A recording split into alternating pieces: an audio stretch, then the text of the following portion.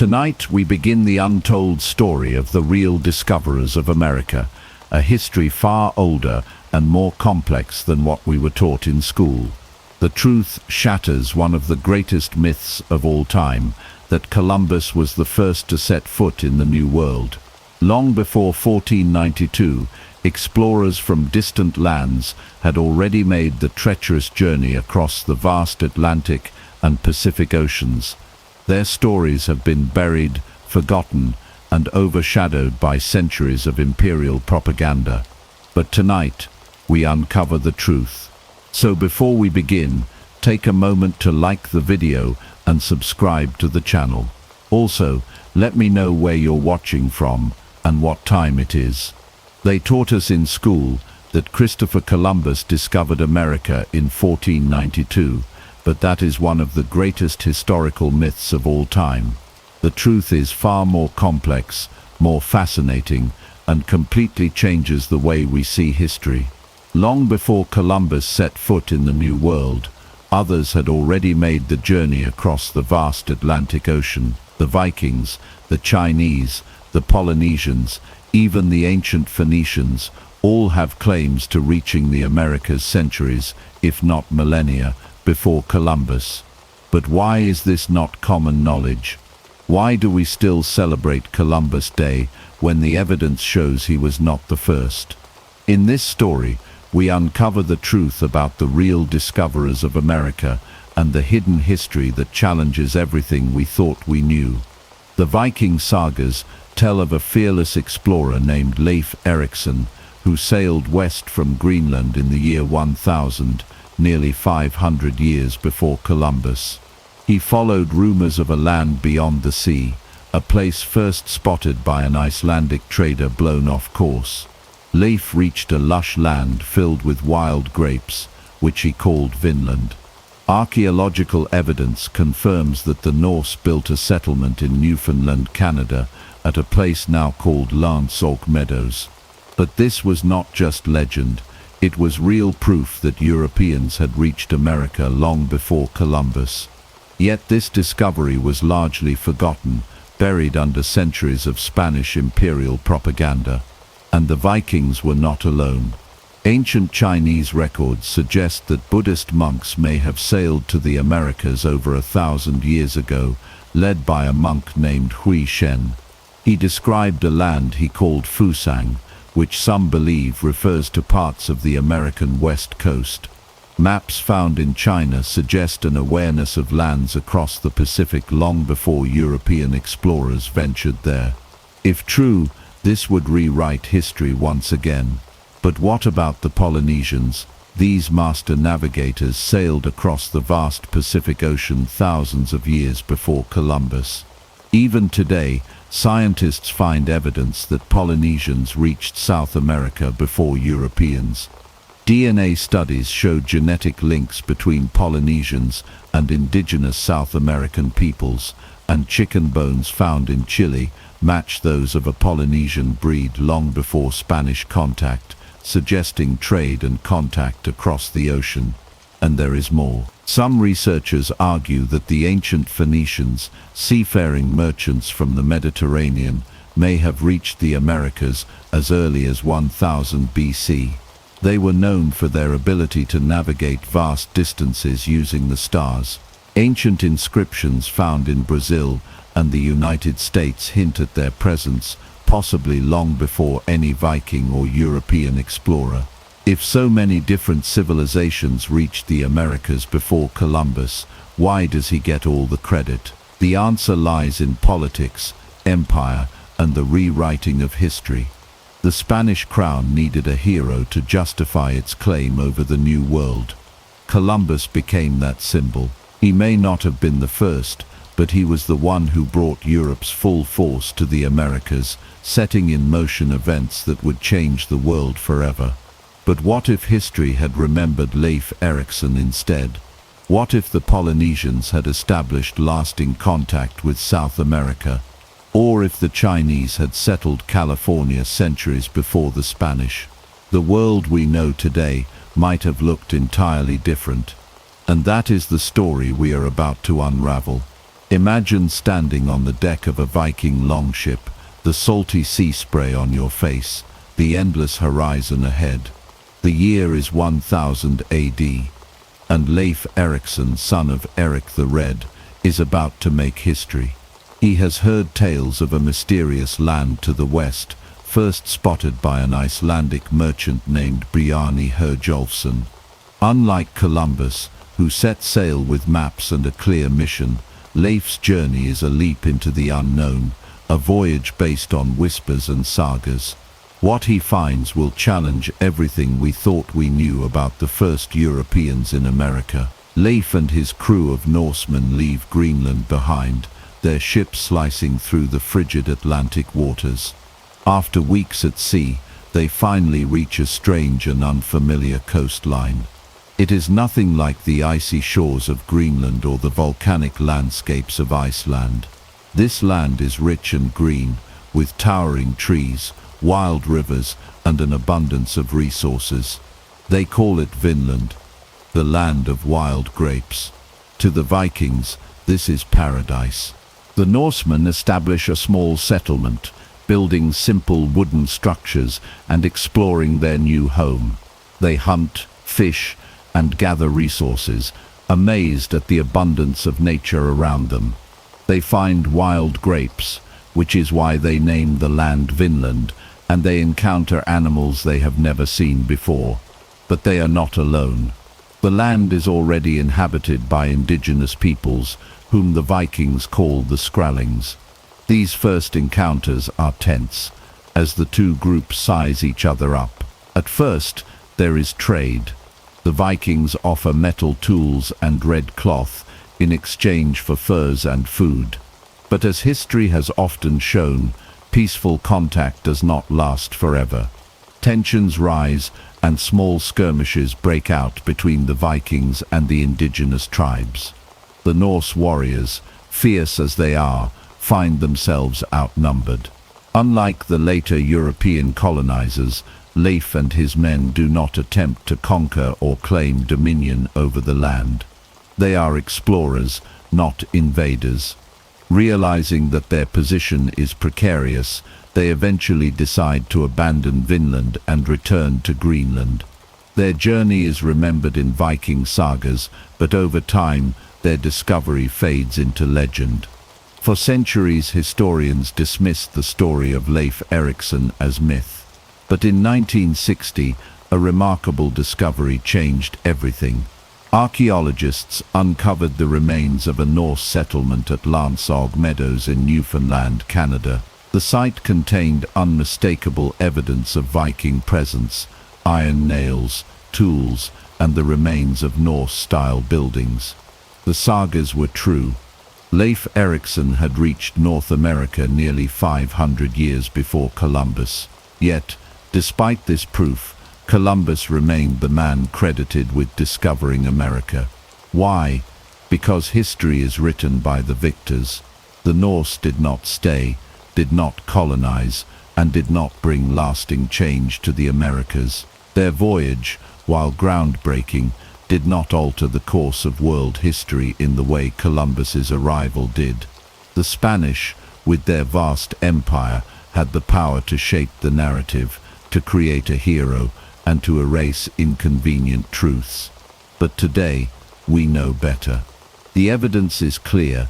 Leif Erikson was the first European to set foot in the New World. And yet, there are still more forgotten stories of early exploration waiting to be uncovered. But what if things had gone differently? What if the Vikings had chosen to stay, to build lasting settlements, to spread their culture across the continent? Would the Americas have seen an entirely different kind of European influence? The Norse were expert shipbuilders, warriors, and traders, yet they lacked the sheer numbers to maintain a colony so far from home. Their reliance on sporadic resupply from Greenland made them vulnerable, and their clashes with the indigenous peoples proved too dangerous. The decision to leave was pragmatic, but it also meant that their achievements would be buried under centuries of forgotten history. Still, traces of their presence linger. Some historians speculate that Norse explorers may have ventured even further south than Newfoundland, possibly reaching present-day New England or even farther along the Atlantic coast. Evidence is scarce, but oral traditions and scattered artifacts hint at the possibility. If true, it would mean that Leif Erikson's journey was just the beginning of a much longer and more extensive Viking presence in North America. And yet, Vinland remains an enigma. Why was its memory preserved in sagas but lost to mainstream history for so long? Why were later generations of Vikings unable or unwilling to return? The answers lie buried in time, waiting to be uncovered by those who dare to question the official story. One thing is certain, history is far more complex than the simplified narratives we are taught. The truth, hidden beneath layers of myth and empire, is waiting to be rediscovered. The departure from Vinland was not the end of Norse exploration in the Americas. Although Leif Erikson and his crew had proven that land existed beyond the Western Ocean, the question remained, could it be settled? Could the Norse establish a foothold in this new world, or was Vinland destined to remain just an untamed frontier, too distant and too dangerous to maintain? The answer would come not from Leif himself, but from the generations that followed. One of the most fascinating figures in this story is Leif's younger brother Thorvald Eriksson. Unlike Leif, who had merely explored and mapped parts of Vinland, Thorvald sought to claim it. His ambition was not just to visit but to stay, to make Vinland a permanent extension of Norse influence. With a crew of warriors and settlers, he returned to the land his brother had discovered, determined to carve out a place for the Vikings in the New World. Thorvald and his men expanded the settlement, strengthening their structures and pushing further inland. At first, all seemed well. The resources were plentiful, the weather was milder than Greenland's, and the land itself appeared to hold great promise. But the same challenge that had driven Leif away remained: the indigenous inhabitants. Unlike Leif, who had managed a brief period of trade with the native peoples, Thorvald's expedition quickly fell into conflict. The Skrallings, as the Norse called them, did not take kindly to the outsiders expanding into their territory.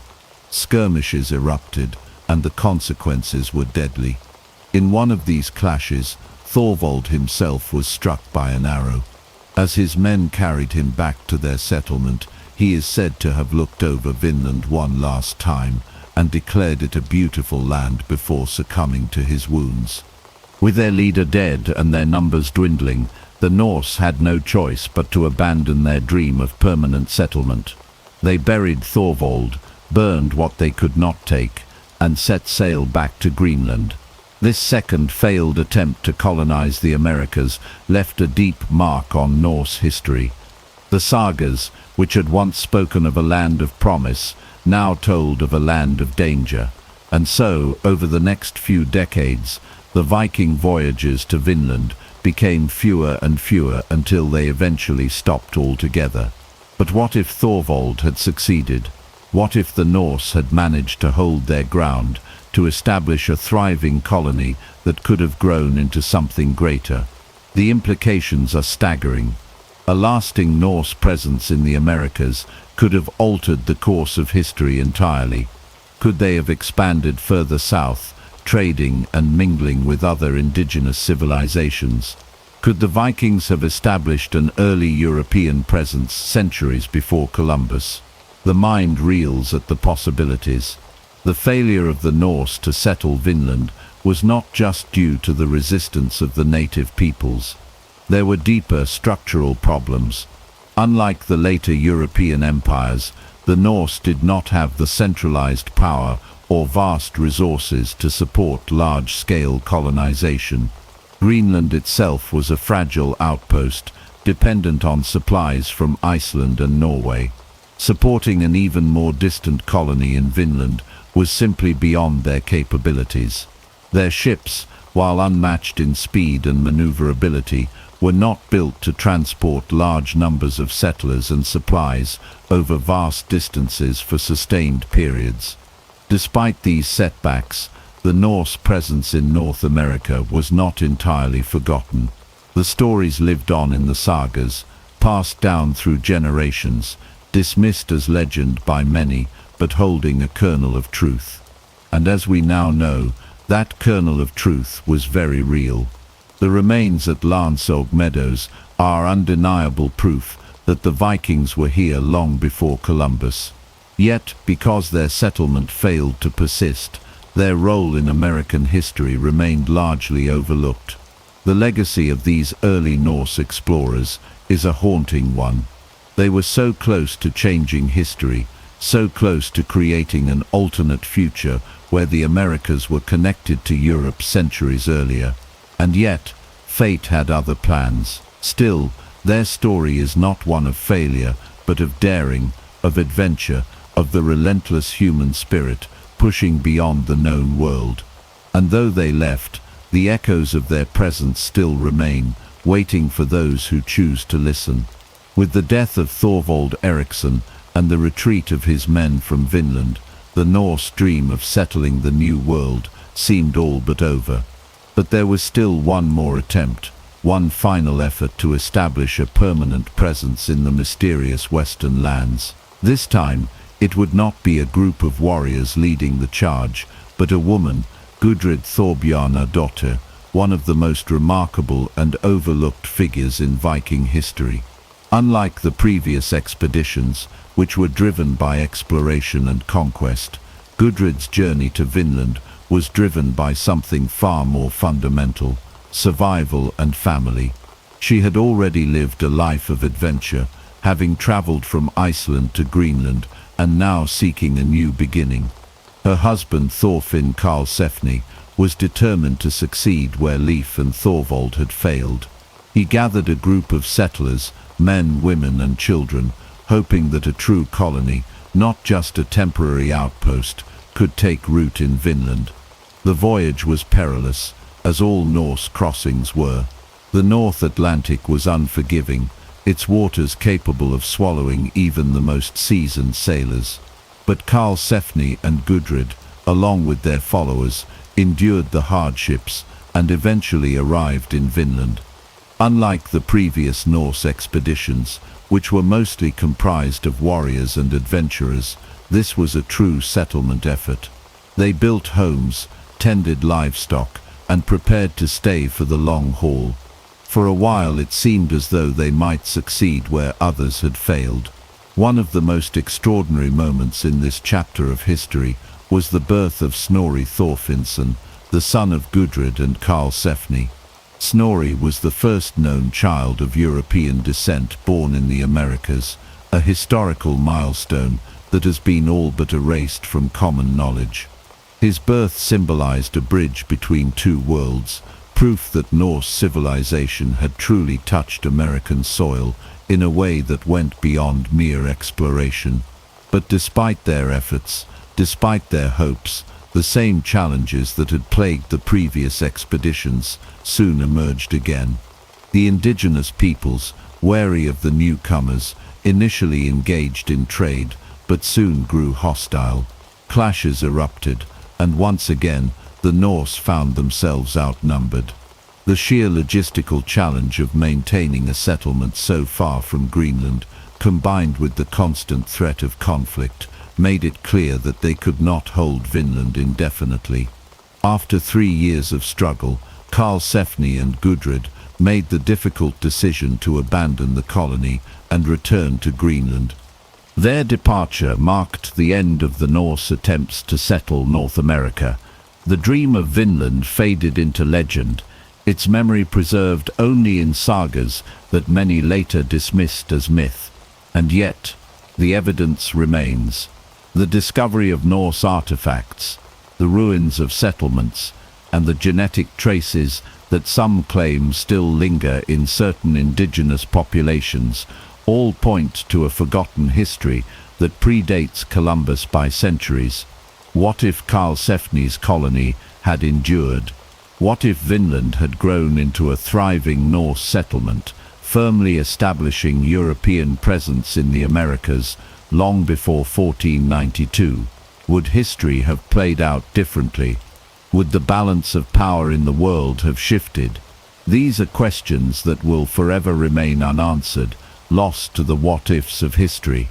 But one thing is certain: the Vikings were here. They walked these lands, built their homes, raised their children, and for a brief moment in time, they dared to dream of a future that was never meant to be. The Norse departure from Vinland marked the end of their direct presence in the New World, but it was not necessarily the end of their influence. While no lasting Viking settlements survived in North America, some historians believe that occasional contact between the Norse and indigenous peoples may have continued for some time. Stories persisted, both in Europe and among native groups, of encounters with strange seafaring outsiders. Could the echoes of Norse exploration have left more of a mark on history than we realize? One theory suggests that Viking voyages to North America did not stop entirely after the failure of the Vinland settlements. It is possible that occasional trips were made to harvest valuable resources. The sagas mention an abundance of timber in Vinland, a resource that Greenland sorely lacked. Some researchers speculate that Norse explorers may have continued to visit the coastlines of North America, cutting trees and bringing them back across the Atlantic. If true, this would mean that Viking contact with the New World persisted far longer than commonly assumed. There is also speculation that the Norse may have traveled further than Newfoundland. Some artifacts, including a Norse-style penny found in Maine, suggest possible trade or indirect contact. While skeptics argue that such finds could have arrived through later European interactions, they leave open the possibility that Viking influence extended beyond what has been archaeologically proven. Meanwhile, back in Europe, the memory of Vinland faded.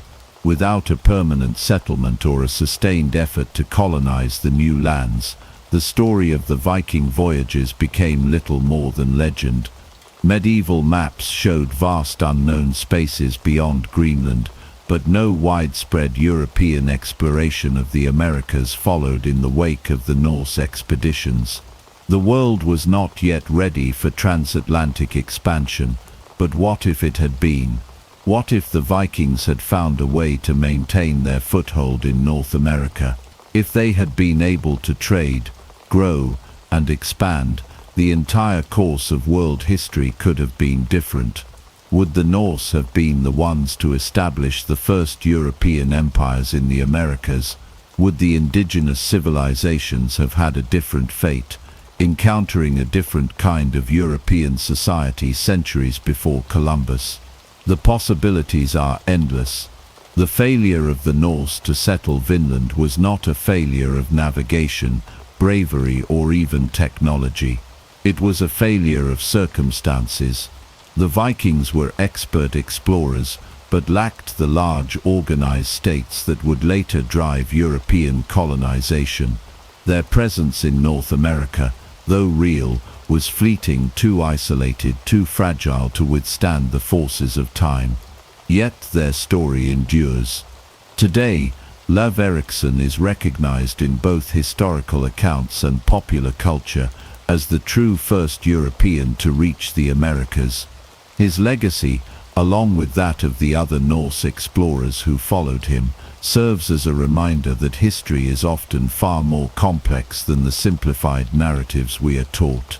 The Vikings reached the shores of a vast uncharted world, but history was not yet ready for them, and so their discovery remained in the shadows, waiting for the day when the world would finally acknowledge what had been known for centuries in whispers and sagas.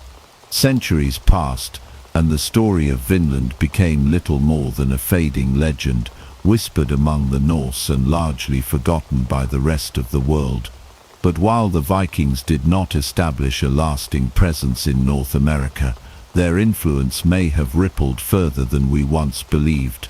What if the Norse contact with the indigenous peoples of North America left traces not just in sagas, but in the very fabric of history itself? One of the most intriguing possibilities is the idea that knowledge of Vinland may have filtered into the wider European consciousness long before Columbus set sail. Though medieval Europe was largely uninterested in transatlantic exploration at the time, maps and oral traditions had a way of persisting. Some scholars have speculated that hints of Vinland's existence may have reached the cartographers and thinkers of the later medieval period. Could Columbus himself have heard whispers of lands to the west from the remnants of these ancient stories? There is some evidence to suggest that European seafarers, particularly those from the British Isles and Portugal, had knowledge of lands beyond the Atlantic before 1492. Though unproven, there are accounts of Basque fishermen possibly reaching the rich waters near Newfoundland in search of cod long before the official age of discovery. Could these early mariners have stumbled upon lands first scouted by the Norse centuries before? Meanwhile, in the indigenous cultures of North America, there are tantalizing hints of encounters with seafaring outsiders. Some Native American oral traditions describe pale-skinned visitors arriving by boat long before the arrival of Columbus. While these accounts are difficult to verify, they align with what we know about Viking explorations and suggest that their presence, however brief, may have left a lasting impression on the indigenous peoples they encountered.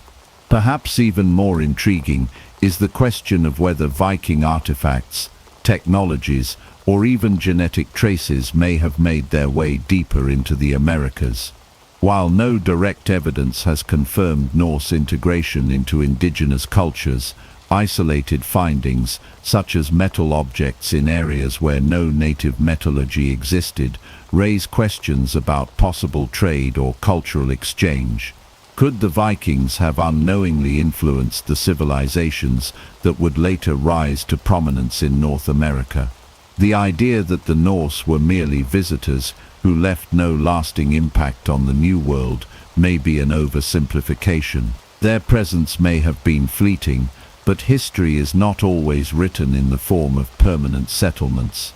It is also written in ideas, stories, and subtle influences that shape the course of events in ways we may never fully understand. Despite the growing body of evidence supporting the reality of Viking voyages to North America, the world remained fixated on the narrative of Columbus. The discovery of the New World had become a story of empire, wealth, and conquest, something the Norse had never pursued in Vinland. But had circumstances been different, had they found a way to survive and expand, how different would history look today? The real discovery of America was not a single moment, nor was it the achievement of just one man. It was a slow, complex process involving multiple civilizations over thousands of years. The Vikings were part of that story, even if their role was forgotten for centuries. Today the truth is finally coming to light, but there is still more to uncover, more to question, and more to explore. The Norse may have left Vinland behind, but their story is far from over. As the centuries rolled on, the knowledge of the Norse expeditions to North America faded into obscurity. The great European powers, focused on internal struggles and expansion within the known world, had little interest in tales of distant lands explored by a long-gone people. Yet the echoes of these early voyages lingered, buried in forgotten manuscripts and ancient maps that hinted at lands beyond the Atlantic. One such artifact is the Vinland map, a controversial document that surfaced in the 20th century. It purportedly depicts a landmass to the west of Greenland, labeled as Vinland, drawn centuries before Columbus. While the map's authenticity has been hotly debated, its existence raises an intriguing question: were there those in medieval Europe who still knew of the Norse voyages, even if mainstream history had cast them aside? Even without definitive proof of widespread knowledge, scattered hints remain. Medieval Norse sagas, though sometimes dismissed as embellished storytelling, contained remarkably accurate details about the geography of North America. The descriptions of Vinland's rich resources, vast forests, and even encounters with indigenous peoples suggest that these were not mere myths but retellings of real events.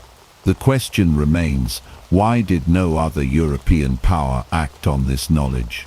Part of the answer lies in timing. The Norse, though formidable explorers, lacked the political and economic backing needed to sustain long-term expansion across the Atlantic. Unlike the centralized monarchies of Spain and Portugal in later centuries, the Viking world was fragmented, reliant on local chieftains rather than empire-building kings. By the time Europe developed the means and motivation for large-scale transatlantic exploration, the Norse voyages were little more than a whisper in history. But had circumstances been different, had a unified Scandinavian power seized the opportunity, the map of the world might look very different today. Even without permanent Norse colonies, the possibility remains that their influence stretched further than we currently recognize. Could later explorers have unknowingly followed in Viking footsteps?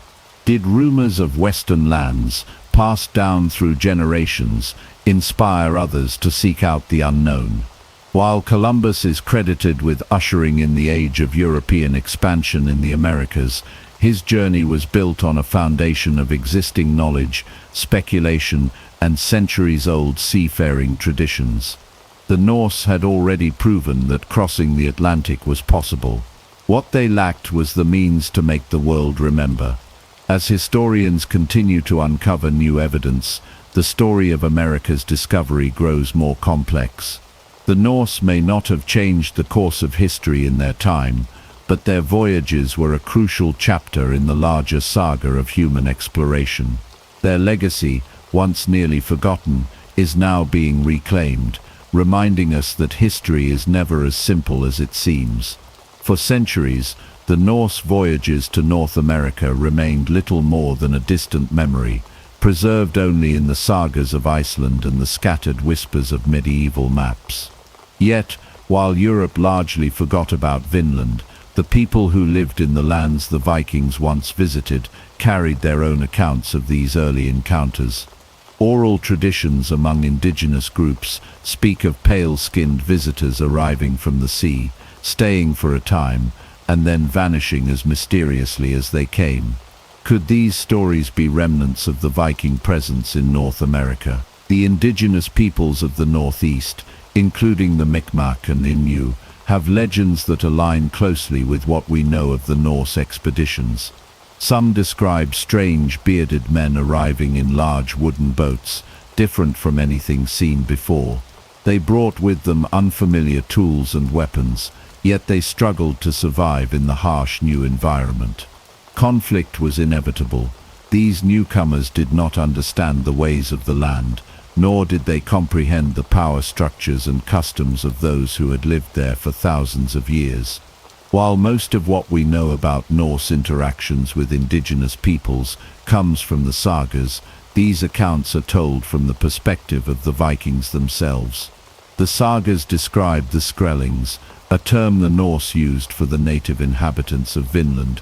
Initially there were attempts at peaceful trade, but tensions quickly escalated. In one instance, a Viking is said to have frightened a group of Skrellings by showing them the power of Norse weaponry. In another, the Norse attacked an indigenous camp, only to be driven away by superior numbers. What is clear is that these encounters were brief and filled with mutual distrust. The Norse, used to the tactics of European warfare, were unprepared for the indigenous people's methods of fighting, which relied on speed, knowledge of the terrain, and overwhelming numbers. The Vikings had the advantage in weapons and armor, but they were far from home, outnumbered and vulnerable. Eventually, they abandoned their settlements, retreating back to Greenland and leaving the land to its original inhabitants. But was that truly the end of Viking contact with North America? Some historians believe that even after the main expeditions ceased, Small groups of Norse traders or explorers may have continued to visit these shores. The Greenland settlements persisted for centuries, and the need for timber and other resources was constant. Could it be that, long after the failed Vinland colony, Norse ships still made the journey, engaging in trade with indigenous groups, and perhaps even influencing their societies in subtle ways? The idea is not as far-fetched as it may seem. Archaeological finds suggest that Norse artifacts, such as iron tools and woven cloth, have been discovered far beyond Landsort Meadows, the only confirmed Norse site in North America. Some of these objects were found in indigenous sites far inland, raising the possibility that they were traded from group to group, their origins becoming lost over time. If true, it means that while the Vikings themselves did not stay, their impact may have lasted much longer than we assume. History is rarely as simple as a single discovery, a single moment, or a single person.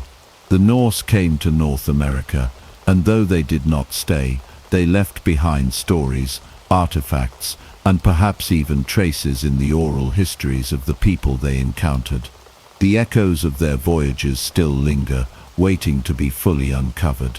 As we continue to re-examine the past, we must ask how much of history has been forgotten, waiting just beneath the surface for us to rediscover.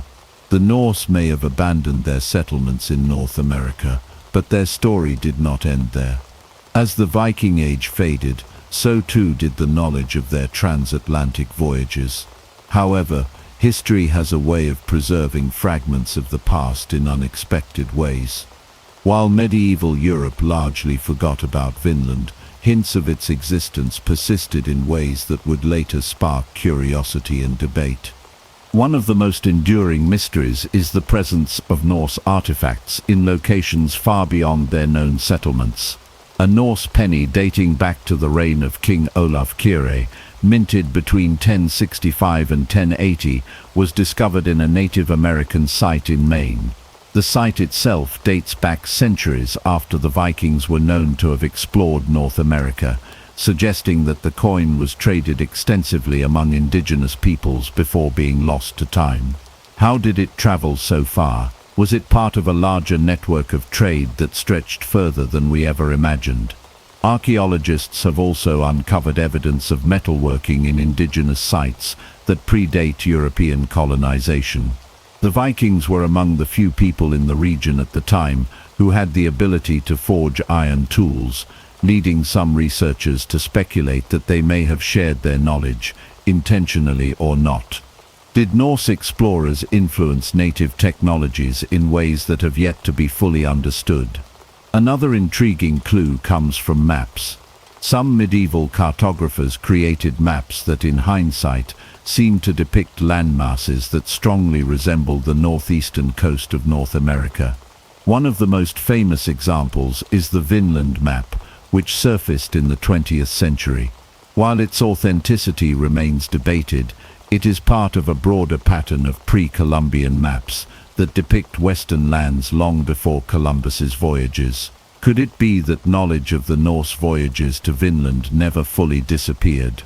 Perhaps it survived, hidden within obscure texts whispered among seafarers, or even passed down through indigenous oral traditions. If so, it raises an even bigger question: did Columbus himself have access to these forgotten stories? Some historians believe that Columbus may have encountered references to Vinland in old maritime lore, or even in written documents. He was known to have consulted a wide range of sources, including ancient and medieval texts that speculated about lands beyond the Atlantic. While there is no direct evidence that he knew about the Norse expeditions, the possibility remains that he was influenced, perhaps unknowingly, by knowledge that had persisted in the shadows of history. The rediscovery of the Norse in North America did not happen overnight. For centuries, their voyages were dismissed as myths or exaggerated tales. It was only in the 20th century, with the excavation of Landsort Meadows, that undeniable proof emerged. Yet even now, the full extent of their journeys remains unknown. Were there more settlements, lost to time? Did they travel further than we realize? How much of their story is still waiting to be uncovered? History is not just about what we know, it is also about what we have yet to learn. The Norse voyages to North America remind us that the past is full of surprises, that the stories we take for granted are often incomplete, and that sometimes the greatest discoveries are the ones that challenge everything we thought we knew. As the centuries passed, the knowledge of the Norse voyages faded almost entirely from European memory. The sagas once recited in the great halls of Iceland and Greenland became mere folklore, their details lost in time. Yet, across the Atlantic, the lands the Vikings once touched continued to be inhabited by the indigenous peoples who had been there long before and would remain long after.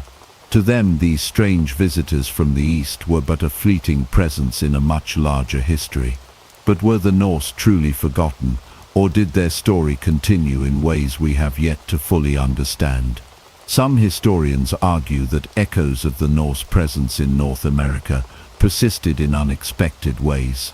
Among the indigenous peoples of the northeastern seaboard, certain oral traditions tell of encounters with foreign seafarers who came from across the ocean, bringing with them unfamiliar tools, weapons, and ways of living.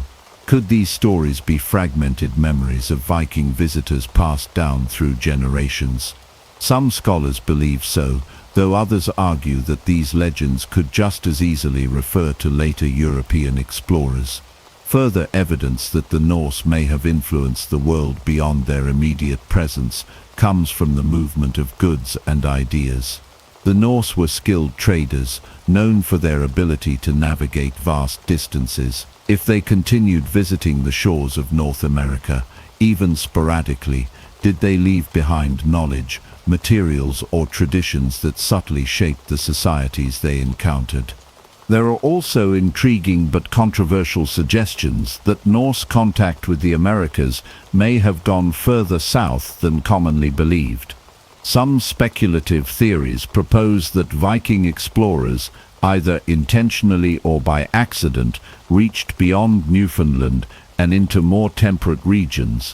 While there is no solid proof, scattered accounts from early European explorers suggest that indigenous groups in regions far south of Newfoundland had knowledge of white-skinned, bearded men long before Columbus arrived.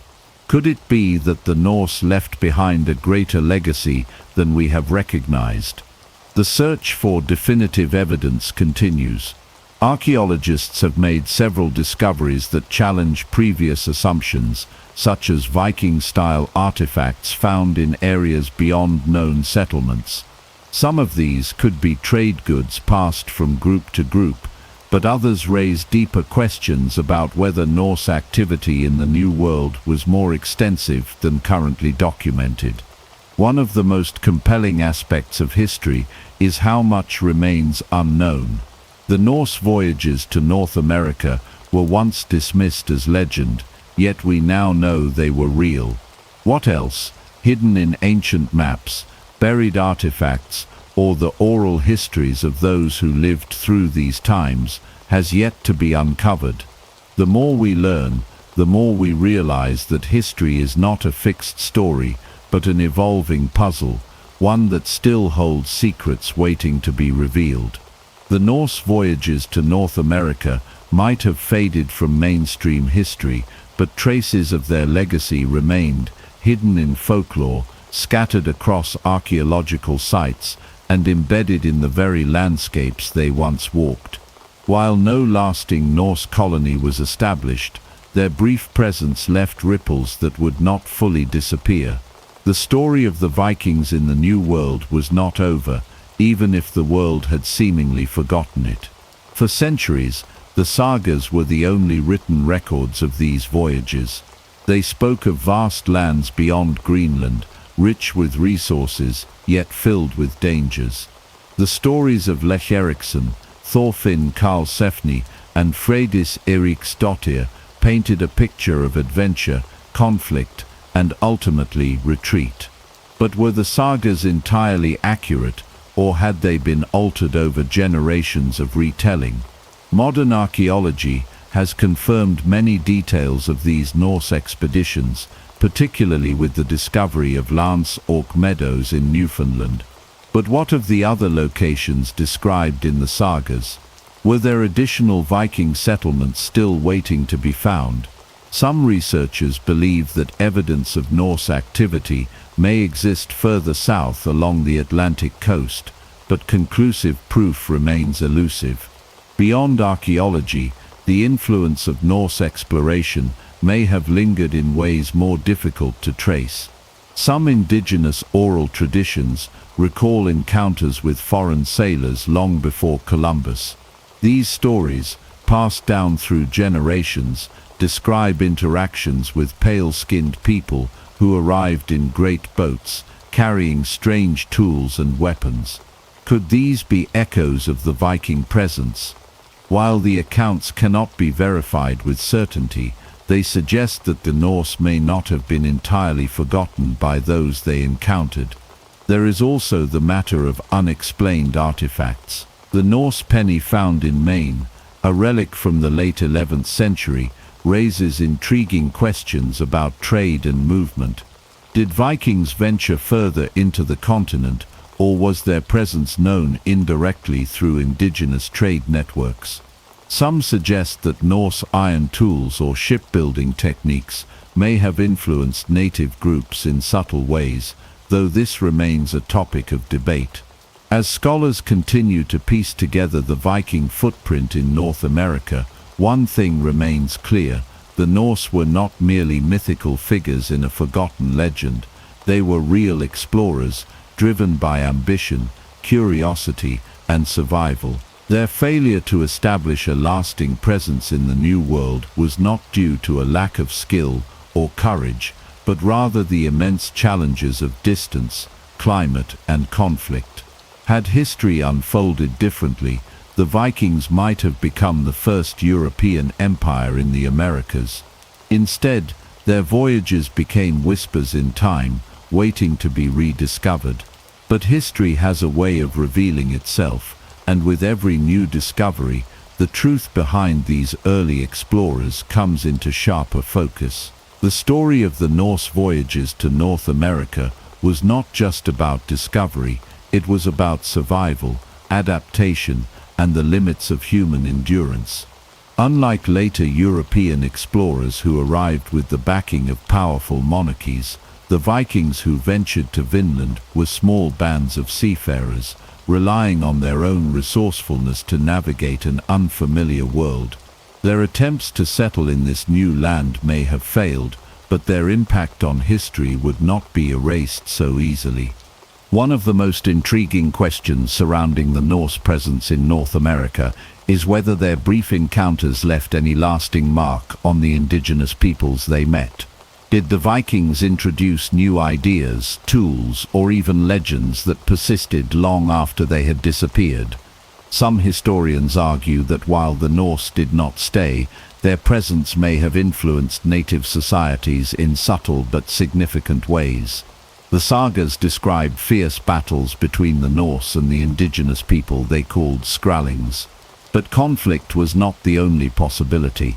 The Norse were traders by nature, and it is likely that at least some peaceful exchanges took place.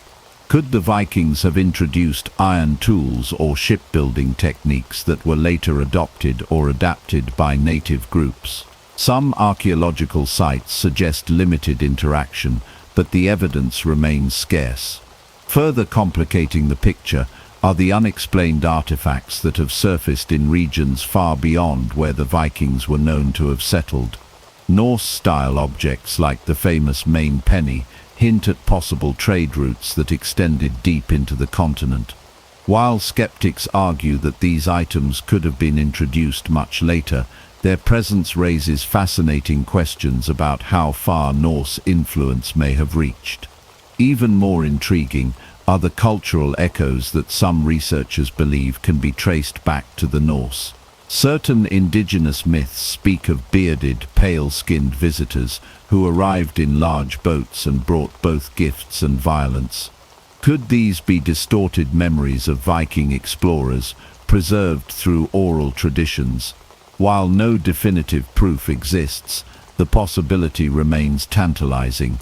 Despite their early presence, the Norse expeditions to North America did not lead to a lasting European foothold. Unlike later explorers who arrived with larger populations and stronger logistical support, the Vikings lacked the numbers to establish permanent colonies. Their settlements were fragile, dependent on resupply from Greenland, and ultimately unsustainable. The forces of nature, conflict with indigenous groups, and sheer isolation all played a role in their eventual retreat. But what if things had gone differently? What if the Norse had managed to maintain a permanent presence in North America? If they had been able to sustain trade, form alliances, and grow their settlements, the course of history could have been dramatically altered. European expansion into the Americas might have begun centuries earlier, reshaping the balance of power between the old and new worlds in ways we can only speculate about. The reality, however, is that the Norse presence in North America was brief, just a fleeting chapter in the vast story of exploration. But even as history seemed to forget them, the truth of their voyages remained, buried in ancient texts and hidden beneath the soil, waiting for the world to rediscover what had been known for centuries. As time passed and the Norse abandoned their dreams of Vinland, the world continued to turn, unaware of the fleeting moment when Europeans had first set foot on the American continent. The sagas that spoke of these journeys faded into myth, dismissed by scholars and overshadowed by later explorers who arrived with the full weight of European empires behind them. Yet, buried beneath centuries of forgetfulness, the truth of the Viking voyages to North America remained, waiting for rediscovery. In the centuries that followed, Europe underwent profound changes. The rise of centralized monarchies, advancements in navigation, and an increasing thirst for expansion set the stage for what would become the Age of Exploration. When Christopher Columbus set sail in 1492, his voyage was fueled by a belief that the world beyond Europe was ripe for conquest. But what if he had known that, centuries earlier, Norse explorers had already reached these lands? Would history have unfolded differently if their achievements had been widely recognized? Unlike the grand fleets of Spain and Portugal, the Norse expeditions were small and fragile.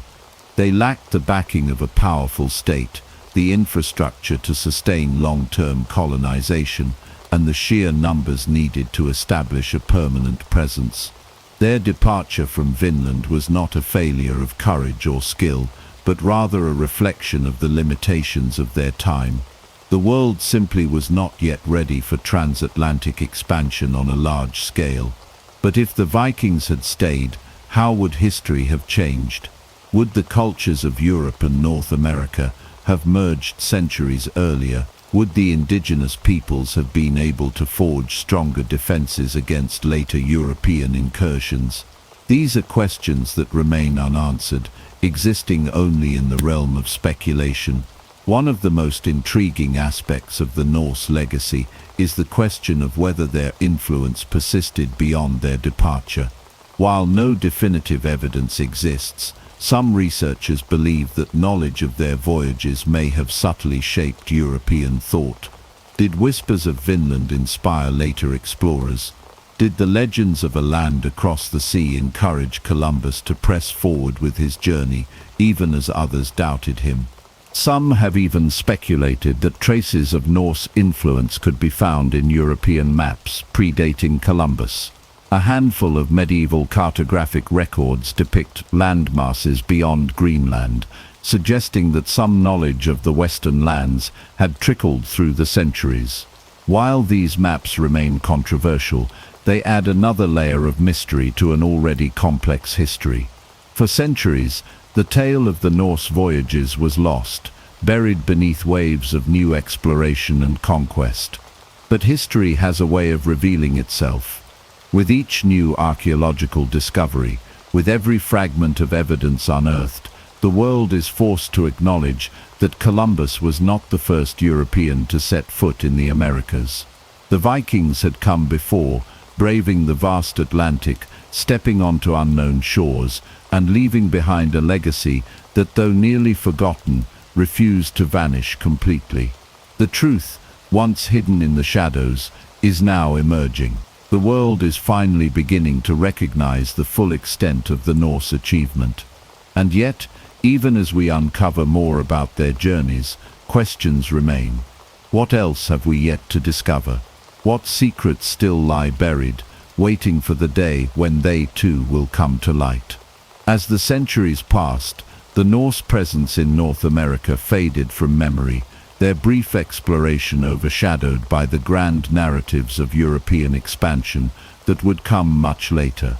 Yet, while history seemed to forget the Viking voyages, traces of their journeys remained, hidden in the land they once walked, in the stories passed down through generations, and in the artifacts waiting to be uncovered beneath the earth. The Norse had been there, and though time had buried their story, it was not erased. For those who sought the truth, there were clues, small scattered pieces of evidence that hinted at something greater. Landsok Meadows had been the first undeniable proof that the sagas were not merely legend, but rooted in reality. But what about the other locations described in the ancient texts? Where was the land of Markland, said to be rich in timber? Where was the fabled Vinland, the land of wild grapes and endless opportunity? Had these places been lost to history, or were they simply waiting to be rediscovered? The search for Vinland became one of history's greatest mysteries, drawing explorers, archaeologists, and scholars into an endless debate. Some believed Vinland was located further south, in modern-day Nova Scotia, New Brunswick, or even as far as New England. Others argued that it may have been a broader region rather than a single settlement. The sagas spoke of fertile lands and a climate that could support crops, details that suggested a location beyond the harsh conditions of Newfoundland. But without concrete evidence, the exact whereabouts of Vinland remained elusive. Yet, despite the uncertainty, one thing was clear: the Norse had pushed further into the New World than previously believed. Artifacts such as the Main Penny, a small Norse coin found in an indigenous archaeological site, suggested that trade or indirect contact may have extended beyond their known settlements. Some researchers even speculated that Norse travelers had ventured deep into the continent, their presence faintly recorded in the oral traditions of indigenous tribes. Could it be that the Vikings had left more of a legacy than we realized? While mainstream history largely ignored the Viking voyages for centuries, whispers of their expeditions persisted. In some European intellectual circles, there were those who believed the sagas contained truth. Maps from the Middle Ages depicted lands beyond Greenland, lands that seemed to match descriptions of Vinland. Was it possible that Columbus himself had heard of these tales? That the idea of land across the Atlantic had been planted in his mind long before his own fateful journey? While there is no definitive proof, the idea remains a compelling one. The Vikings may not have stayed in North America, but their story did. It remained in the fragments of history, in the clues left behind, waiting for someone to piece them together. And as new discoveries continue to emerge, the world is forced to reconsider the past. The Norse were not mere myths or footnotes in history. They were explorers, pioneers who reached a land that few believed existed. Their journey was not just one of adventure, but of proof that the world was far larger, far more interconnected than medieval minds could comprehend. For too long, the story of the first Europeans in the Americas was left incomplete.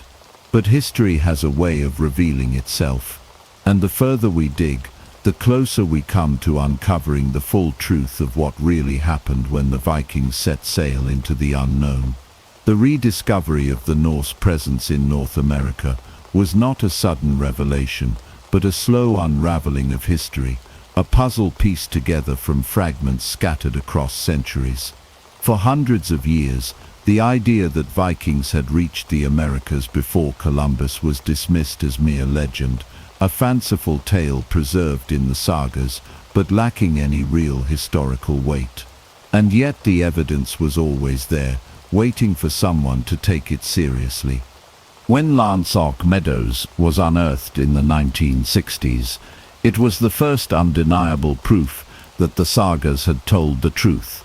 The Norse had indeed crossed the Atlantic, settled briefly, and then vanished. But even as the site was excavated, new questions arose. If the Vikings had made it this far, could they have gone even further? And if they had, why was there so little left behind? One theory suggests that while the Norse failed to establish permanent settlements, they may have maintained seasonal camps for years, perhaps even generations. The sagas mention repeated trips to Vinland, voyages that brought supplies and resources back to Greenland and Iceland.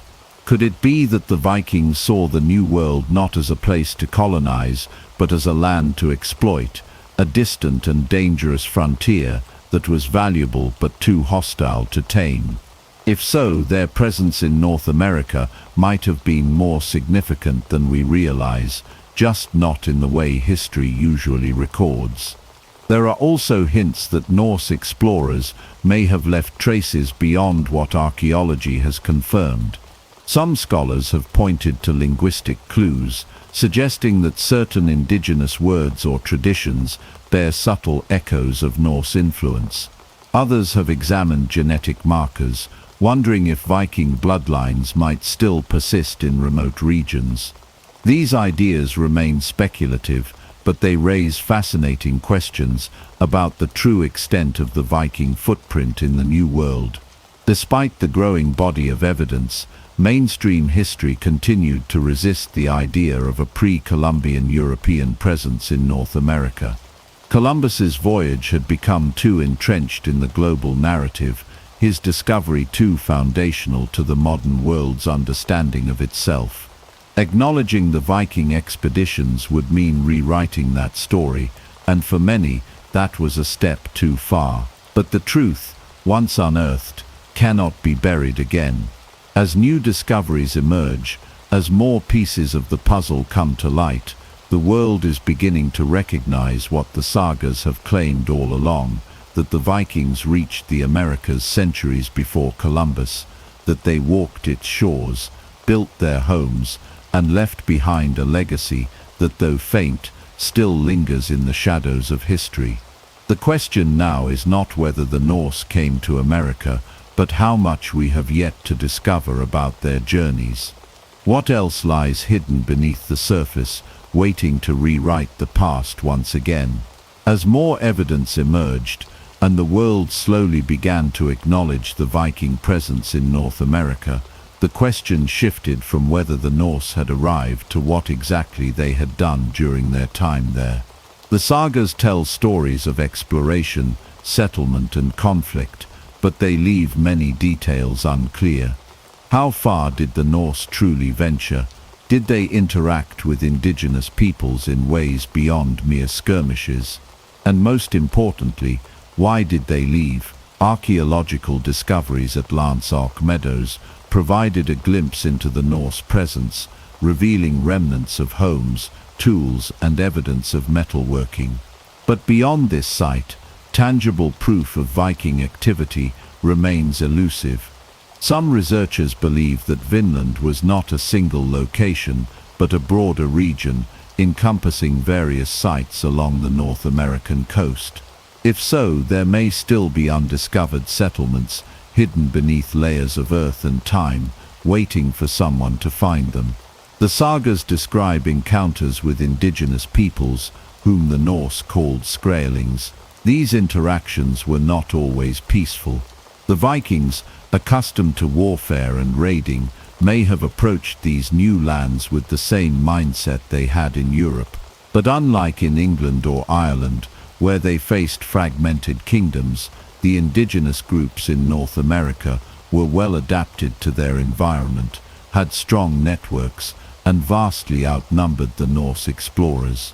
Clashes were inevitable, and the Vikings, lacking reinforcements or a steady supply chain, were at a severe disadvantage. Yet not all encounters were violent. Some historians speculate that limited trade may have occurred, with the Norse exchanging metal tools or other goods for furs and supplies. The possibility of cultural exchanges, though difficult to prove, remains intriguing. Did the Norse introduce new technologies or ideas? Did they learn survival skills from the indigenous people that helped them endure in these unfamiliar lands? These are questions that remain unanswered, but continue to drive research into the Viking presence in the New World. Ultimately, the Norse departure from North America was not a result of failure in navigation or survival skills. Rather, it was a recognition of the logistical and geopolitical reality of their time. Unlike later European colonial efforts, which were backed by powerful monarchies and expansive naval fleets, the Norse were relatively isolated. Greenland itself was a precarious settlement, reliant on trade with Iceland and Norway. With Vinland too far to sustain and too dangerous to hold, the Vikings abandoned their ambitions and returned to more familiar lands. But even in their absence, their legacy remained. The stories of their journeys survived in oral tradition and later in written sagas, keeping alive the memory of the first Europeans to set foot on American soil. And though their impact may have been fleeting, their presence was undeniable. The Norse had crossed the Atlantic centuries before Columbus, proving that the world was connected in ways few had imagined. And while they may not have established an empire, they had left behind a chapter of history that, though nearly forgotten, would one day be rediscovered.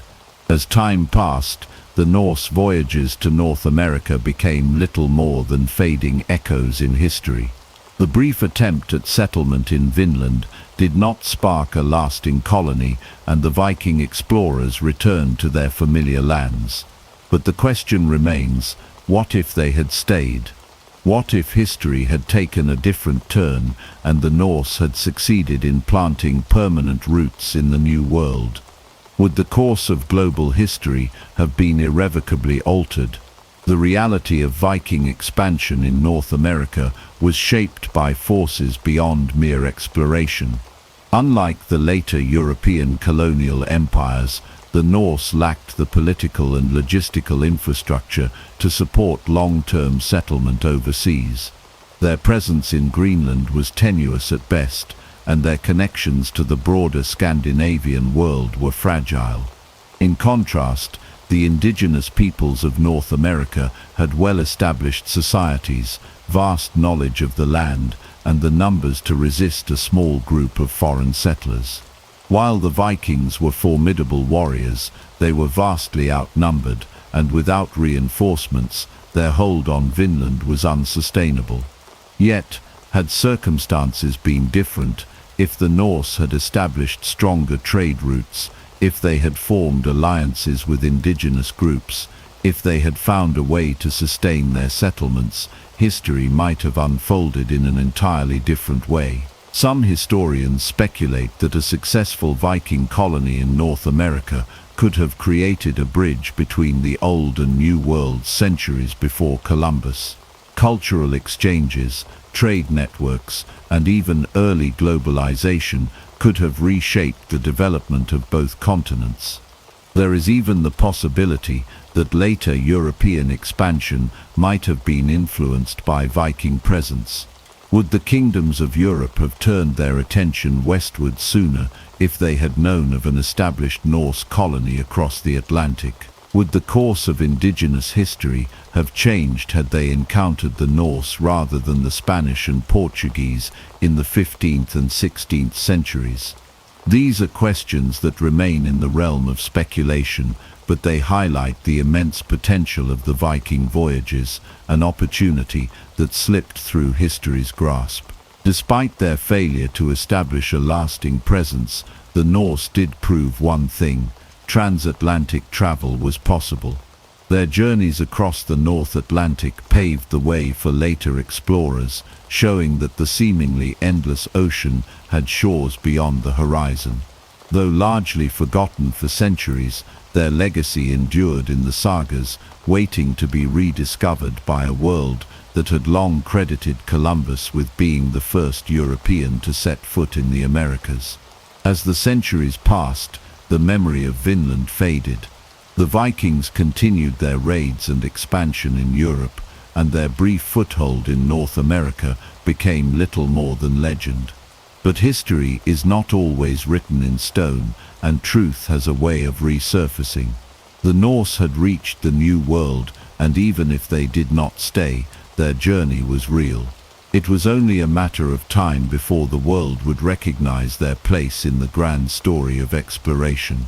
For centuries, the Norse voyages to North America remained largely forgotten, buried beneath the weight of history and overshadowed by later European explorations. While the sagas preserved their stories, they were dismissed as myths, exaggerated tales passed down through generations. But history has a way of uncovering the truth, and as the pieces of the Viking puzzle began to emerge, the world was forced to reconsider what it thought it knew about the discovery of the New World. The first major challenge to the established narrative came not from archaeology, but from scholarship. In the 19th century, historians and researchers began revisiting the Old Norse sagas with a more critical eye. They noticed details that, while once dismissed as fiction, aligned with real geographic locations.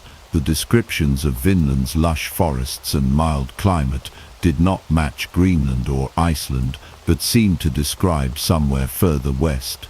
The pieces of the puzzle were there, it just took time for someone to put them together.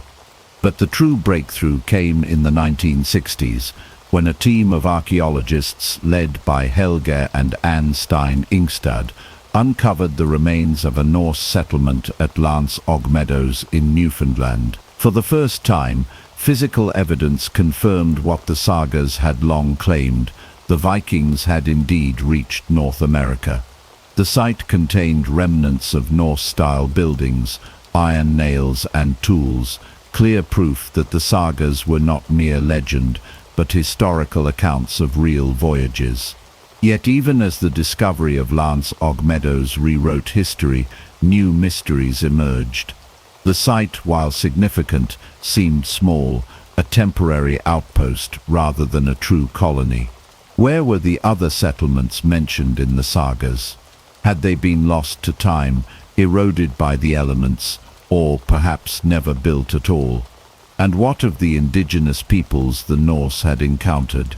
The lack of extensive evidence suggested that any contact had been brief, perhaps cautious, and ultimately unsustainable.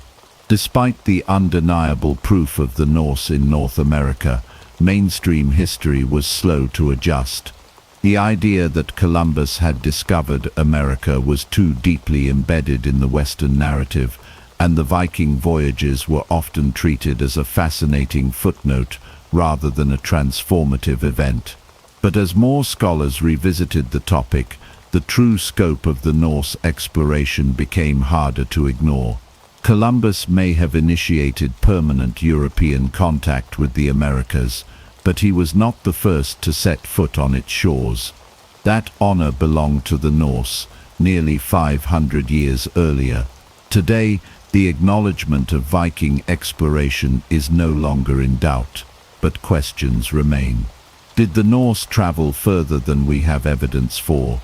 Did they attempt to return after abandoning Vinland? Could there be yet undiscovered traces of their presence hidden beneath the forests and soil of North America? As archaeology advances and technology allows for new methods of exploration, the full story of the Viking journeys may still have more to reveal. The past is not a fixed narrative, it is a collection of truths waiting to be uncovered. The discovery of Lance Og Meadows proved beyond doubt that the Norse had reached North America, but it also raised a question that still haunts historians and archaeologists today. Was this the only Viking outpost, or were there others yet to be found? The sagas suggest that Vinland was more than just one settlement, describing a land rich in resources, stretching far beyond the windswept coast of Newfoundland. Could it be that other Norse settlements existed but have been lost to time? Some tantalizing clues suggest this might be the case. A single Norse-style penny was found in Maine, a long way from Lance Og Meadows, leading to speculation about trade or indirect contact with indigenous peoples. There have been reports of Norse artifacts discovered along the eastern seaboard of North America, though many remain unverified or controversial. If additional Norse sites existed, they may have been small, temporary, or eroded by centuries of natural forces, leaving little trace behind. The challenge of locating further evidence is immense. Unlike the large permanent colonies established by later European powers, the Norse settlements were likely seasonal and sparsely populated. Without lasting stone structures or widespread human activity, much of their presence could have been reclaimed by nature. The forests, rivers, and shifting landscapes of North America may have hidden their traces forever. Even if no new sites are ever uncovered, the Norse voyages represent a remarkable achievement in human exploration. Centuries before Columbus, the Vikings proved that the Atlantic was not an impassable barrier, but a bridge between worlds. They sailed beyond the known limits of their time, venturing into the unknown without maps, compasses, or the backing of powerful empires. They were not just raiders and warriors, but explorers willing to push the boundaries of their world. As the modern world recognizes their contributions, the legacy of the Norse in North America continues to evolve. With new technologies like satellite imaging, ground-penetrating radar, and advanced dating methods, the possibility of finding more evidence remains alive. Future discoveries may yet confirm that Vinland was more than just a brief Norse endeavor, that it was a connection, however fleeting, between two continents long before history recorded it. The story of the Norse in North America is one of ambition, hardship, and the relentless pursuit of the unknown. While their presence may have been brief, it was significant. They were the first Europeans to set foot on the shores of a land that centuries later would become the focus of global exploration, colonization, and cultural transformation. Their voyages may not have changed the course of history in their time, but they proved one thing beyond all doubt. The world was far more connected than anyone had dared to imagine. As the final chapter of this forgotten history unfolds, we are left with one undeniable truth. The Norse were the first Europeans to set foot in North America. Their voyages, once dismissed as legend, are now cemented as historical fact. Yet their presence in the New World was brief, a fleeting encounter with a land that would remain untouched by European hands for nearly 500 more years. The question that lingers is not whether they made it to America, but why they failed to stay.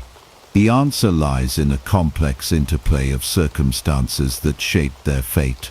The Norse were skilled sailors and fierce warriors, but they lacked the resources and manpower to establish a lasting colony. Their numbers were too few, their supply lines too fragile, and the resistance from indigenous peoples too strong. Unlike the later European empires, they had no central authority to fund and support expansion, no fleets of ships to send reinforcements, no overwhelming technological advantage to impose their will. They were explorers, not conquerors.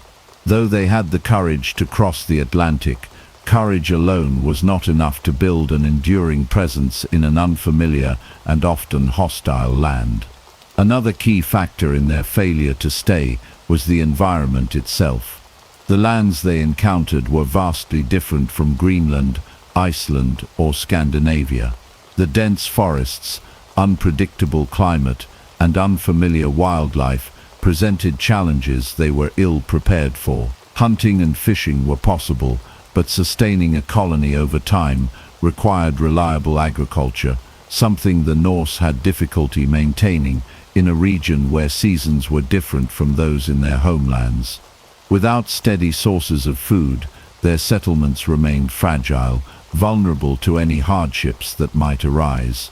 The indigenous peoples also played a significant role in shaping the Norse experience in North America. The sagas speak of tense encounters with the Skrellings, the term the Norse used for the native inhabitants. These early meetings were marked by a mix of curiosity and violence. Though the Norse attempted to trade, misunderstandings and conflict soon escalated, making peaceful coexistence difficult. Unlike the later European powers, the Norse did not have the numbers or the military superiority to impose their will upon the native populations. With each encounter, the dangers of remaining in Vinland grew more apparent. The Norse were not prepared for sustained conflict, and without reinforcements from their distant homeland, they knew their time in this new world was limited. The knowledge of their discovery did not spread widely. With no lasting colony, no great wealth returning to Greenland or Iceland, and no written records outside of the sagas, their achievements faded into obscurity. The medieval world was not yet ready for transatlantic expansion. Trade and warfare dominated European priorities, and the distant memory of Vinland was buried beneath the weight of time. The Norse, though they had reached a new continent, left behind no great empire, no enduring footprint. They were too far ahead of their time for the world to recognize the significance of their journey. But history is never truly lost. The sagas passed down through generations kept the story alive. The ruins of Lance og Meadows stood as silent testimony to a truth waiting to be rediscovered. And when the world finally turned its eyes back to these ancient voyages, the legacy of the Norse was restored. Leif Erikson and his fellow explorers are now recognized as pioneers, visionaries who crossed an ocean and touched a distant shore long before Columbus. Their voyages were not failures but glimpses into a different path history could have taken, a path where Norse settlers might have shaped the Americas centuries before the age of exploration. Though they did not stay, their journey reshaped our understanding of exploration and human ambition. They proved that the Atlantic was not an impenetrable barrier, but a pathway. They challenged the idea that history is a straight line, showing instead that it is full of lost chapters, forgotten pioneers, and roads not taken. Their legacy is not one of empire or conquest, but of daring, curiosity, and the relentless pursuit of the unknown. They were the bridge between the old world and the new, even if their connection would not be remembered for centuries. And so, the story of the Norse in America comes to its quiet end. They came, they saw, and then they vanished from the land they briefly called Vinland. But their voyage was not in vain. It was a glimpse of what was possible, a testament to the human spirit's desire to push beyond the horizon. The world would forget them for centuries, but history never stays buried forever. The truth, like the tides, always finds its way back to shore. And in rediscovering this lost chapter, we are reminded that history is far more complex, rich and surprising than we ever imagined. The origins of Rome are steeped in myth and legend, with the most famous story being that of Romulus and Remus, twin brothers born of the god Mars and a Vestal virgin named Rhea Silvia. According to the myth, the twins were cast into the Tiber River and rescued by a she-wolf, who nursed them until they were found by a shepherd. They eventually decided to build a city, but a dispute over its location led Romulus to kill Remus. Romulus then became the first king of Rome, giving the city its name. While captivating, this tale is not supported by concrete evidence. Archaeological findings suggest that the area around the Palatine Hill was occupied by small pastoral communities as early as the 10th century BCE. These settlements gradually coalesced into a single political entity by the mid-8th century BCE, consistent with the traditional founding date of 753 BCE. Rome's early political structure was that of a monarchy, and it is believed that there were 7 kings, beginning with Romulus and ending with Tarquin the Proud. Some of these kings, such as Numa Pompilius, were credited with laying the foundations of Roman religion and civil institutions, while others, like Tullus Hostilius and Ancus Marcius, expanded Rome's territory through warfare and colonization. The later kings, particularly the Etruscan rulers like Tarquinius Priscus and Servius Tullius, introduced significant cultural and political changes, including urban planning, religious rituals, and symbols of royal power. The Etruscans themselves were a sophisticated and powerful civilization in northern Italy, and their influence helped shape early Roman art, architecture, and governance. However, the monarchy became increasingly unpopular, especially under the rule of the last king, Lucius Tarquinius Superbus, or Tarquin the Proud. His autocratic rule and the infamous incident involving his son Sextus Tarquinius and the noble woman Lucretia sparked a widespread revolt. Lucretia's subsequent suicide galvanized the Roman aristocracy to abolish the monarchy altogether. In 509 BCE, Rome transitioned from a monarchy to a republic, a radical political shift that transferred power from kings to elected magistrates and the Senate. This marked the beginning of the Roman Republic, a system built on a complex balance of power among consuls, the Senate, and various popular assemblies. The transition also laid the groundwork for a new Roman identity, one defined by civic duty, collective decision-making, and a deep mistrust of kingship. The memory of the monarchy, especially the tyranny of its final ruler, would haunt Roman politics for centuries, serving as a powerful warning against concentrated power. The founding myths and early history of Rome were thus not only stories of origin, but also moral and political lessons that shaped Roman culture, institutions, and values throughout its history. The year 509 BCE marked a turning point in Roman history with the overthrow of the monarchy and the establishment of the Roman Republic. This new political system was built on the principles of shared governance, legal accountability, and civic duty. Central to the structure of the Republic were 2 annually elected magistrates, known as consuls. These consuls held imperium, the supreme executive authority, but their power was deliberately limited by the fact that they had to serve jointly, thus preventing any single individual from accumulating too much influence. Alongside the consuls, the Senate played a critical role, though it initially functioned as an advisory body composed of aristocratic elders. It quickly evolved into the dominant institution in Roman politics. The Senate guided foreign policy, controlled public finances, and served as the central force in legislative matters. However, the early republic was anything but stable. Beneath the surface of this seemingly balanced government was a fierce struggle for political equality known as the conflict of the orders. This long-standing social tension pitted the patricians, the aristocratic elite, who claimed hereditary political privilege, against the plebeians, the broader body of Roman citizens who had limited rights. The plebeians, frustrated by their lack of representation and legal protection, demanded reforms. One of the earliest and most significant victories for the plebeians came with the creation of the office of the tribune of the plebs in 494 BCE. Tribunes had the power to veto legislation and protect plebeian interests, making them a powerful counterbalance to patrician dominance. The conflict of the orders unfolded over nearly 2 centuries and brought about substantial constitutional reforms.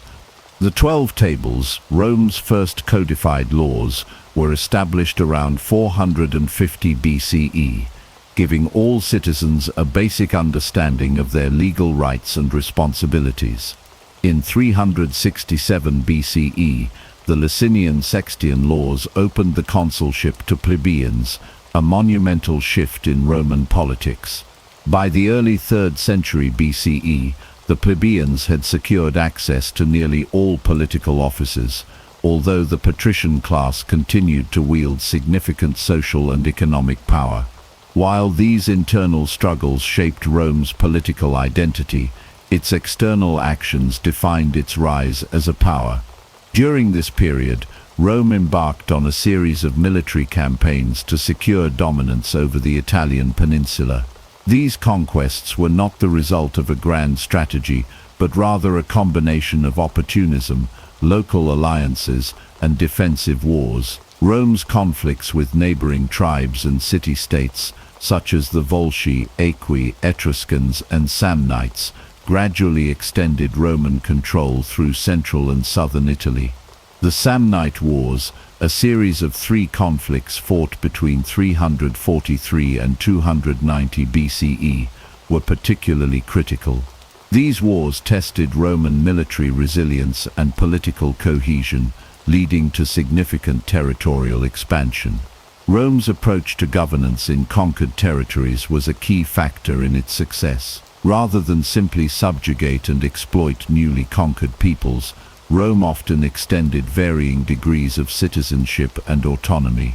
This policy helped integrate diverse communities into the Roman system, fostering loyalty and long-term stability. The Roman military also evolved during this period, shifting from a citizen militia to a more structured and professional fighting force, capable of sustained campaigns and complex maneuvers. By 264 BCE, the year marking the beginning of the First Punic War, Rome had become the dominant power on the Italian peninsula.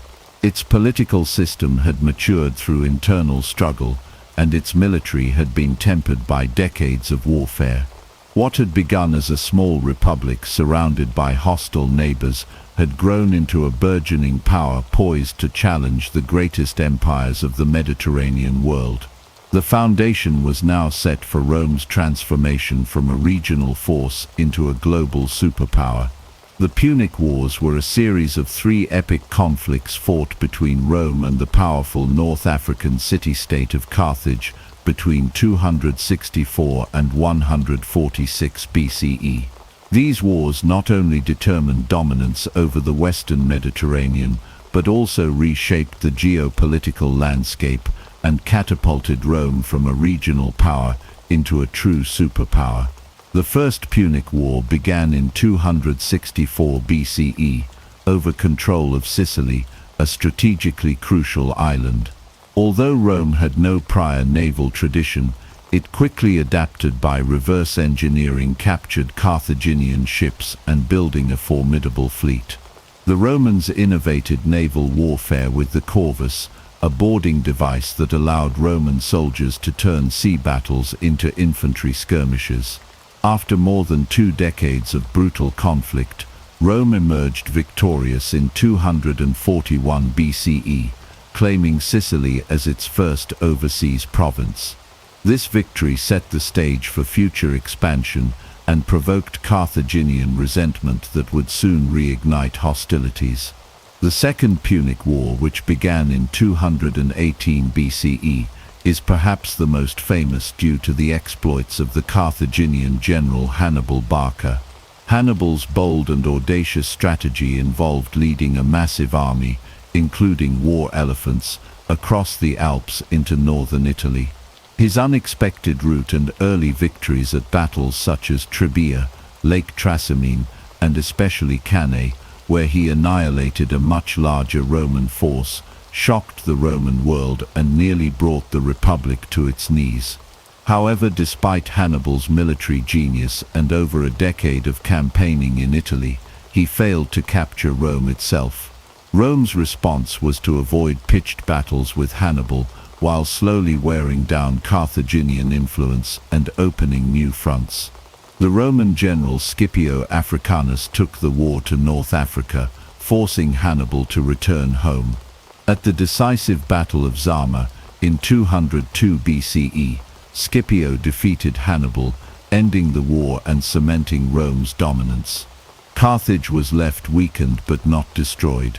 The Third Punic War, beginning in 149 BCE, was driven more by Roman fear and ambition than necessity. Despite Carthage having abided by the harsh peace terms from the previous war, some Roman leaders, notably Cato the Elder, insisted that Carthage must be eliminated. The Roman siege of Carthage lasted 3 years and culminated in 146 BCE, with the complete destruction of the city. Carthage was razed, its population enslaved, and its territory annexed as the Roman province of Africa. The conclusion of the Punic Wars marked a dramatic transformation in Rome's role on the world stage. With Carthage eliminated, Rome stood unchallenged in the Western Mediterranean. The wars had tested Roman resilience, adaptability, and military prowess, and the lessons learned shaped the empire's future policies of conquest and administration. Rome's naval supremacy, logistical capability, and political tenacity had proven decisive. By the mid-2nd century BCE, the Roman Republic was no longer a regional power limited to Italy, but a Mediterranean empire on the rise, with aspirations that would soon extend to Greece, Asia, and beyond. The period from 146 to 27 BCE was a time of profound upheaval for the Roman Republic. While Rome had emerged from the Punic Wars as the dominant power in the Mediterranean, its internal structure was rapidly eroding. The vast wealth accumulated through conquest led to significant economic inequality, with a small elite controlling much of the land and resources, while the majority of the population, especially the plebeians, suffered from poverty and social instability. The growing wealth gap created a breeding ground for corruption, as politicians and military leaders sought to maintain or expand their power through patronage, bribery, and manipulation of the political system. The Roman Republic, built on the ideals of shared governance and civic duty, found itself increasingly dominated by a few powerful individuals who used their wealth and influence to control the Senate, the assemblies, and even the military. Social unrest became more frequent as the lower classes demanded land reforms, debt relief, and greater representation. The Gracchi brothers, Tiberius and Gaius, were early champions of plebeian rights, pushing for reforms that would redistribute land and address economic inequality. However, their efforts were met with fierce opposition from the Senate, and both brothers were assassinated, setting a dangerous precedent for the political violence that would follow. The Republic's decline accelerated with the rise of powerful military leaders, such as Marius and Sulla, who built personal armies loyal to themselves rather than the state. The use of private armies, coupled with political infighting, turned Rome's political system into a battlefield. The first of a series of civil wars broke out between the forces of Marius and Sulla, and in 82 BCE, Sulla emerged victorious, becoming dictator for an unprecedented term of several years. Sulla's reforms further weakened the power of the Senate, concentrating more power in the hands of the dictator and setting a dangerous precedent for future leaders. The Republic was now in a state of permanent crisis, and it was within this chaotic environment that Julius Caesar emerged. Julius Caesar was a military genius and a shrewd politician. He first gained prominence in the 60s BCE as part of the First Triumvirate, an unofficial political alliance with Pompey and Crassus, two of Rome's most powerful figures. Together they dominated Roman politics and circumvented the traditional power structures. Caesar's military campaigns in Gaul, however, would prove to be his ticket to ultimate power. His conquest of Gaul from 58 to 50 BCE made him one of the most popular and powerful men in Rome, but it also made him a direct threat to the established political order. In 49 BCE, after his term as consul had ended, Caesar crossed the Rubicon River with his army, an act of insurrection that led to civil war. The phrase crossing the Rubicon has since become synonymous with making an irreversible decision. Caesar's forces defeated Pompey's armies, and Pompey himself fled to Egypt, where he was assassinated. Caesar returned to Rome as the undisputed leader of the Republic, and was declared dictator perpetuo, dictator for life. His concentration of power alarmed many, particularly those who feared that he intended to establish a monarchy. On the Ides of March, 44 BCE, a group of conspirators led by Brutus and Cassius assassinated Caesar, believing that they were saving the Republic from tyranny. However, Caesar's death did not restore the Republic. Instead, it plunged Rome into a new round of civil wars as rival factions fought for control. The power vacuum left by Caesar's assassination was filled by his adopted heir, Octavian, later Augustus, who had been in a position of relative power within Caesar's inner circle. Octavian, Pompey's son-in-law, and Mark Antony, a loyal general under Caesar, initially formed the Second Triumvirate to avenge Caesar's death and consolidate their power. However, tensions soon arose between Octavian and Antony, culminating in the famous Battle of Actium in 31 BCE. Octavian's forces defeated Antony and his ally, Cleopatra, Queen of Egypt, ending their aspirations for power. Following his victory, Octavian became the uncontested ruler of Rome. In 27 BCE, Octavian formally ended the civil wars by accepting the title of Augustus, signaling the dawn of the Roman Empire. With his rise to power, the Roman Republic came to an end, and Rome transitioned from a republic to an autocracy, with Augustus as its first emperor. The fall of the Republic was not a single event, but a prolonged process of political decay, military intervention, and social unrest. While the Republic's ideals of shared governance and civic duty had long been abandoned by the time of Augustus's rise, the transformation was complete when he took the title of emperor, signaling the end of the Roman Republic and the beginning of the Roman Empire. The age of emperors, beginning with Augustus in 27 BCE, marked the start of a new era in Roman history. Augustus, born Gaius Octavius, was the first emperor of Rome, and his reign heralded the end of the civil wars and the dawn of the Roman Empire. Augustus was a master of political strategy, and he skillfully presented himself as the restorer of the Republic, despite holding absolute power. His reign was marked by a series of reforms that stabilized the empire and laid the foundation for a new, enduring political system. One of Augustus's most significant reforms was the restructuring of the Roman state. He maintained the outward appearance of republican institutions, but in reality he held ultimate authority, consolidating power in the office of the emperor. Augustus reformed the Senate, ensuring that it remained a body of loyal supporters, while he personally controlled the military and held the title of princeps, or first citizen, which gave him unparalleled influence over Rome's political and military affairs. Augustus's military reforms were equally important. He created a standing professional army with soldiers who served for fixed terms, which helped ensure the loyalty of the legions to the emperor. Augustus also established the Praetorian Guard, an elite unit tasked with protecting the emperor. He successfully secured the Roman Empire's borders, ensuring the empire's stability by securing the Rhine, Danube and Euphrates frontiers, while also consolidating Roman control over the provinces. Augustus's reign marked a period of relative peace and prosperity known as the Pax Romana, or Roman peace. This period, which lasted from 27 BCE to 180 CE, is considered one of the most remarkable in Roman history.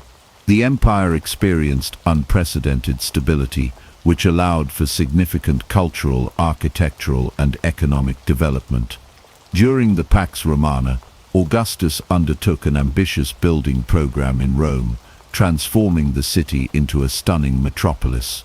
He famously boasted that he found Rome a city of brick and left it a city of marble. Major projects included the construction of roads, temples, aqueducts, and public buildings, many of which would stand for centuries. The Roman road system expanded dramatically during this time, facilitating communication, trade, and military movement across the vast empire. The famous Roman roads, some of which are still in use today, were key to maintaining the cohesion of the empire. Augustus also promoted the arts and literature, fostering the works of poets such as Virgil, Horace, and Ovid, whose writings became emblematic of Roman culture. Augustus's reign was not without challenges, and the succession of power after his death in 14 CE became a crucial issue for the empire. Augustus did not have a direct male heir, so he adopted his stepson Tiberius as his successor. Tiberius's reign marked the beginning of the Julio-Claudian dynasty, which included the emperors Tiberius, Caligula, Claudius, and Nero. This dynasty was marked by both triumphs and tragedies. Tiberius, though a capable military leader, was often seen as a paranoid and reclusive ruler, leaving much of the administration of the empire to his officials. Caligula, his successor, is infamous for his cruelty and erratic behavior, which included appointing his horse as a consul and engaging in lavish and tyrannical excesses. Caligula's assassination in 41 CE led to the rise of his uncle Claudius, who proved to be a competent and relatively popular emperor. Claudius expanded the empire, notably by conquering Britain in 43 CE, and his reign was marked by reforms to the legal system and the expansion of public infrastructure. However, Claudius's death in 54 CE led to the rise of his stepson Nero, whose rule would be marred by scandal and corruption. Nero's reign was marked by a series of disasters, including the Great Fire of Rome in 64 CE, which many believed he either started or failed to control, and the persecution of Christians. Nero's erratic behavior, along with his failure to respond effectively to various crises, led to widespread unrest and his eventual suicide in 68 CE. The fall of Nero marked the end of the Julio-Claudian dynasty and set the stage for a period of civil war known as the Year of the Four Emperors, during which several military leaders vied for control of the empire. Ultimately, Vespasian, the founder of the Flavian dynasty, emerged victorious and restored stability to the empire. Despite the challenges of the Julio-Claudian dynasty, the Pax Romana continued under the Flavians and later emperors, with the empire reaching its territorial peak during the reign of Trajan 98-117 CE. Under Trajan, the Roman Empire expanded to its greatest extent, stretching from Britain in the west to Mesopotamia in the east, encompassing a vast array of diverse cultures and territories. The stability of the Pax Romana allowed Rome to become a cultural and economic powerhouse, creating a legacy that would influence the Western world for centuries. The Age of Emperors, which began with Augustus, was defined by monumental achievements in governance, culture, and infrastructure. Although the emperors who followed Augustus faced their own challenges, the period established a model of imperial rule that would endure for centuries and cement the Roman Empire's place in history as one of the most powerful and influential civilizations the world has ever known. The 1st and 2nd centuries CE marked the height of the Roman Empire, both in territorial extent and cultural influence.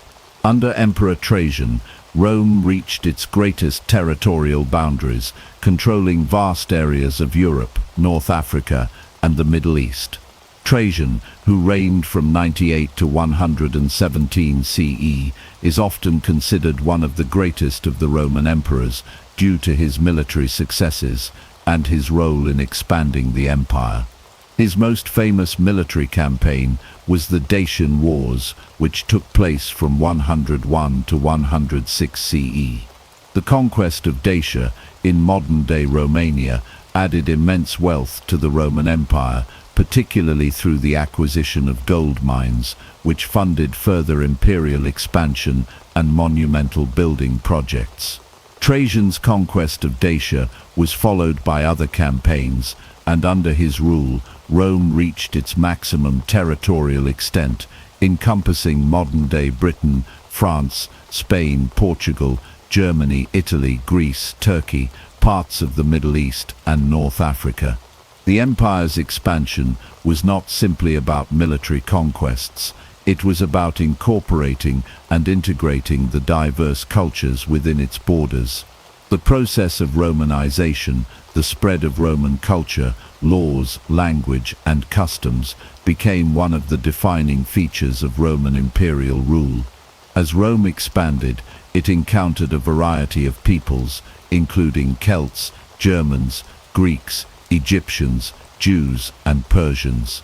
To maintain stability, the Roman Empire encouraged the adoption of Roman culture and institutions. Latin became the dominant language of administration, law, and commerce, while Roman architecture, urban planning, and technology spread across the empire. The Romans built an extensive network of roads, bridges, and aqueducts, facilitating trade, communication, and military movement across the empire. Cities such as London, Lyon, and Antioch flourished under Roman rule, becoming centers of commerce, learning, and culture. The integration of diverse cultures was also evident in religion. While the Romans practiced a polytheistic religion centered around gods like Jupiter, Juno, and Mars, they were generally tolerant of local religious practices. Over time, Roman gods were often syncretized with local deities, creating a religious melting pot. The Roman Empire also contributed to the spread of Greek culture, particularly in the fields of philosophy, art, and science. Roman intellectuals and rulers admired Greek civilization, and many Roman elites sent their children to Greece for education. Roman literature, especially poetry, was deeply influenced by Greek models, and Roman art and sculpture often borrowed from Greek traditions. In addition to cultural integration, the Roman Empire undertook a series of reforms to manage its vast territories effectively. The empire was divided into provinces, each governed by a Roman-appointed official. While the emperor had ultimate authority, many provinces enjoyed a significant degree of local autonomy, allowing them to retain some of their own traditions and customs. This balance between central control and local autonomy helped ensure the stability of the empire. The Roman military played a crucial role in both conquest and maintaining peace within the empire. The Roman legions, highly trained and well organized, were stationed across the empire to defend its borders and suppress any rebellions. While the Roman military was often used to expand the empire's borders, it also played an important role in maintaining internal stability. The presence of the military in conquered regions helped to secure Roman authority and protect trade routes. Rome's expansion and its ability to integrate diverse cultures under its rule were not without challenges. The sheer size of the empire created logistical difficulties, and the integration of so many different cultures sometimes led to tensions. Some regions, such as Britain and Judea, experienced frequent revolts against Roman rule. In Judea, the Jewish people's resistance to Roman occupation culminated in the Jewish-Roman Wars, a series of revolts that ultimately led to the destruction of the Second Temple in Jerusalem in 70 CE. However, the overall success of Romanization is evident in the lasting influence of Roman culture across Europe and the Mediterranean. Roman law, language, and architecture became the foundation for many modern institutions in Europe, and Latin became the precursor to the Romance languages spoken in much of the Western world today. By the end of the 2nd century CE, the Roman Empire had not only expanded to its greatest territorial extent, but had also succeeded in integrating a wide variety of peoples and cultures. The empire stood as the most powerful civilization in the ancient world, its legacy enduring for centuries after its fall. The 3rd century crisis, spanning from 235 to 284 CE, was one of the most tumultuous periods in Roman history. It was marked by political instability, economic decline, external invasions, and the near collapse of the Roman Empire.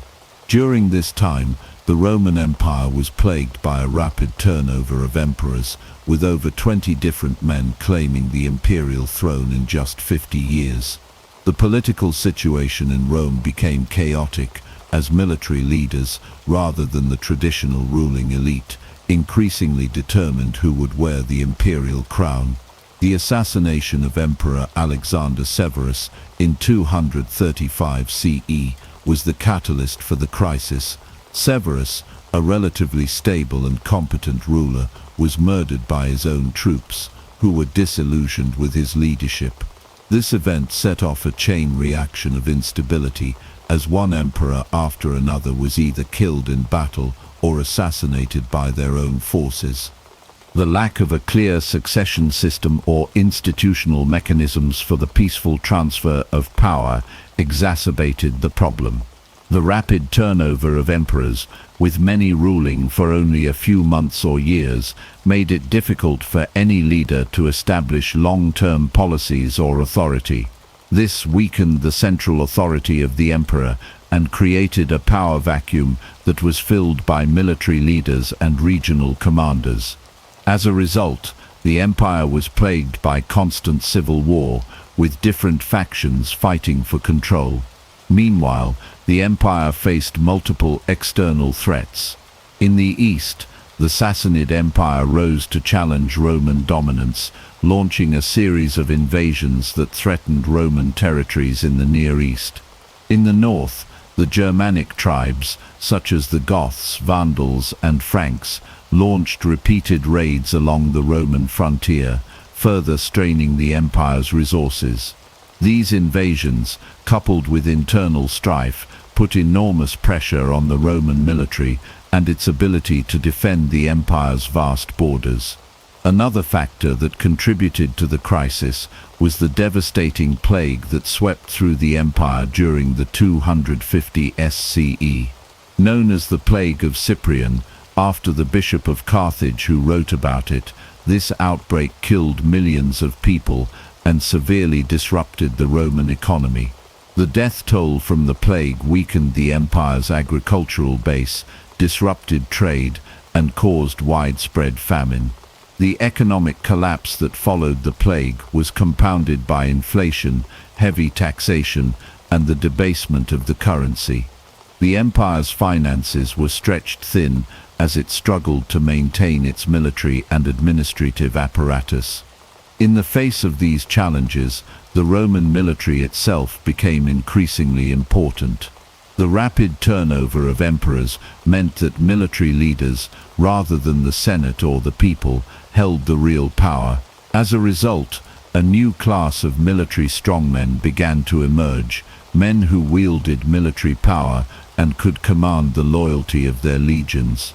These generals were often able to seize power for themselves, either by force or by manipulation. One of the most famous of these military strongmen was Emperor Gallienus, who ruled from 253 to 268 CE. Gallienus fought off multiple invasions, including the Gothic raids on the Balkans and the rise of the usurper Postumus in the western provinces. Despite his efforts, however, Gallienus was unable to fully restore order, and the empire continued to fragment. Another significant figure during this period was Aurelian, who reigned from 270 to 275 CE. Aurelian is often credited with restoring the empire's stability after decades of chaos.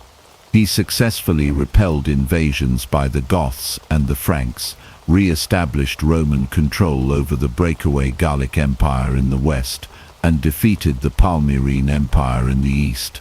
Aurelian's military successes earned him the title Restorer of the World, and his reign marked the beginning of a slow recovery from the 3rd century crisis.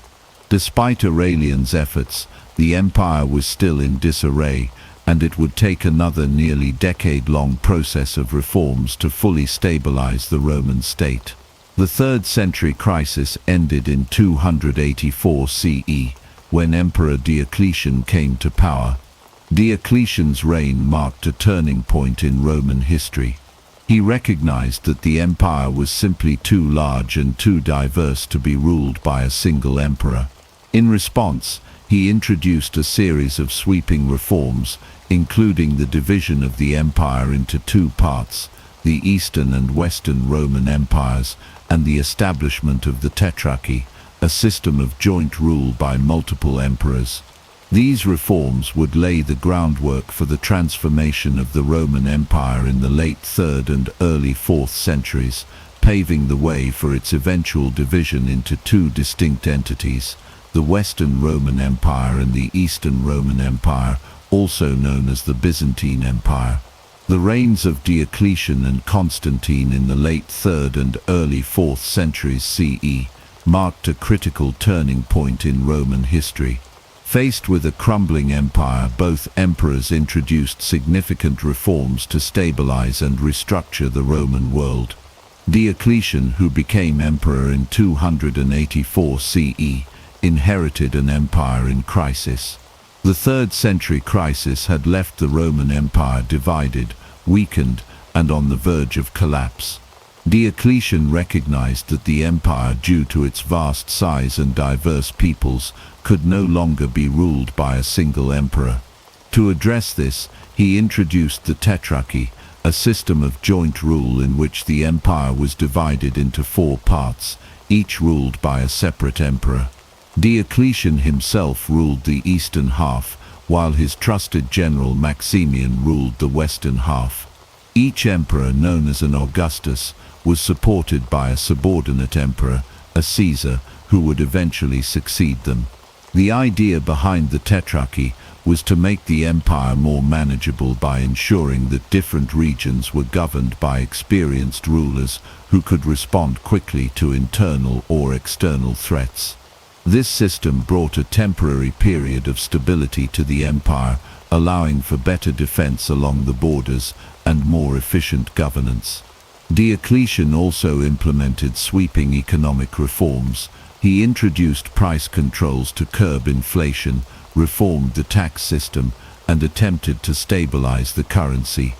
However, his most enduring reform was the creation of a more bureaucratic and centralized government. Diocletian strengthened the imperial court and military, dividing the empire into smaller administrative units known as dioceses and provinces. While these reforms temporarily stabilized the empire, they also laid the groundwork for further divisions in the future. After Diocletian's abdication in 305 CE, the Tetrarchy began to unravel as rivalries between emperors escalated, leading to civil wars. Amidst this turmoil, Constantine emerged as a dominant figure. Constantine, the son of the Western Emperor Constantius Chlorus, became emperor in 306 CE after his father's death. Constantine's rise to power was not immediate, and he faced multiple challenges from other claimants to the throne. However, after a series of military victories, Constantine eventually became the sole emperor of both the eastern and western parts of the empire. Constantine's reign marked a series of significant reforms, but none were as transformative as his relationship with Christianity. In 312 CE, Constantine won the Battle of the Milvian Bridge against his rival Maxentius.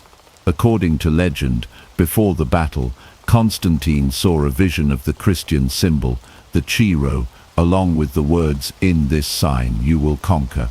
Interpreting this vision as a divine sign, Constantine converted to Christianity and became its first openly Christian emperor. In 313 CE, Constantine issued the Edict of Milan, which legalized Christianity and granted religious tolerance across the empire. This was a monumental shift, as Christians had long been persecuted for their beliefs. Constantine's embrace of Christianity transformed not only the Roman Empire, but also the course of world history. Under Constantine, Christianity began its rise from a persecuted minority religion to the dominant faith of the Roman Empire. Constantine himself became a patron of the Church, commissioning the construction of churches, including the famous Church of the Holy Sepulchre in Jerusalem, and giving the Church a prominent place in Roman society. However, Constantine's relationship with Christianity was not without complexity. While he supported the Christian Church, he also sought to maintain control over its affairs. He convened the First Council of Nicaea in 325 CE, which aimed to resolve theological disputes within Christianity and establish a unified doctrine. The Council of Nicaea produced the Nicene Creed, a statement of Christian faith that remains central to many Christian denominations today. Constantine's decision to favor Christianity had profound consequences for the Roman world. By embracing Christianity, Constantine not only reshaped Roman religious life, but also set the stage for Christianity's eventual dominance across Europe and beyond. Another key reform initiated by Constantine was the relocation of the imperial capital from Rome to Byzantium, a city located on the Bosporus in modern-day Turkey. In 330 CE, Constantine refounded the city as Constantinople, or New Rome, and made it the capital of the Roman Empire. Constantine's decision to move the capital was motivated by both strategic and practical concerns. Byzantium's location at the crossroads of Europe and Asia made it an ideal hub for trade and military operations. Additionally, the city was more defensible than Rome, with natural barriers on three sides and a strong fortified wall.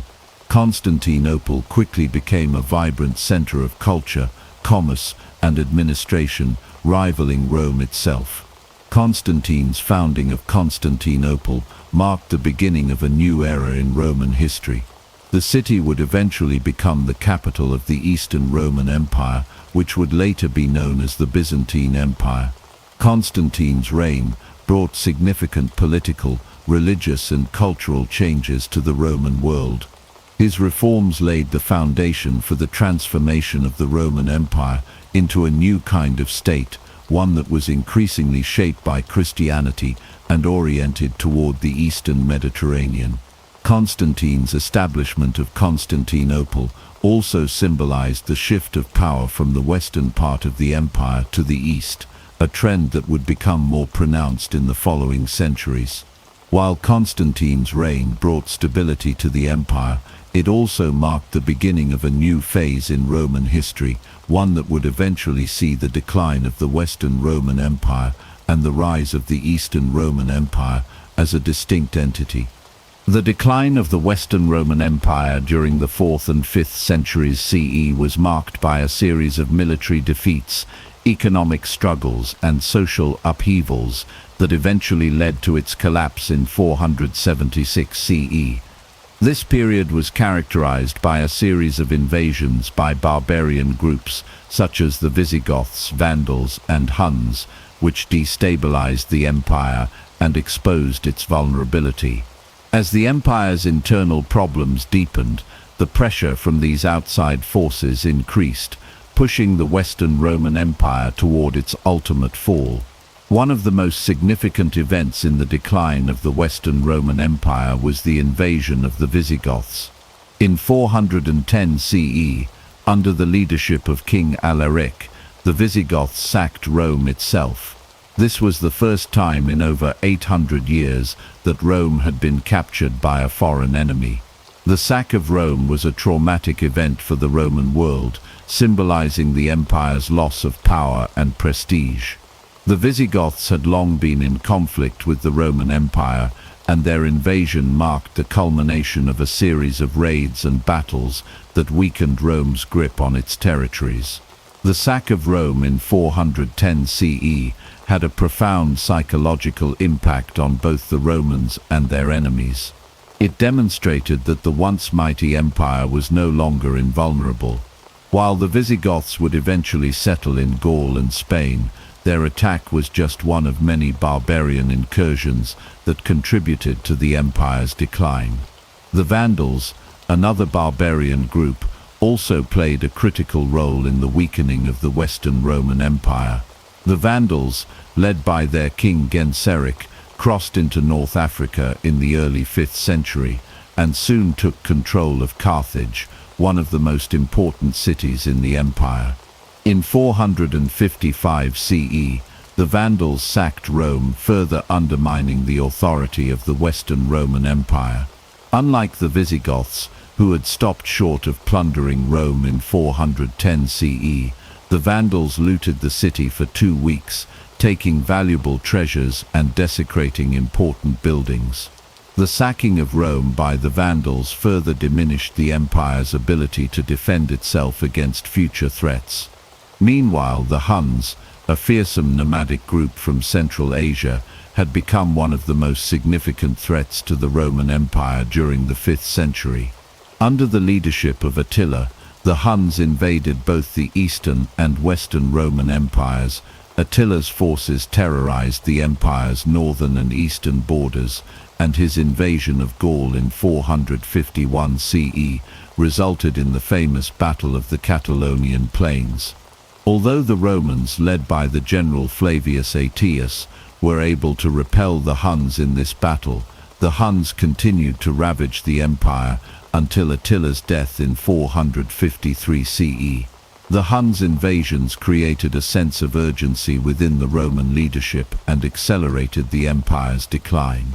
Despite the external threats, the Western Roman Empire's internal problems were also crucial to its downfall. One of the most significant factors contributing to the empire's weakening was the decline in central authority. As the empire's borders were threatened by barbarians, the emperors of the Western Roman Empire struggled to maintain control over its vast territories. Corruption, inefficiency, and a lack of capable leadership further eroded the empire's ability to function. By the late 5th century, the Western Roman Empire was increasingly fragmented, with different regions controlled by local warlords and military leaders. The imperial throne became more a symbol of power than an effective center of governance. This weakening of central authority left the empire vulnerable to external forces. The final blow to the Western Roman Empire came in 476 CE, when the last Roman emperor, Romulus Augustulus, was deposed by the Germanic chieftain Odoacer. Odoacer, a former soldier in the Roman army, had risen to power in Italy and seized control of the imperial capital, Ravenna. Romulus Augustulus, who was only a teenager at the time, was forced to abdicate, marking the official end of the Western Roman Empire. The deposition of Romulus Augustulus was the culmination of decades of decline and was seen by many historians as the fall of the Western Roman Empire. It also marked the beginning of a new era in European history, as the various barbarian kingdoms that had settled within the empire's borders began to establish their own independent states. The fall of the Western Roman Empire did not signal the end of Roman influence, however. The Eastern Roman Empire, also known as the Byzantine Empire, continued to thrive for another 1,000 years, preserving many aspects of Roman culture, law, and governance. In fact, many of the territories that had once been part of the Western Roman Empire would later be reclaimed by the Byzantine Empire, such as parts of Italy, North Africa, and Spain. Despite the fall of the Western Roman Empire, its legacy lived on, influencing the development of medieval Europe and the formation of the modern world. The decline and fall of the Western Roman Empire were the result of a combination of internal weaknesses and external pressures. The empire's inability to effectively manage its vast territories, coupled with invasions from barbarian groups, led to its ultimate collapse. While the fall of the Western Roman Empire marked the end of the ancient Roman state, its cultural and political influence would continue to shape the course of history for centuries to come. Despite the fall of the Western Roman Empire in 476 CE, the legacy of Rome lived on through the Eastern Roman Empire known as the Byzantine Empire.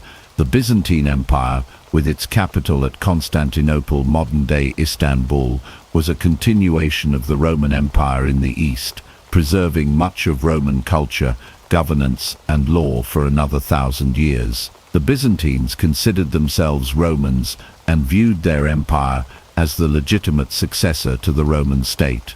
They inherited Roman traditions, such as the imperial system of government, the Senate, and Roman law, and adapted them to their own needs. The Byzantine Empire played a crucial role in preserving the knowledge and culture of the ancient world, especially during the early medieval period when much of Europe was in a state of decline.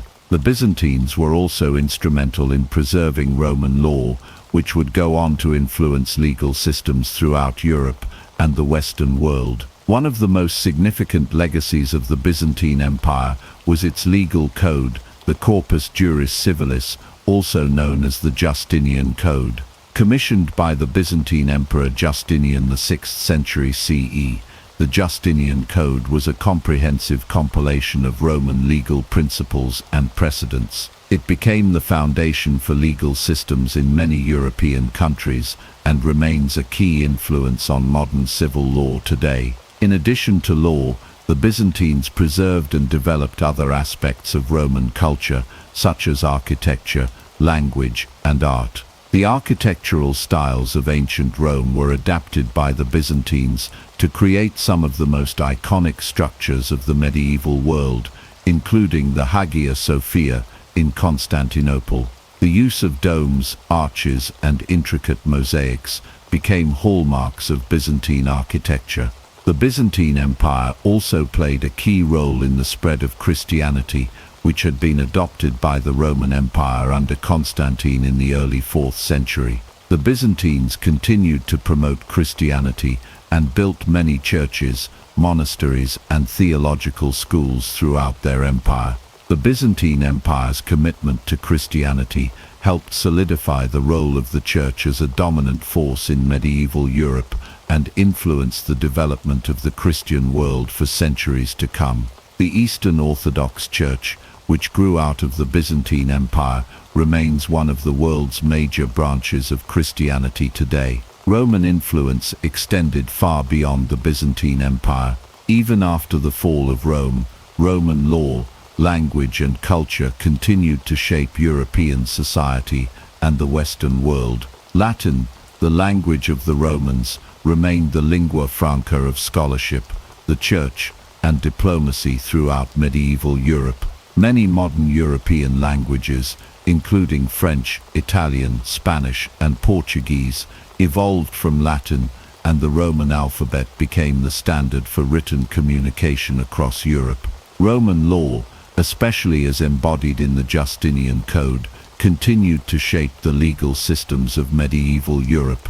Roman architecture, with its emphasis on monumental buildings, roads, and aqueducts, continued to influence European construction practices. Even in the post-Roman period, many medieval kings and rulers looked to Rome as a model for governance and sought to revive the glory of the Roman Empire.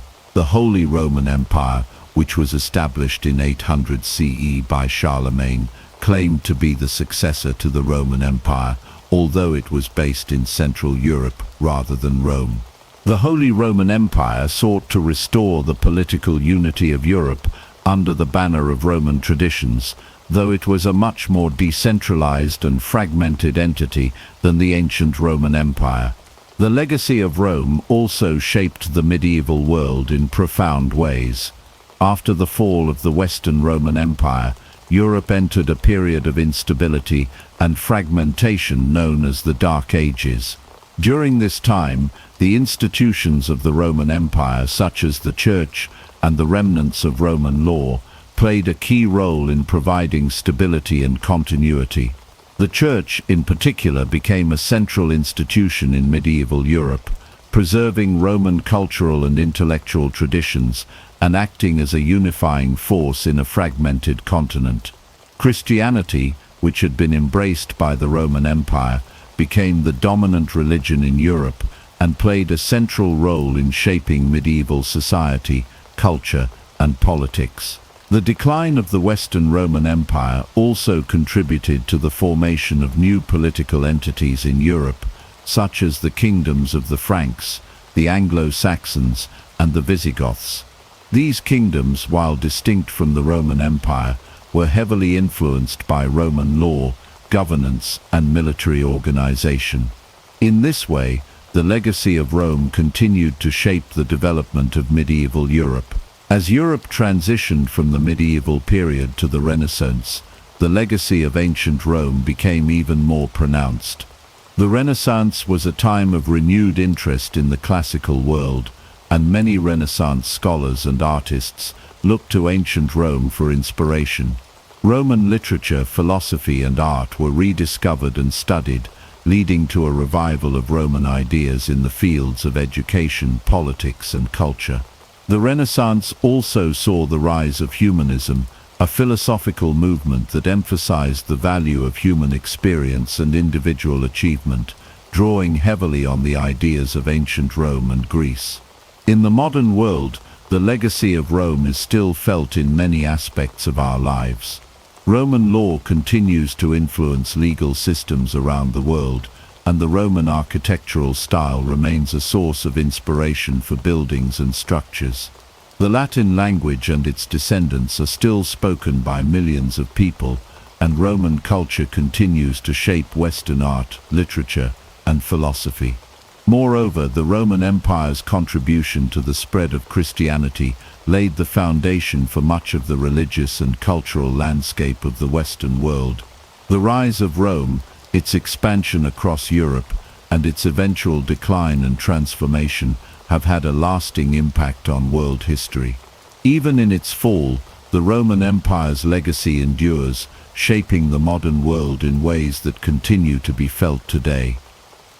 The 1920s in the United States were marked by immense optimism and the belief that endless growth was possible.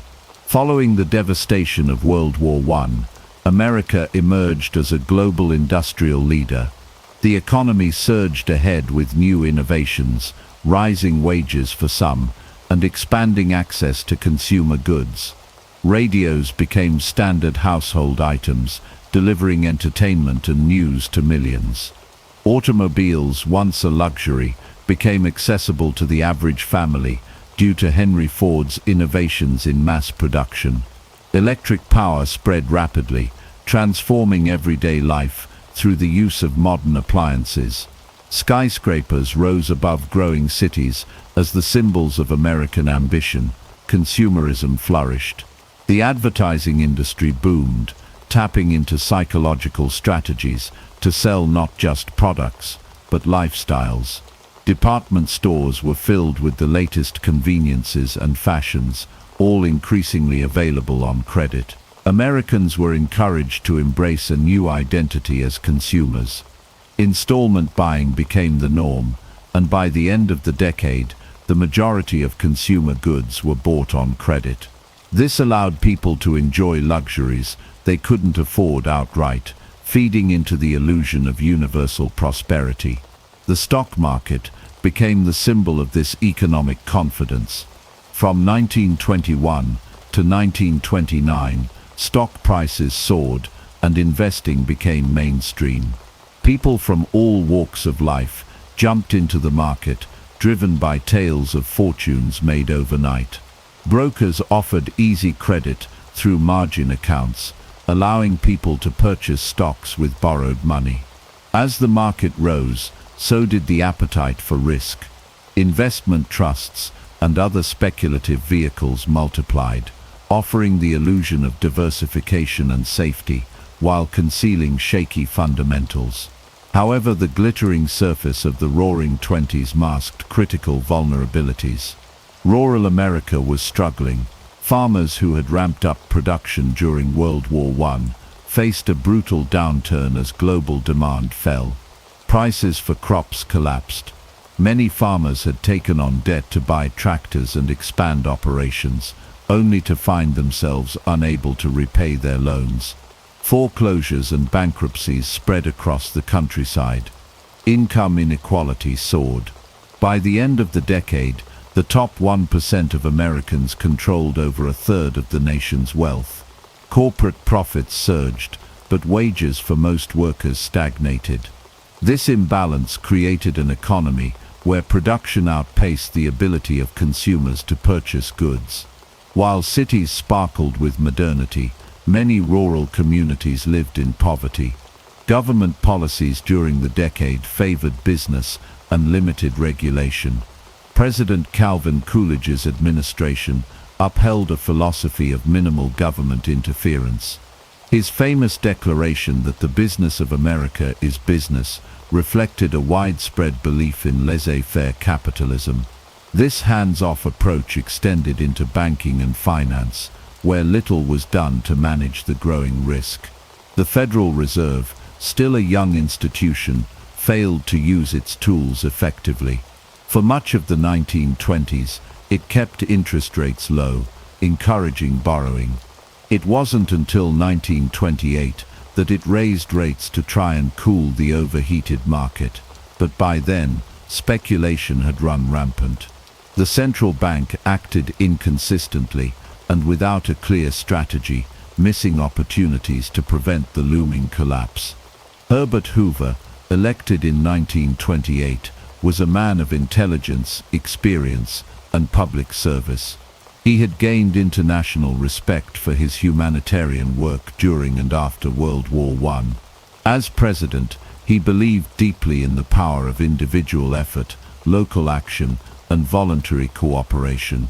But his faith in American resilience and market self-correction led him to underestimate the scale and speed of the economic unraveling. Meanwhile, Wall Street embodied the nation's unchecked optimism. Powerful institutions like J.P. Morgan and National City Bank fueled the boom. Investment trusts lured everyday investors into complex schemes with promises of high returns. Few understood the risks they were taking. Newspaper headlines focused on market highs, further feeding the frenzy. By the summer of 1929, the economic engine began to sputter. Steel output dropped. Automobile sales declined. Construction faltered. But the public remained entranced by rising stock prices. Few listened to the warnings of economists and skeptical financial experts. The myth of permanent prosperity had taken root. The Roaring Twenties were a decade of technological progress, cultural transformation, and unprecedented economic growth. But they were also a time of reckless speculation, rising inequality, and policy failures. Beneath the surface of apparent prosperity lay deep cracks in the economic foundation. In the next chapter, we will examine how those cracks widened into a catastrophic collapse that brought the global economy to its knees. By the fall of 1929, the American economy stood on a precipice. The illusion of endless prosperity had gripped the nation, fueled by a decade of growth, rising stock prices, and unchecked speculation. But behind the euphoria were warning signs: declining industrial output, slowing consumer spending, and an overextended stock market swollen with borrowed money. What happened next would become a defining moment in American history. October 24th, 1929, known as Black Thursday, marked the beginning of the end for the roaring stock market. That morning, panic gripped Wall Street as millions of shares were dumped in a flurry of fear. Prices plummeted. Rumors of financial instability had triggered a wave of sell-offs, and investors rushed to get out. By the end of the day, nearly 13 million shares had changed hands, a record at the time. Major banks, including J.P. Morgan and Company, intervened by pooling resources to buy large blocks of stock and restore confidence. It worked temporarily.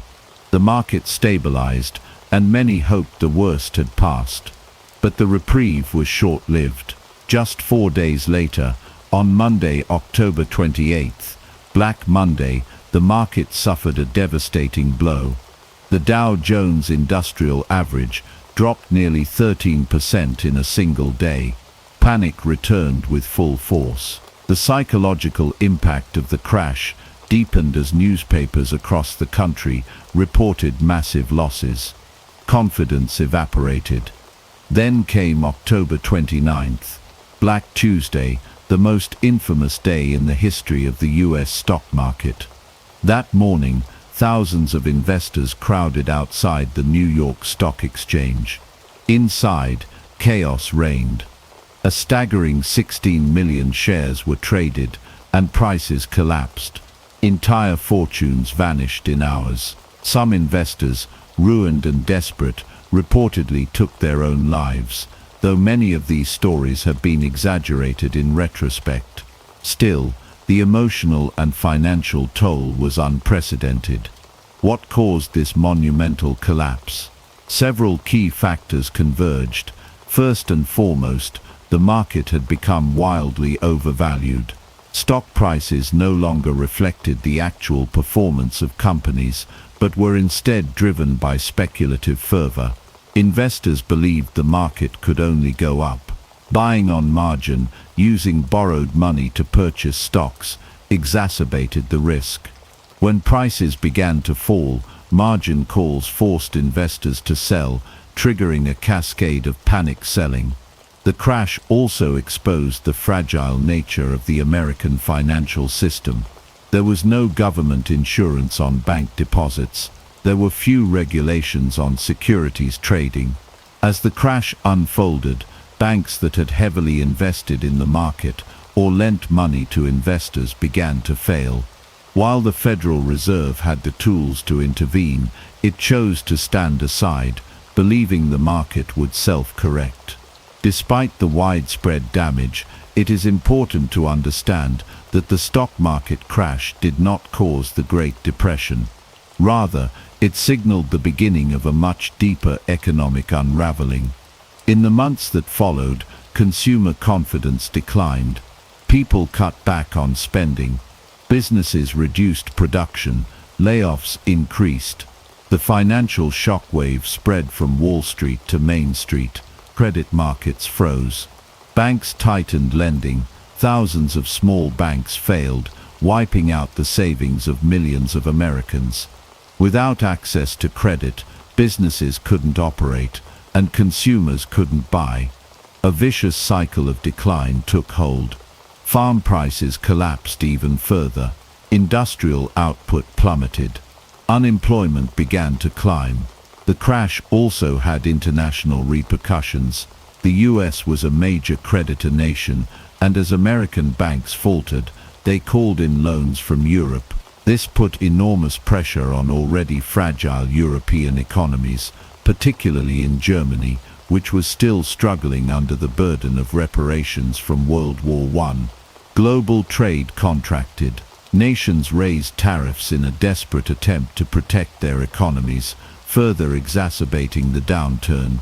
The stock market crash of 1929 was the spark that ignited the global economic crisis. It shattered illusions of invincibility and exposed the underlying weaknesses of the US and world economies. But it was only the beginning. The years that followed would bring bank failures, mass unemployment, and widespread suffering. In the next chapter, we will examine how these early tremors grew into a full-blown economic disaster, and how a nation struggled to understand what went wrong. The immediate aftermath of the stock market crash in 1929 set off a devastating chain of events that rippled through the entire economy. What began as a financial shock quickly escalated into a full-blown banking crisis. By 1933, the United States had entered the darkest phase of the Great Depression, characterized by widespread bank failures, evaporating savings, and the deepening human toll on ordinary Americans. The fragile financial system that had once been seen as a bedrock of American prosperity now lay exposed, unable to withstand the strain of a collapsing economy. As the stock market plummeted, the first victims were those who had invested heavily in stocks. For many, their investments were not only wiped out, but they had also borrowed money to buy shares. With margin calls and the collapse of the stock market, individuals who had been optimistic about the future now found themselves drowning in debt. But the effects didn't stop there. The entire banking system was deeply connected to the stock market, and many of the nation's banks had invested heavily in the now worthless stocks. In the wake of the crash, panic spread like wildfire. Fearful depositors, seeing their banks in financial trouble, rushed to withdraw their savings. The problem was that most banks did not keep enough cash on hand to meet the massive demand for withdrawals. The so-called bank runs became widespread, and many institutions, unable to meet their obligations, were forced to close their doors. This caused even more panic, as people realized that their savings were no longer accessible. It was a vicious cycle. Bank closures led to more panic, which led to more bank failures. Between 1930 and 1933, the United States saw nearly 10,000 bank failures. Small community banks, which had been the backbone of many local economies, were hit especially hard. The failure of these banks left millions of Americans without access to their hard-earned money. Farmers, small business owners, and working-class families were particularly vulnerable. Without their savings, many were left destitute. Part of the reason for the catastrophic failures was the absence of federal deposit insurance. Before the creation of the Federal Deposit Insurance Corporation (FDIC) in 1933, there was no government protection for bank deposits. This meant that if a bank failed, depositors had no recourse to recover their savings. Many Americans had no idea how fragile the banking system was until it was too late. Compounding the problem was the gold standard, which limited the ability of the U.S. government to respond effectively to the crisis. Under the gold standard, the U.S. could only issue as much money as it had in gold reserves. This created a situation in which the government had limited flexibility to expand the money supply and stimulate the economy. The gold standard tied the hands of policymakers who desperately needed to inject liquidity into the system to ease the banking crisis. As banks failed and the economy contracted, the U.S. was unable to use monetary policy to address the growing crisis. The collapse of the banking system had a direct and profound impact on the lives of millions of ordinary Americans. People who had spent decades saving for retirement or building a small business found themselves losing everything in the blink of an eye. Farmers who had borrowed money to buy land or equipment saw their properties foreclosed. In some cases, entire families lost their homes and livelihoods. For many, the failure of the banks meant not just the loss of savings, but the end of their hopes and dreams. Take, for example, the story of the McAllister family in rural Indiana. They had worked for years to save enough money to buy a small farm. With the purchase, they hoped to build a secure future for their children. But when the bank that held their savings collapsed in 1931, the McAllisters lost everything. The bank's failure meant that the mortgage on their farm was called in, and they were unable to make the payment. Their home was foreclosed, and they were forced to leave the land that had been their only source of livelihood. The McAllisters were not alone. There were countless other families like them across the country. In cities, the impact was just as severe. The collapse of banks led to widespread unemployment. Without access to credit, small businesses could no longer operate, and many were forced to lay off workers. As businesses closed and people lost their jobs, the economic situation worsened. Unemployment rates soared, reaching 25% by 1933. Families who had once been self-sufficient found themselves living in makeshift shacks or homeless shelters, dependent on soup kitchens and government relief. The banking collapse and subsequent financial contagion were key events that deepened the Great Depression. As banks failed and savings evaporated, confidence in the financial system was shattered. The resulting loss of wealth and the inability to access credit led to a dramatic contraction of the economy. The pain of the banking crisis was felt by nearly every American, but it was the poorest and most vulnerable who suffered the most. This period of financial devastation lasted for years. As more banks failed and more businesses closed, the economic landscape became increasingly bleak. Farmers were hit especially hard, as falling commodity prices, rising debt, and the failure of local banks created a perfect storm of economic hardship. In the next chapter, we will examine how the federal government responded to the banking collapse and the key measures that were taken to try and halt the spiraling economic decline. The Great Depression, which began in the United States in 1929, quickly spread across the globe, affecting countries in Europe, Latin America, Asia, and beyond.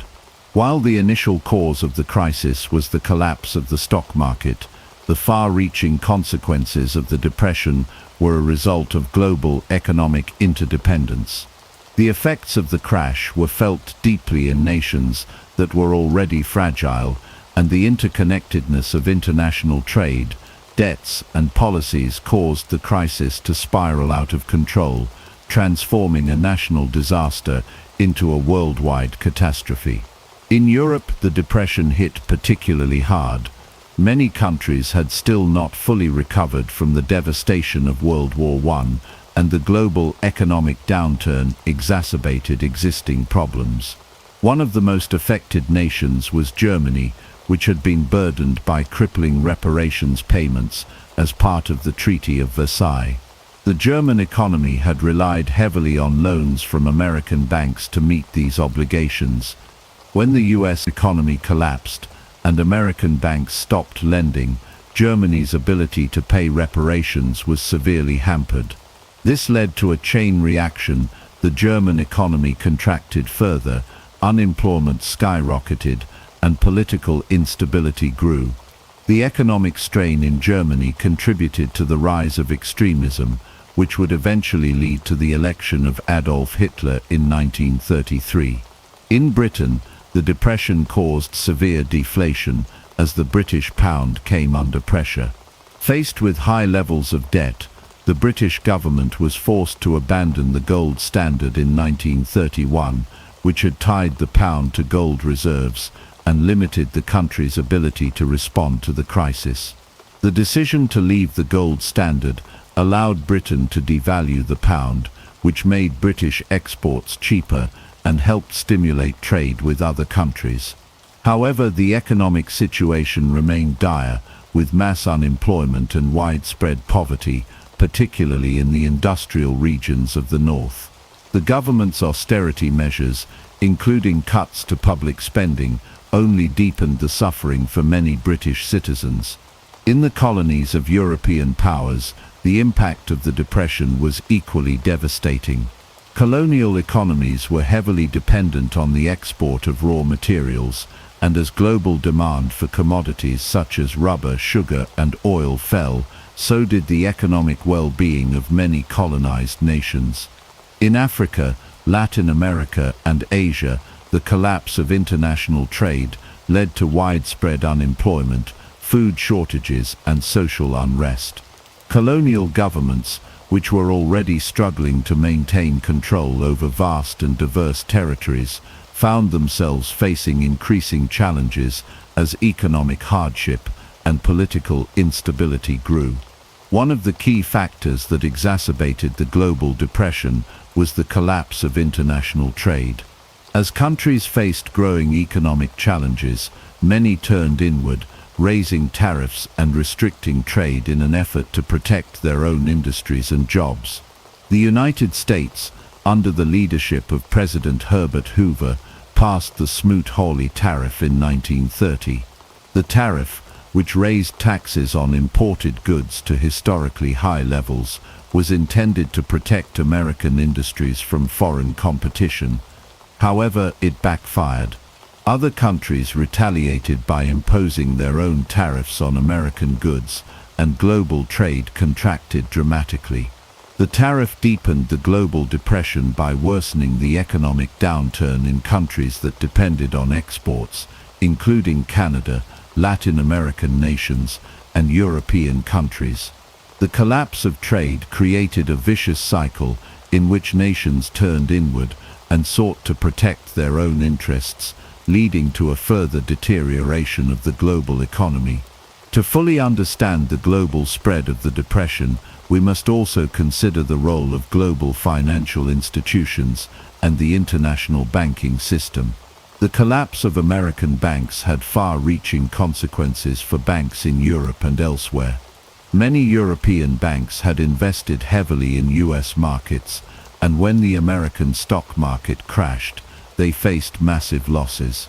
The resulting banking crisis, combined with the collapse of international trade, further deepened the global depression. Countries in both the developed and developing world were forced to respond to the crisis, but the lack of coordinated international action made recovery more difficult.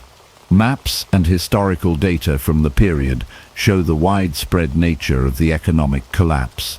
Unemployment in Europe soared, and poverty and unrest became common in many cities. The effects were particularly severe in nations such as Germany and Britain, where political instability contributed to social unrest. In the colonies, the economic crisis had far-reaching consequences, as colonial powers struggled to maintain control over their territories in the face of growing discontent.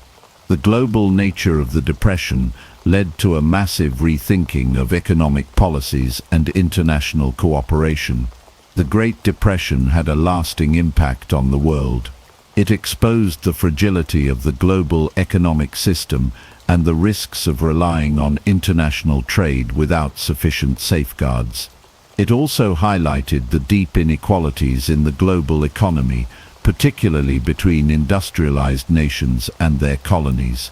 The failure of the international system to prevent the Depression from spreading contributed to the growing disillusionment with free market capitalism and laid the groundwork for the rise of more interventionist economic policies in the years to come.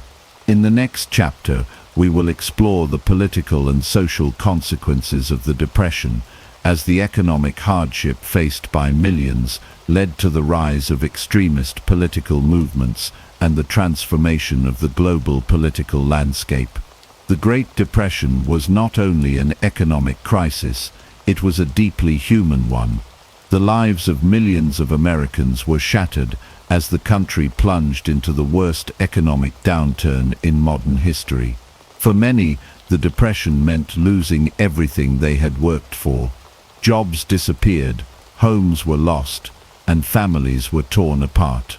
Yet, despite the overwhelming hardship, the resilience of the American people shone through as they struggled to survive, adapt, and endure. Unemployment reached staggering levels. By 1933, 1 in 4 Americans was out of work, and even those who still had jobs saw their wages slashed. The cities, once bustling hubs of industry and commerce, were now filled with men and women desperately seeking work that didn't exist.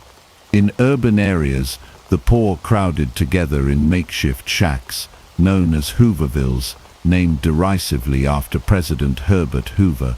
These shantytowns were scattered across the country, often on the outskirts of major cities. The conditions in Hoovervilles were grim.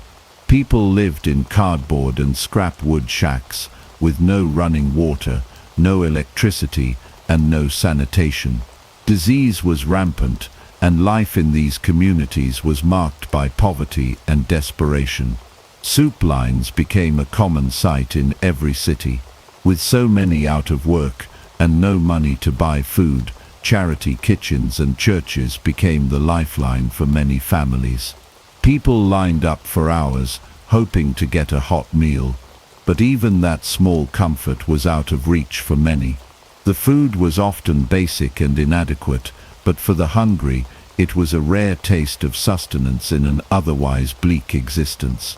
Families often went without, rationing what little food they had left in an effort to survive.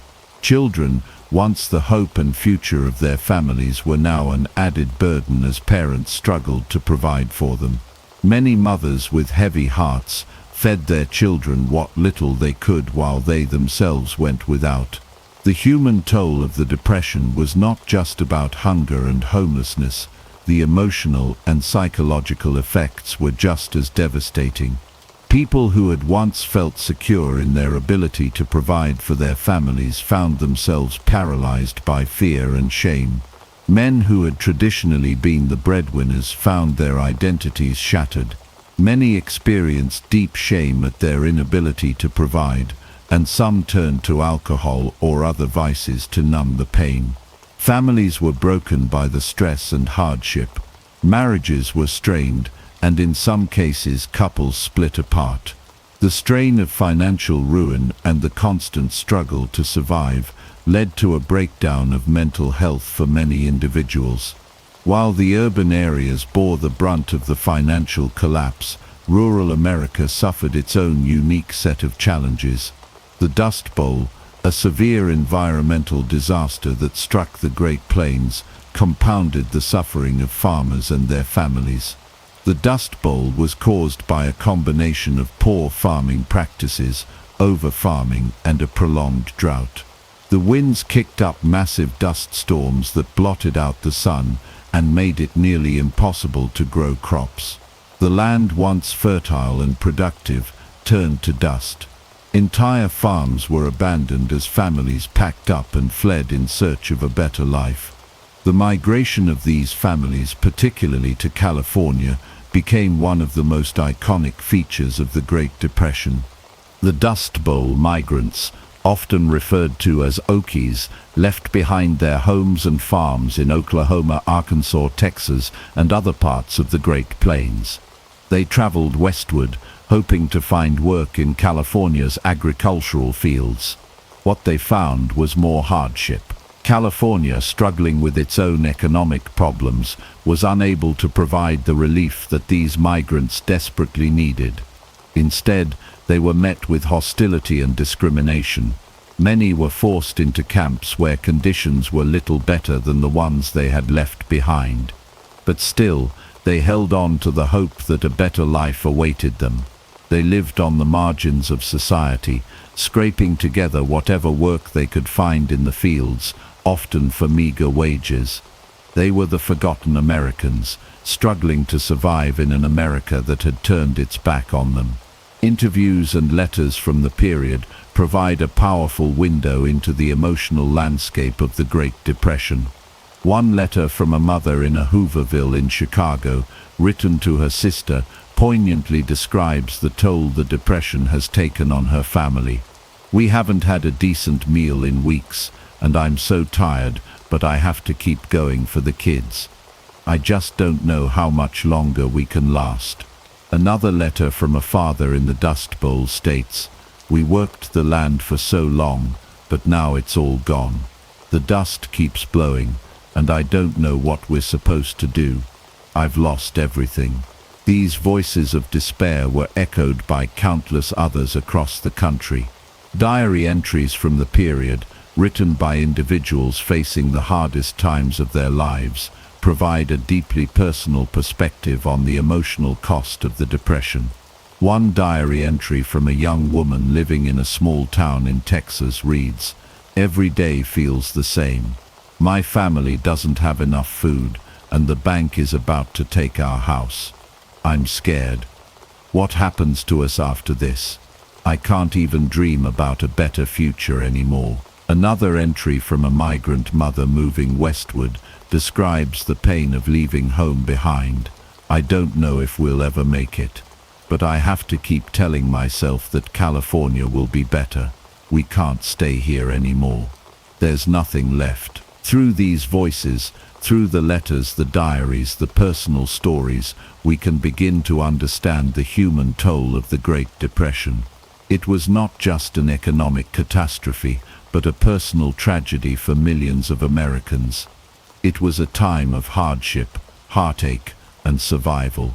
Yet it was also a time of incredible resilience. Despite the overwhelming odds, people fought to stay afloat, to keep their families together, and to survive.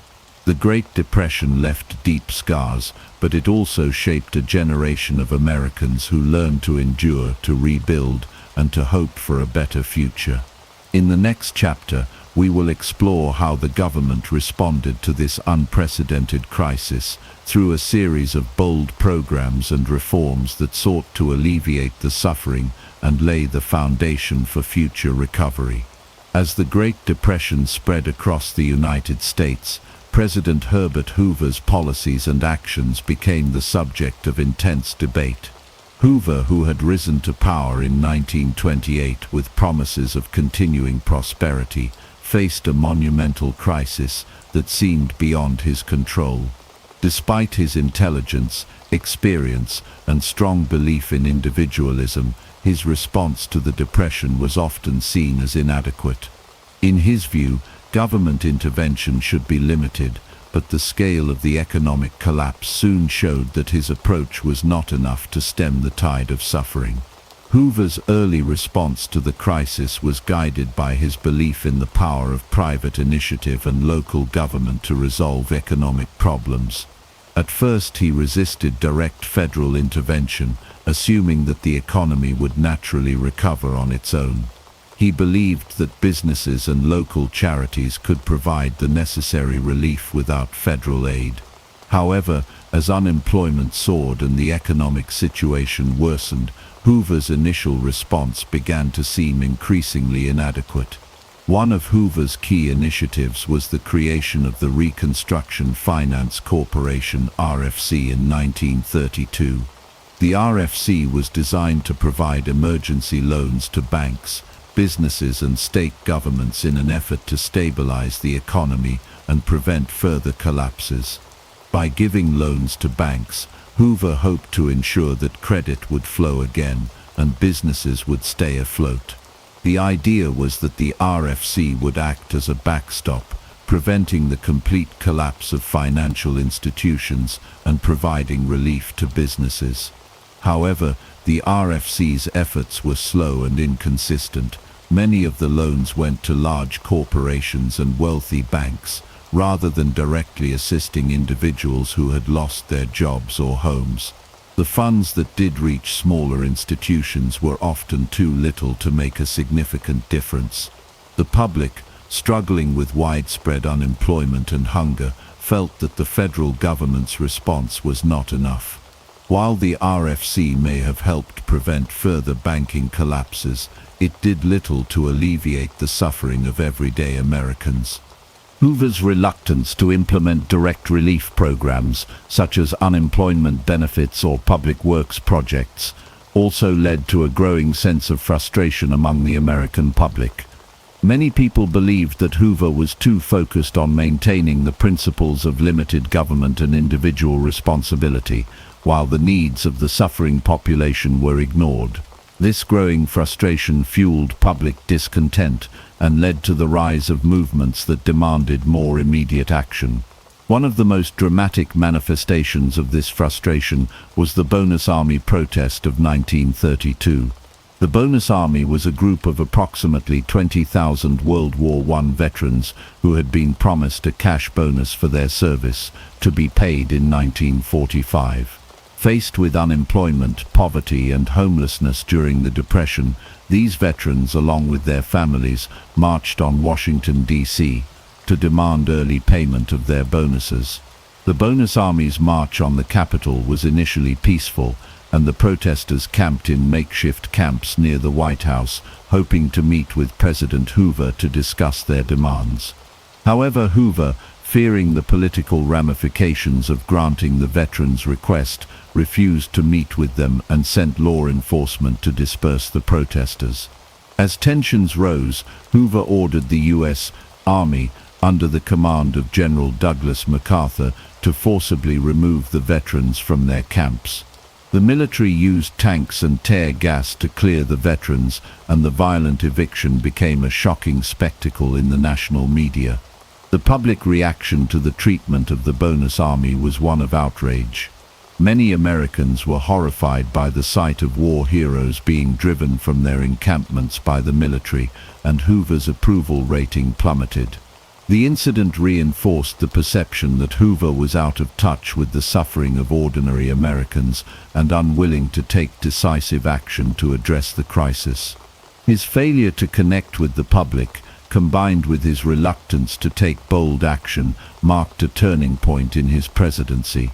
By 1932, Hoover's popularity had eroded to the point where he faced serious challenges in the upcoming presidential election. The American public, exhausted and disillusioned by the Depression, was ready for change. Enter Franklin D. Roosevelt, the Democratic candidate who promised a new approach to the crisis. Roosevelt's campaign focused on providing direct relief to the unemployed, reforming the banking system, and creating public works programs to stimulate the economy.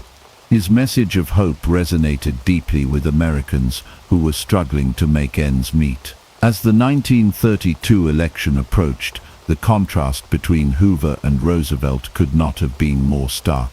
Hoover, once seen as a competent and capable leader, was now viewed by many as a symbol of government ineptitude.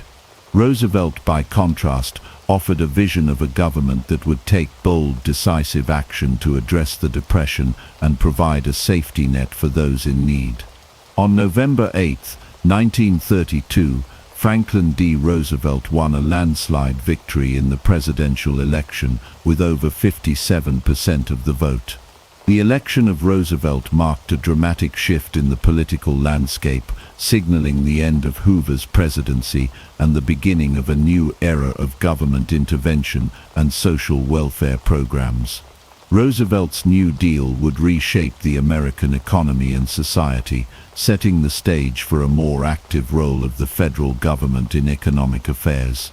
In retrospect, Hoover's presidency is often remembered as a cautionary tale of leadership during a time of crisis. His belief in the principles of limited government and individual responsibility, while noble in theory, proved inadequate when faced with the scale of the Great Depression.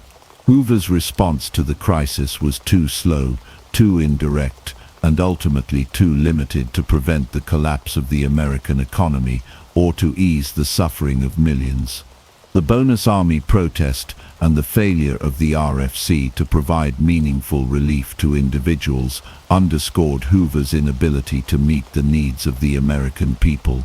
The 1932 election, in which Hoover was decisively defeated by Roosevelt, marked a pivotal moment in American history. The Depression had exposed the shortcomings of Hoover's approach, and the nation was ready for change. Roosevelt's victory ushered in a new era of government intervention and reform, as the country sought to recover from the deepest economic crisis it had ever known. In the wake of Herbert Hoover's failure to address the devastating economic challenges of the Great Depression, a new leader emerged to reshape America's future. Franklin D. Roosevelt, a former governor of New York with a reputation for energy and optimism, was elected president in 1932. His arrival in Washington marked the beginning of a new era in American politics and government. Roosevelt's response to the Depression, known as the New Deal, would transform the nation, redefine the role of the federal government, and offer a glimmer of hope to millions of Americans who had been left in despair. Upon taking office, Roosevelt wasted no time in tackling the economic crisis. He immediately sought to provide relief, recovery, and reform through a series of bold and expansive programs. Roosevelt's New Deal aimed to address the immediate needs of the American people, create jobs, and stabilize the financial system. His approach was different from Hoover's, as Roosevelt believed in active government intervention, and the need for a strong federal response to help lift the country out of the Depression. One of the first initiatives Roosevelt launched was the Civilian Conservation Corps (CCC), which aimed to provide jobs for young men in environmental conservation projects. The CCC employed over 3 million young men who worked on projects such as reforestation, flood control, and park development. This program not only helped to address the country's environmental issues, but also provided much-needed employment to young men who had few other opportunities. Another critical program introduced by Roosevelt was the Tennessee Valley Authority (TVA), which sought to address the economic challenges faced by the Tennessee Valley, one of the poorest regions in the United States. The TVA focused on flood control, rural electrification, and economic development in the region. By building dams and power plants, the TVA brought electricity to remote areas, improved agricultural productivity, and created jobs. The TVA was a key example of how the federal government could use its power to directly improve the lives of ordinary citizens. The Works Progress Administration, WPA, was another cornerstone of the New Deal. It employed millions of Americans in public works projects, including the construction of roads, bridges, schools, and hospitals. The WPA was particularly notable for its emphasis on hiring artists, writers, and musicians, providing them with government contracts to create murals, write literature, and produce plays.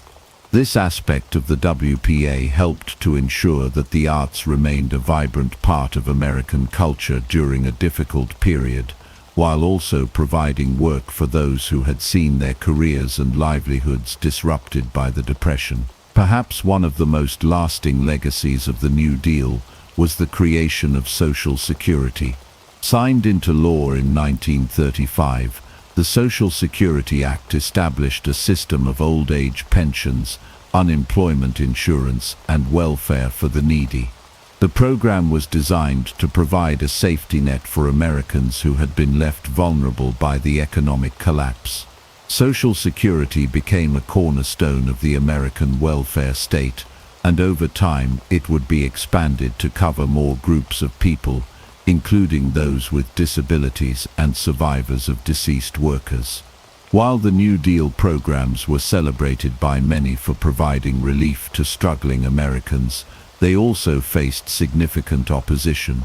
Some critics, particularly conservatives, argued that Roosevelt's policies were an overreach of government power and would undermine the free market system.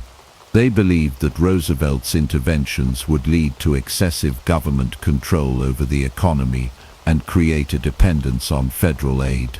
Additionally, some believed that the New Deal did not do enough to address the structural inequalities in American society, particularly those faced by African Americans and women.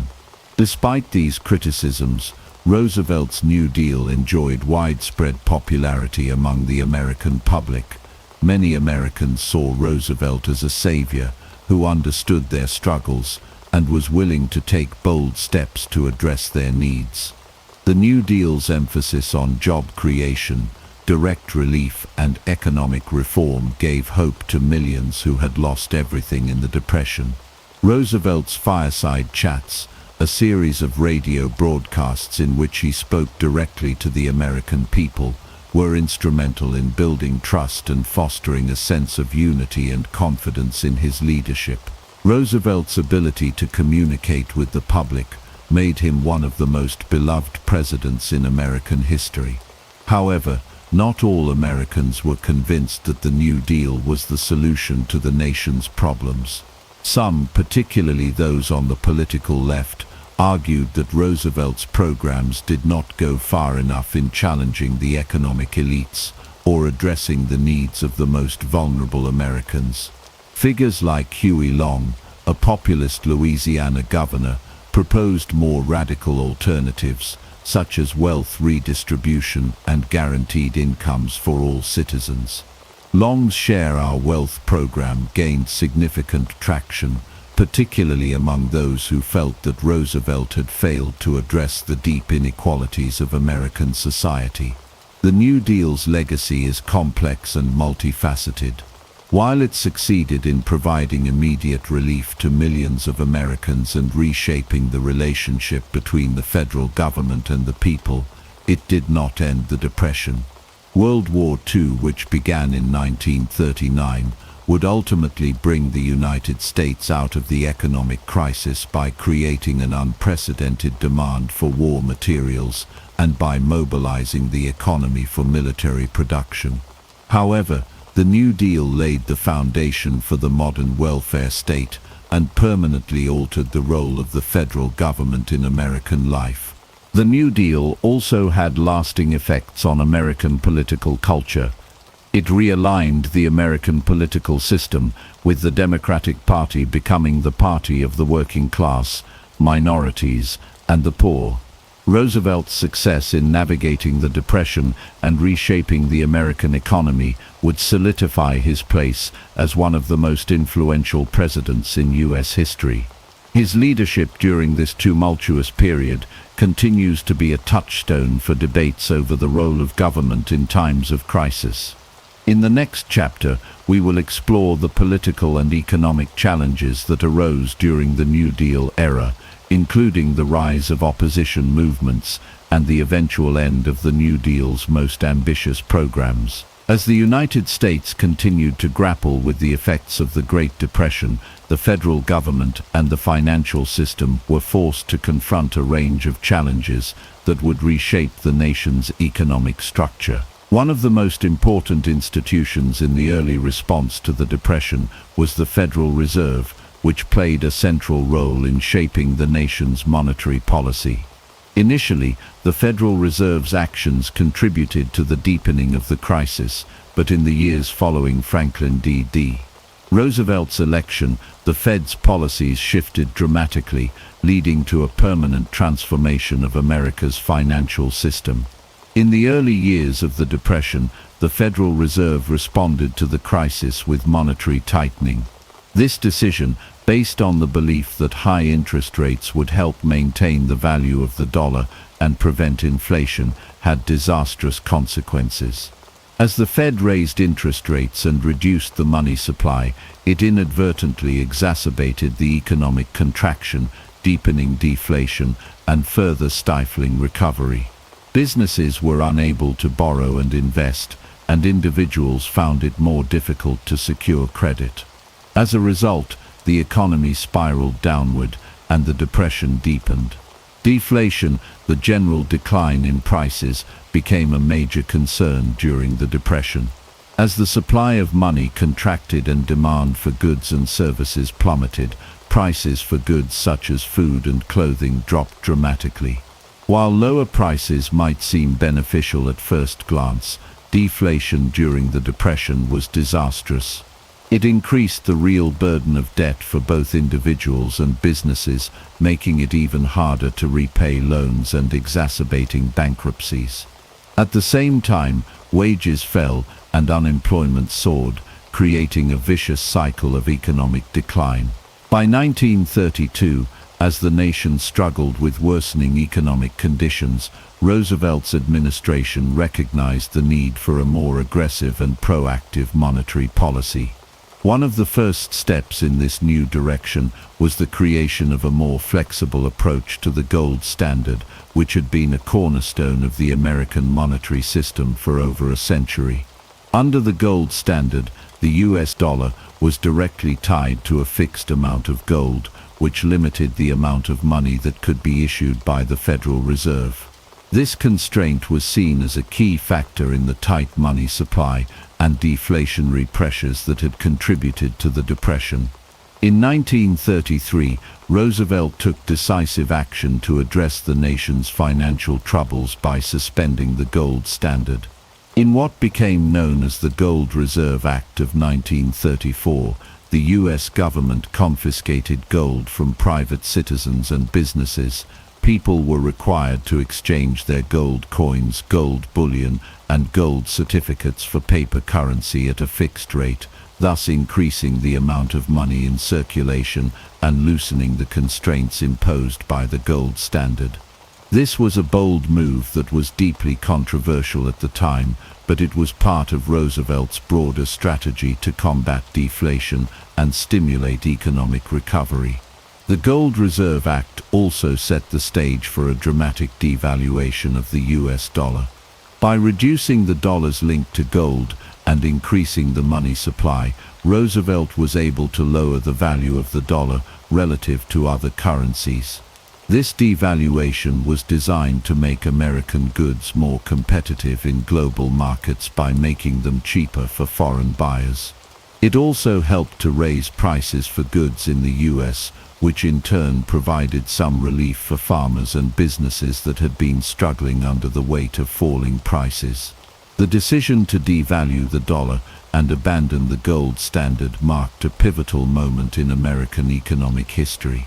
Roosevelt's actions signaled a fundamental shift away from the classical economic principles that had dominated U.S. monetary policy since the 19th century. The U.S. government under Roosevelt was now willing to intervene directly in the financial system in ways that had been unimaginable just a few years earlier.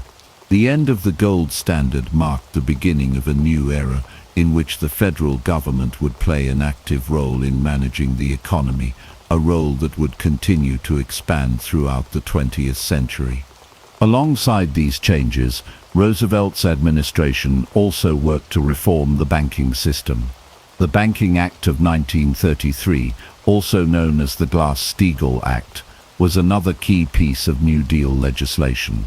This law separated commercial banking from investment banking, reducing the risks of speculative investment and protecting consumers' savings. It also established the Federal Deposit Insurance Corporation, FDIC, which provided insurance for bank deposits up to a certain amount, giving Americans greater confidence in the safety of their savings. The FDIC was a crucial step in restoring public trust in the banking system, which had been shattered by a wave of bank failures during the early years of the Depression. By insuring deposits, the FDIC helped to stabilize the banking system and reduce the fear of losing savings in the event of a bank failure. This, in turn, encouraged people to deposit money in banks rather than hoard it at home, which helped to inject liquidity back into the financial system and promote economic activity. In addition to these reforms, Roosevelt's administration also worked to stabilize the financial markets through the Securities Exchange Act of 1934. This law created the Securities and Exchange Commission, SEC, which was tasked with regulating the stock market and protecting investors from fraud and manipulation. The SEC's creation marked a shift toward more active government oversight of the financial system and laid the groundwork for modern securities regulation. By the time Roosevelt left office in 1945, the U.S. financial system had undergone a profound transformation. The policies he implemented during the New Deal, particularly those related to monetary policy and banking reform, would have lasting effects on the American economy. The abandonment of the gold standard and the devaluation of the dollar set the stage for the modern era of flexible exchange rates and greater government intervention in the economy. The establishment of the FDIC, the SEC, and the broader regulatory framework for the financial system helped to restore stability and public confidence, ensuring that the mistakes of the 1920s and early 1930s would not be repeated. In the next chapter, we will examine the long-term effects of Roosevelt's financial reforms, including how they shaped the post-war economic boom and the role of the U.S. in the global economy. The Great Depression was not only an economic catastrophe, but also a profound cultural and psychological experience for millions of Americans. While many struggled with unemployment, poverty, and the loss of homes, others sought solace and meaning through the arts. Artists, musicians, writers, and filmmakers helped shape a cultural response to the hardships of the time, offering both reflections of despair and rays of hope. The Depression, in many ways, influenced the direction of American culture and left lasting marks on the national psyche. The literature of the 1930s was dominated by authors who explored the struggles of everyday people, capturing the harsh realities of life during the Depression. One of the most iconic voices of this period was John Steinbeck, whose novels like The Grapes of Wrath and Of Mice and Men depicted the devastation experienced by farmers and migrant workers. Steinbeck's portrayal of the Joad family's journey westward in search of work highlighted the resilience of the human spirit, even in the face of overwhelming adversity. His work resonated deeply with those affected by the Depression and brought attention to the economic and social injustices faced by the poor and disenfranchised. Alongside Steinbeck's literary contributions, musicians like Woody Guthrie provided a soundtrack for the Depression. Guthrie's folk songs, such as This Land Is Your Land and Do Re Mi, expressed the struggles of the working class, particularly migrant laborers, and reflected the deep sense of injustice and hardship that many Americans were experiencing. His music became an anthem for those who sought a voice in a time of hardship, and was a reminder of the power of music to provide both solace and a call for social change. The Depression era also saw a surge in the popularity of cinema, which provided an escape from the harsh realities of life. Hollywood films offered audiences a mix of escapism and social commentary, helping people to forget, if only for a few hours, the struggles they faced. Musicals, comedies, and epic dramas flourished, offering a form of entertainment that allowed people to momentarily disconnect from their problems. At the same time, films like The Grapes of Wrath, adapted from Steinbeck's novel, and Modern Times starring Charlie Chaplin, offered sobering reflections on the impact of industrialization and economic hardship on ordinary Americans. Radio, however, was the medium that truly brought Americans together during the Depression. As the most popular form of entertainment and communication, radio allowed people across the country to connect with each other and with their leaders. One of the most significant uses of radio during the Depression was Franklin D. Roosevelt's fireside chats. These radio broadcasts, which began in 1933, allowed Roosevelt to speak directly to the American people in a reassuring and intimate manner. In an era of widespread anxiety and uncertainty, Roosevelt's calming voice and clear explanations of his policies helped to restore a sense of hope and confidence. The fireside chats were a vital tool in building trust between the president and the public, and provided a sense of unity during a time of national crisis. In addition to providing entertainment and connection, radio also served as a platform for the burgeoning labor movement. The economic hardships of the Depression spurred the growth of unions and workers' rights organizations, as workers sought to secure better wages and working conditions. Radio broadcasts helped to spread the message of labor activism and unionization, as many Americans listened to programs that highlighted the struggles of workers and the importance of collective bargaining. The radio provided a voice for union leaders like John L. Bullock Lewis, head of the United Mine Workers, and other labor figures who became influential during this period. The rise of unions during the Depression was a direct response to the exploitation and mistreatment of workers by large corporations.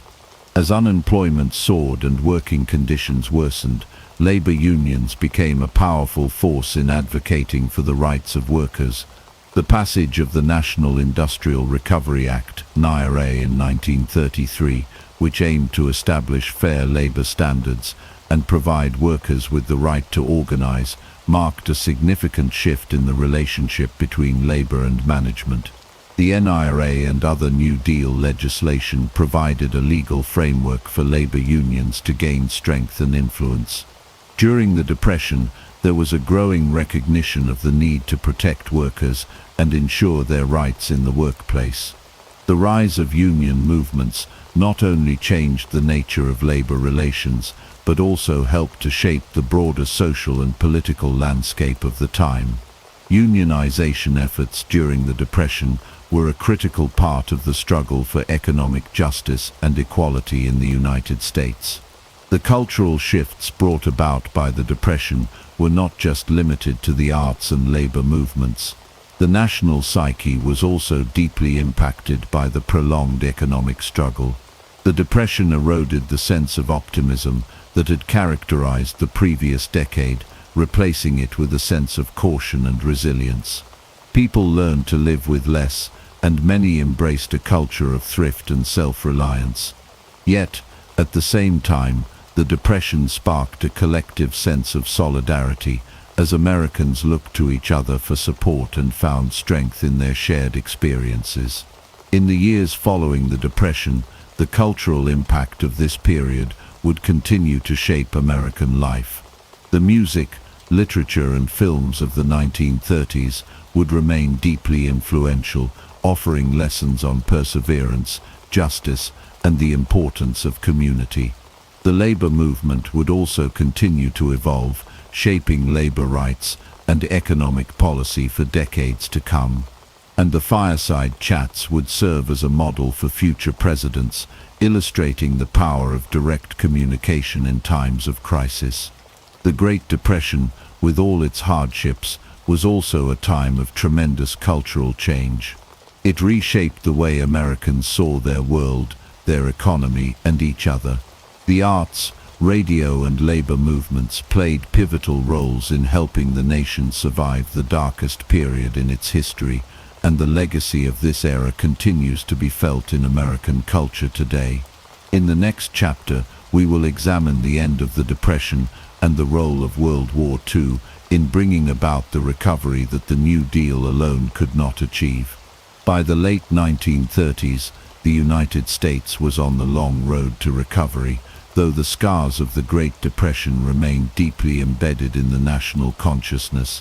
While the New Deal had provided critical relief, employment and reforms, the recovery was slow and uneven. For many Americans, life still felt uncertain, but there were emerging signs of improvement. The economic landscape was shifting, with key indicators pointing toward a gradual but sustained recovery.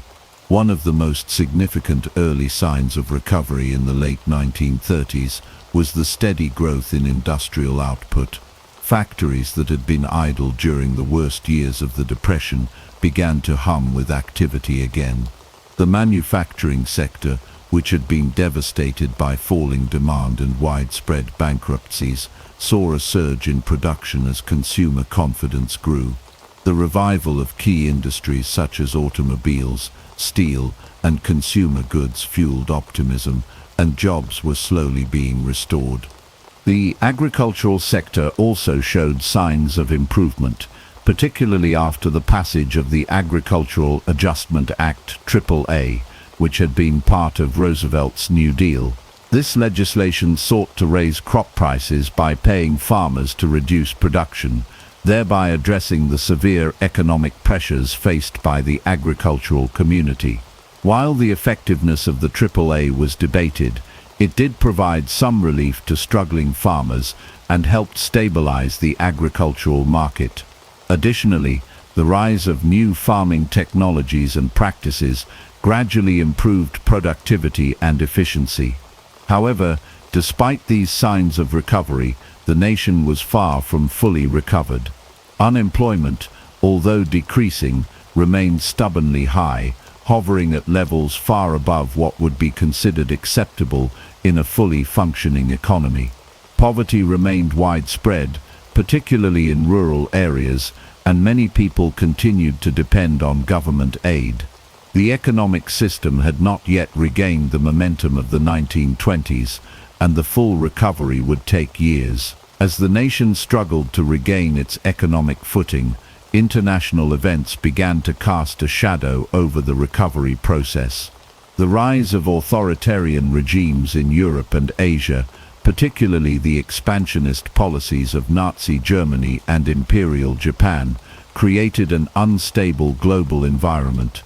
The looming threat of war would soon become a decisive factor in the nation's economic future.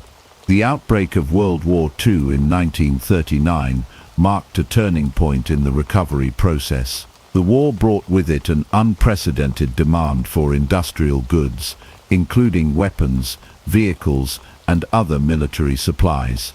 The US government embarked on massive industrial mobilization to support the war effort, resulting in a dramatic increase in production and job creation. Factories that had once produced consumer goods now shifted to military production, and millions of men and women found work in defense industries. Unemployment, which had plagued the nation for years, was virtually eliminated as the country geared up for war. The war effort also had a profound impact on the labor market. With millions of men enlisted in the military, women entered the workforce in greater numbers than ever before, filling jobs in factories, offices, and other industries. The iconic image of Rosie the Riveter symbolized the crucial role that women played in the wartime economy. The war not only provided jobs for millions, but also laid the foundation for significant changes in American society, particularly in terms of gender roles and the participation of women in the workforce. In addition to the economic benefits of war mobilization, World War II had lasting effects on American society. The war led to a transformation in the nation's global role, as the United States emerged from the conflict as the world's leading economic and military power. The war also accelerated technological innovation, with advancements in fields such as aviation, communications, and medicine. The economic changes brought about by the war laid the groundwork for the post-war boom, which would see the US economy grow at an unprecedented rate in the 1950s and beyond. Although World War II played a critical role in ending the Great Depression, the legacy of the Depression era remained deeply ingrained in American society. The financial reforms implemented during the 1930s, such as the creation of the Federal Deposit Insurance Corporation (FDIC) and the Securities and Exchange Commission (SEC), helped to stabilize the banking and financial systems and restore public confidence. These reforms provided a sense of security for depositors and investors and reduced the risk of another financial collapse. The New Deal also laid the foundation for the modern welfare state. Social Security, which was established in 1935, provided a safety net for the elderly, the disabled, and other vulnerable populations. This program, along with other social welfare initiatives, became a cornerstone of the American social contract and ensured that millions of Americans would not fall through the cracks during times of economic hardship. The experience of the Great Depression also left a lasting mark on the national psyche. Americans had learned to be cautious and conservative with their finances. The memory of the stock market crash and the devastation of the Depression era encouraged future generations to prioritize financial stability and to view economic risks with skepticism. The Depression reinforced the belief that government intervention could play a crucial role in mitigating economic crises, and this mindset would shape economic policy for decades to come. In the years following the Depression, Americans embraced a new economic reality. While the memory of the 1930s would never fade, the recovery process, aided by the global conflict of World War II, set the stage for a period of prosperity and growth. The legacy of the Great Depression, however, remained an integral part of the nation's development, as the United States emerged from the crisis with a new understanding of the need for financial regulation, social welfare programs, and a more active role for government in managing the economy. As the United States moved into the post-war era, the country was forever changed by the lessons learned during the Great Depression. The challenges of the 1930s helped to reshape American politics, economics, and society, leaving a profound impact on the direction of the nation for generations to come. Ancient Egypt stands as one of the most influential and fascinating civilizations in human history. Its story spans over 3 millennia, from the dawn of its unification around 3100 BCE to its eventual decline in the 4th century CE. Situated along the fertile banks of the Nile River, Egypt's unique geography and natural resources played a pivotal role in the formation and growth of its remarkable culture and society. This chapter introduces the beginnings of ancient Egyptian civilization, its rise, and the crucial role the Nile played in shaping one of the greatest ancient cultures. The geography of ancient Egypt was central to its development. The country is located in northeastern Africa, bordered by deserts to the east and west, and by the Mediterranean Sea to the north. But perhaps the most significant geographic feature of Egypt was the Nile River, which stretched for over 4,000 miles from Central Africa to the Mediterranean. The Nile provided a lifeline to the Egyptians, offering water, transportation, fertile soil, and abundant fish and wildlife. Each year the river flooded its banks, depositing nutrient-rich silt that enabled the Egyptians to cultivate crops and sustain large populations. The annual flooding of the Nile was seen as a gift from the gods, an event that allowed Egypt to thrive as an agricultural powerhouse. Beyond its geographical advantages, Egypt's natural isolation, protected by vast deserts, provided a sense of stability and security. This allowed Egyptian culture and society to develop relatively undisturbed by outside forces for many centuries. It was within this unique environment that one of the earliest great civilizations of antiquity would rise. The early history of Egypt is marked by its unification. Before around 3100 BCE, Egypt was divided into two kingdoms: Upper Egypt, located to the south, and Lower Egypt, located in the north around the Nile Delta. The unification of these two regions is traditionally attributed to King Narmer, also known as Menes, who became the first pharaoh of a unified Egypt. Narmer's unification marked the beginning of the dynastic period, a time when Egypt would be ruled by a succession of powerful and influential dynasties. With the establishment of the first dynasty around 3100 BCE, Egypt's political and religious structures began to take shape. The pharaoh, viewed as both a divine ruler and the earthly representative of the gods, was central to the government. Pharaohs would rule over Egypt for centuries, and their power and influence were supported by a class of officials, priests, and soldiers. In this early period, Egypt's distinct cultural and religious practices began to emerge, setting the stage for the monumental achievements that would follow. One of the most significant aspects of Egyptian civilization was its complex and enduring religious system. The Egyptians believed in a multitude of gods and goddesses, each of whom governed various aspects of nature and human life. Central to their belief system was the concept of Ma, which represented order, balance, and justice. The pharaoh was considered the earthly guarantor of Ma, ensuring harmony between the gods, the land, and the people. The dynastic period also saw the development of Egypt's distinct art, architecture, and writing systems. The Egyptians are perhaps best known for their monumental achievements in architecture, including the construction of the Great Pyramids of Giza, which were built as tombs for the pharaohs.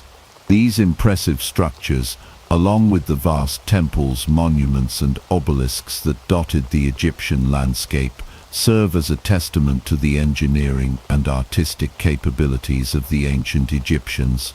In terms of writing, the Egyptians developed hieroglyphs, a system of pictorial symbols used to record religious texts, royal decrees, and historical events. This writing system played a key role in the preservation of Egypt's history and culture, allowing future generations to understand and learn from the accomplishments of their ancestors. Egypt's rise as a powerful civilization was also facilitated by its access to trade routes, which connected it to the broader Mediterranean world, the Near East and Africa. Egypt's wealth, culture and influence spread throughout the ancient world, and its legacy would continue to inspire civilizations for millennia. In summary, ancient Egypt was born out of its unique geography, the fertile Nile River, and the development of a strong, centralized government under the leadership of the pharaohs. Over time, Egypt would rise to become one of the most enduring and influential civilizations in the ancient world. Its remarkable achievements in art, architecture, religion, and governance would shape the trajectory of history and leave a lasting legacy that continues to captivate the world today. The origins of Egyptian religion are deeply entwined with the development of Egyptian society itself. Religion was not just a system of beliefs in ancient Egypt. It was an integral part of daily life, governing everything from politics to social norms to individual actions. The ancient Egyptians believed that their gods were intimately involved in every aspect of their world, from the rising and setting of the sun to the flooding of the Nile. Understanding Egyptian religion requires us to explore how these beliefs emerged, how they evolved, and how they influenced the daily lives of the people. The roots of Egyptian religion are believed to stretch back to pre-dynastic times, long before the unification of Egypt in 3100 BCE. Early Egyptian religious beliefs were animistic, focusing on the worship of natural forces and deities associated with the elements, animals, and aspects of nature. Over time, these beliefs became more structured and began to form a coherent system. As communities grew and settled along the banks of the Nile, the Egyptians began to personify natural forces and the cycles of life and death, leading to the creation of a vast pantheon of gods and goddesses. The formation of the Egyptian pantheon was gradual, with local deities worshipped in specific regions, often associated with cities or natural features such as rivers, animals, or the sun. Over time, these regional gods merged and became part of a larger unified system. The gods in the Egyptian pantheon were typically anthropomorphic, meaning they had human-like features, though they often had animal characteristics as well. Some of the most important gods included Ra, the sun god, Osiris, the god of the afterlife, Isis, the mother goddess, Horus, the god of kingship, and Anubis, the god of mummification. These gods were believed to govern various aspects of the cosmos and were deeply connected to both the natural and supernatural worlds. In addition to the major gods and goddesses, the Egyptians also believed in a variety of spirits and lesser deities who influenced daily life. These included household gods, protective spirits, and deities associated with specific tasks, such as Thoth, the god of writing and knowledge. The importance of these gods in the everyday life of Egyptians cannot be overstated. Priests, temples, and rituals were a constant part of Egyptian society. Religious practices were central to political life as well, as the pharaohs were seen as divine rulers, intermediaries between the gods and the people. The pharaoh's role was not only as a political leader, but also as a religious figure, responsible for maintaining cosmic order and harmony. One of the most important concepts in Egyptian religion was Ma'at, which represented order, balance, and justice. Ma'at was seen as the fundamental force that maintained harmony in the universe, ensuring that everything in the world functioned according to divine will. Ma'at was personified as a goddess, often depicted with an ostrich feather on her head. This concept was central to Egyptian spirituality, influencing the actions of the pharaoh and every aspect of the kingdom. The pharaoh's primary duty was to uphold Ma'at, ensuring that justice and order prevailed both in the physical world and in the afterlife. Ma'at's role in Egyptian religion extended beyond the actions of the ruler. It was believed that every individual had a responsibility to live according to the principles of Ma'at, ensuring personal harmony and the well-being of society. This meant behaving in a morally upright manner, following the laws and respecting the gods. The Egyptians believed that if Ma'at was disrupted, chaos and disorder would ensue. The concept of Ma'at was also connected to the idea of judgment in the afterlife. In the judgment hall of Osiris, the deceased's heart was weighed against the feather of Ma'at to determine whether they had lived a righteous life and could enter the afterlife. The daily rituals and religious observances of the Egyptians were intricately connected to their beliefs in Ma'at. Temples were built in honor of the gods, where priests performed daily rituals to maintain the favor of the gods and ensure the continued prosperity of Egypt. These rituals involved offerings of food, incense, and other gifts, and were intended to sustain the gods and keep cosmic balance intact. Major festivals and celebrations were held throughout the year to honor specific gods, with the most important being the Festival of the Opet, which celebrated the divine union of the gods and the pharaoh. The Egyptians also believed that their gods had human characteristics and could be both benevolent and wrathful. The gods were seen as protectors, guiding their people through difficult times, but they were also capable of punishing those who violated the principles of Ma'at. One of the most famous examples of divine wrath is the story of the sun god Ra, who sent the goddess Sekhmet to punish humanity for their disobedience. The balance between divine protection and retribution was an essential part of Egyptian religious thought. In conclusion, the origins of Egyptian religion were shaped by the need to understand and cope with the natural world and the forces that governed it. Over time, this evolved into a rich and complex system of beliefs centered around a pantheon of gods and the concept of Ma'at. Religion in Egypt was not a separate part of life. It was interwoven with every aspect of society, from governance to daily rituals. The gods and goddesses were seen as integral to the welfare of the state, and their influence extended into every corner of Egyptian life. As such, Egyptian religion played a fundamental role in the development of this great civilization, influencing its politics, culture, and spirituality for centuries. Ra, the sun god, is one of the most powerful and revered deities in ancient Egyptian mythology. As the central figure in Egypt's religious system, Ra was associated with life, light, warmth, and the very essence of creation. His influence was so profound that he became the cornerstone of Egyptian religious thought and was considered the king of all gods. This chapter delves into the myth of Ra's creation, his journey across the sky, and his significant role in Egyptian society and governance. Ra was believed to be the creator of the universe, responsible for bringing light and life to the world. In the Egyptian creation myth, Ra's emergence from the primordial waters of Nun marks the beginning of time and existence. According to one version of the myth, in the beginning there was only darkness and chaos.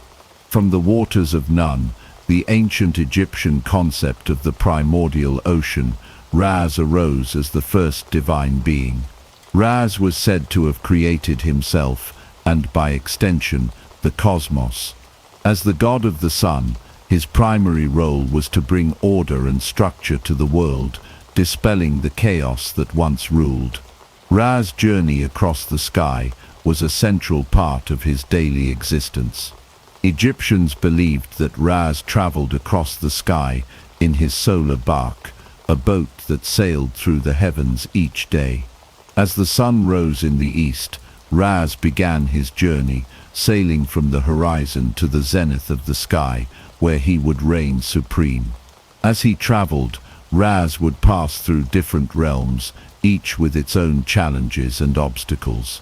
At night, Raz would descend into the underworld, known as Duat, where he would battle the forces of darkness and chaos, primarily represented by the serpent Apep or Apophis. The struggle between Raz and Apep symbolized the eternal fight between order and chaos, light and darkness. The myth of Raz's nightly journey was not only a cosmological explanation for the cycle of day and night, but also a reflection of the ancient Egyptians' belief in the need to maintain harmony and balance in the universe. Ra's victory over Apep each night was seen as essential for the continuation of life and the preservation of Ma'at, the divine order. This daily cycle reinforced the idea that life itself was an ongoing struggle against disorder, and that divine intervention was necessary to maintain cosmic stability. Ra's association with the pharaohs of Egypt was another crucial aspect of his role in Egyptian religion. The pharaoh was considered not only a political leader, but also a divine ruler on earth, directly descended from Raz. This divine connection was vital for the legitimacy of the pharaoh's reign.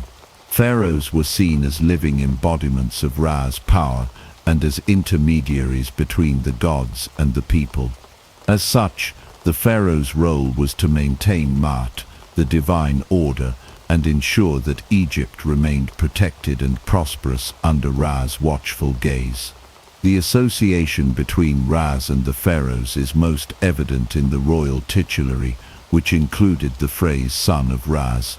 This title was a symbol of the pharaoh's divine right to rule and emphasized his close relationship with the sun god. Raz was seen as the ultimate source of royal authority, and the pharaoh's actions were believed to reflect the will of Raz. In this sense, the pharaoh was not just a political leader, but a manifestation of Ra's divine power and will on earth. One of the most important aspects of the relationship between Raz and the pharaoh was the pharaoh's role in maintaining the cosmic order. The pharaoh was seen as the protector of Ma'at, ensuring that the universe remained in balance and that the natural cycles of life continued uninterrupted. Just as Raz brought light and life to the world each day, it was the responsibility of the pharaoh to bring order, justice and prosperity to Egypt. The pharaoh's ability to maintain Ma'at was believed to directly affect the well-being of the country, its people and its rulers. Ra's influence extended beyond the political realm. He was also associated with various temples and monuments built in his honor. The most famous of these is the Temple of Raz at Heliopolis, which became a major center of worship. At the temple, priests would perform elaborate rituals and sacrifices to honor Raz and ensure his continued favor. Ra's image was often depicted as a man with the head of a hawk, crowned with a solar disk, which became one of the most recognizable symbols in Egyptian art.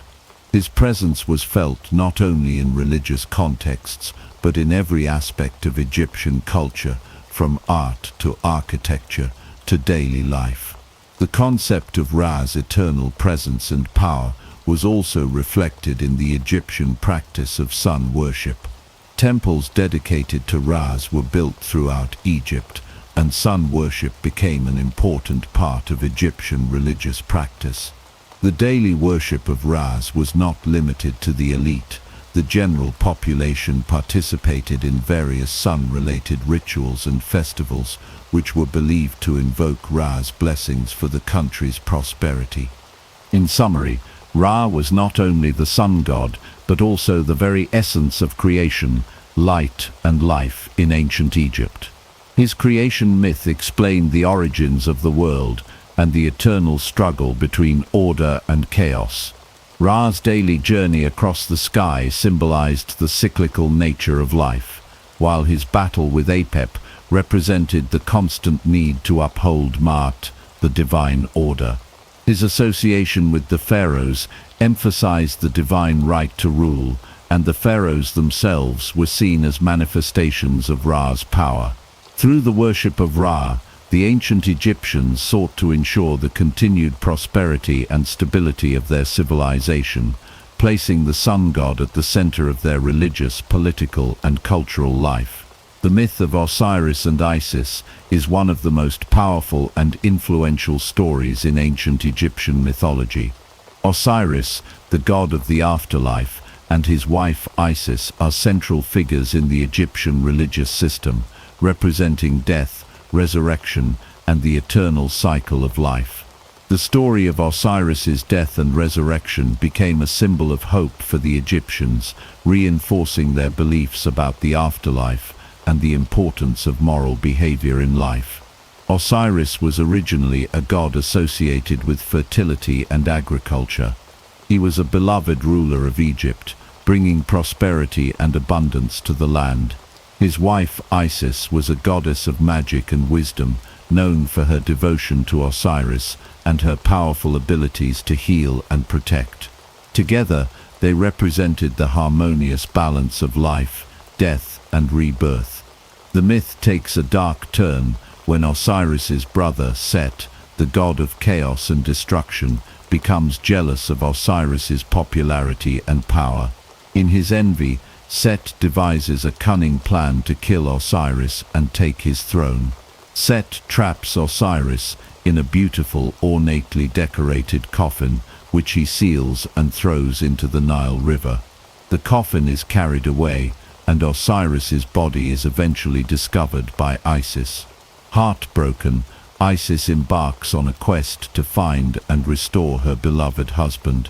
With the help of her magical powers and the assistance of her sister Nephthys and the jackal-headed god Anubis, Isis is able to recover Osiris's body. However, Set, not willing to allow his brother's resurrection, dismembers Osiris's body and scatters the pieces across Egypt. Undeterred, Isis and her sister search for and reassemble Osiris's body, bringing him back to life through the power of her magic. The resurrection of Osiris is one of the most significant events in Egyptian mythology. It symbolizes the eternal cycle of life, death, and rebirth. Osiris's ability to be resurrected represents the promise of life after death and the possibility of regeneration. Osiris, after his resurrection, becomes the ruler of the afterlife, presiding over the judgment of souls and guiding the dead to their final resting place. The concept of the afterlife was central to Egyptian religious beliefs, and Osiris was the key figure in this process. The idea that one could live again in a different form after death provided comfort and hope to the ancient Egyptians. Osiris's resurrection also had profound implications for the pharaohs of Egypt. Pharaohs were considered to be the living embodiments of Horus, the son of Osiris, and were thus directly connected to Osiris in both life and death.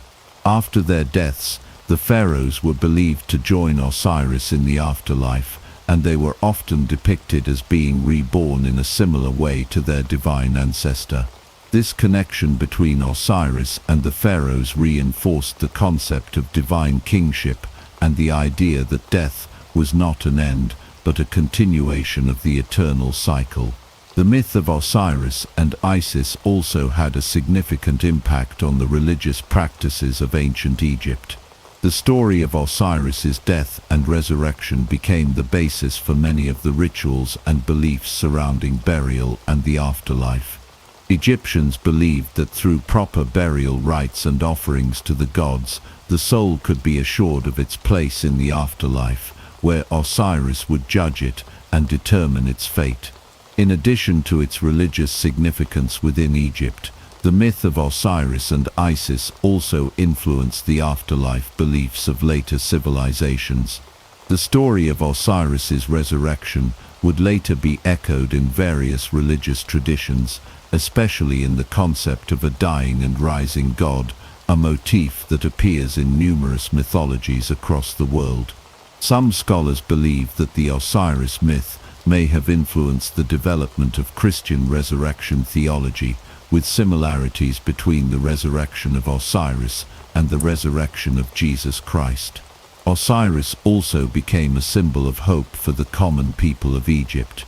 In a society where life was often difficult and uncertain, the story of Osiris's resurrection reminded the Egyptians that death was not the end, and that there was hope for renewal and rebirth. The resurrection of Osiris represented the idea that life, in all its forms, was cyclical, renewed each day with the rising of the sun, and again with the resurrection of Osiris. In conclusion, the myth of Osiris and Isis is one of the most important and enduring stories in ancient Egyptian religion. It encapsulates the central themes of life, death, and resurrection, offering Egyptians both a moral framework for living and a vision of hope for the afterlife. The story's impact extended far beyond Egypt, influencing the religious traditions of later civilizations and continuing to resonate through time as a powerful symbol of rebirth and eternal life. The early dynastic period of ancient Egypt, which lasted from around 3100 BCE to 2686 BCE, marks a crucial phase in the formation of one of the most powerful and enduring civilizations in history. It is during this period that Upper and Lower Egypt were unified under the rule of the first pharaoh, Narmer, also known as Menes. This unification laid the foundation for Egypt's political structure and religious beliefs, while the establishment of the First Dynasty helped to solidify the concept of divine kingship. The story of Narmer's unification of Egypt is one of the most important moments in the history of the ancient world. Narmer, who ruled around 3100 BCE, is believed to have been the king who succeeded in bringing together the two previously separate regions of Upper and Lower Egypt. The unification was symbolized by the creation of the famous Narmer palette, a ceremonial slate slab depicting Narmer wearing the crowns of both Upper and Lower Egypt. This image clearly shows Narmer as the supreme ruler of both regions, and the palette itself represents one of the earliest examples of Egyptian art that illustrates the idea of unified Egypt. Narmer's successful unification allowed him to establish the First Dynasty, which marked the beginning of a long line of rulers that would dominate Egypt for the next 3 millennia. The title of pharaoh, which was used to refer to the king of Egypt, came to be associated with both political authority and divine status. Pharaohs were considered not only as the supreme political rulers, but also as divine intermediaries between the gods and the people. Their role as the earthly embodiment of the gods made them central to both the governance of Egypt and its religious practices. With the establishment of the First Dynasty, the pharaohs became key figures in both the spiritual and political lives of the Egyptian people. Their divine status was reflected in their association with the gods, and their authority was seen as ordained by the divine forces. This connection to the gods played a crucial role in ensuring the pharaoh's legitimacy and power. The idea of divine kingship also helped to reinforce social order in Egypt, as the pharaoh was seen as a symbol of the gods' will on earth. Another key aspect of the early dynastic period was the beginning of pyramid building projects. Early on, the pharaohs sought to demonstrate their power, wealth, and divine connection through monumental architecture. The construction of large-scale structures, including mastebous rectangular tombs and early pyramids, signaled the pharaohs' desire for eternal life and their role in the afterlife. The pyramids, as elaborate tombs for the pharaohs, also reflected the central role of religion in Egyptian life. These tombs were designed not only to house the pharaoh's body, but also to provide a space for their soul to reside in the afterlife. The earliest pyramid building project was the Step Pyramid at Saqqara, built for Pharaoh Djoser during the Third Dynasty c. 2670 BCE. This pyramid, designed by the architect Imhotep, represented a major architectural innovation and marked the beginning of Egypt's pyramid building tradition. The step pyramids construction demonstrated the pharaoh's ability to mobilize vast resources and labor forces, as well as the importance of religion in Egyptian society. It was also one of the first large stone structures built in Egypt, setting the stage for the later, more iconic pyramids of the Old Kingdom. The role of the pharaohs in Egyptian religion was intertwined with their political authority. As divine rulers, the pharaohs were seen as responsible for maintaining Ma'at, the ancient Egyptian concept of order, justice and harmony. Ma'at was not only a moral code but also a cosmic order that governed both the heavens and the earth. The pharaoh was expected to uphold Ma'at by maintaining peace and prosperity, overseeing the proper performance of religious rituals, and ensuring that Egypt was in balance with the gods. The pharaoh's ability to do this was believed to be essential for the continued welfare of the country. In addition to overseeing the rituals that ensured Egypt's continued prosperity, the pharaohs were also responsible for the construction of temples dedicated to the gods.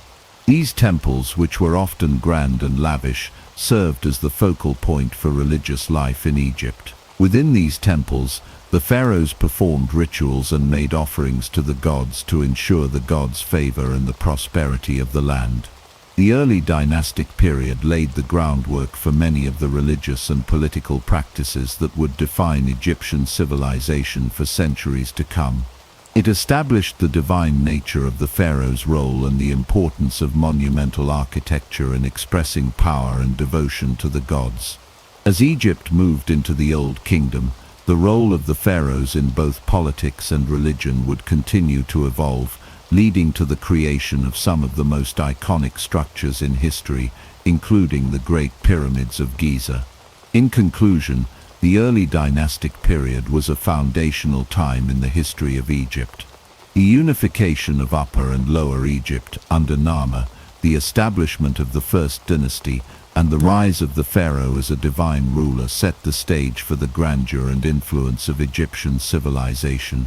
The early pyramid building projects and the central role of religion in political life shaped the trajectory of ancient Egypt for centuries, leaving a lasting legacy that continues to captivate the world today. The fourth dynasty of ancient Egypt, which lasted from around 2613 to 2494 BCE, is considered one of the most remarkable periods in the history of Egyptian civilization.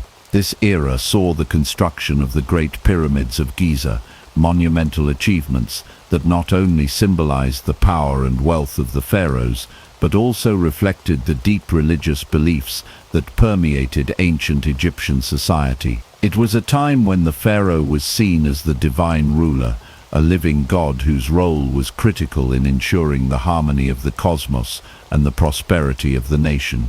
The fourth dynasty is most famously associated with the reign of Pharaoh Khufu, also known as Cheops. Khufu's reign marked the pinnacle of pyramid construction, with the construction of the Great Pyramid of Giza being his crowning achievement. This pyramid, the largest of the three pyramids at Giza, is one of the seven wonders of the ancient world and stands as a testament to the pharaoh's power and vision. The Great Pyramid was originally 481 feet tall, and it remains the tallest man-made structure in the world for over 3,800 years. It was built with millions of limestone blocks, each weighing several tons, and the scale of the pyramid's construction required a massive workforce of laborers, engineers and craftsmen.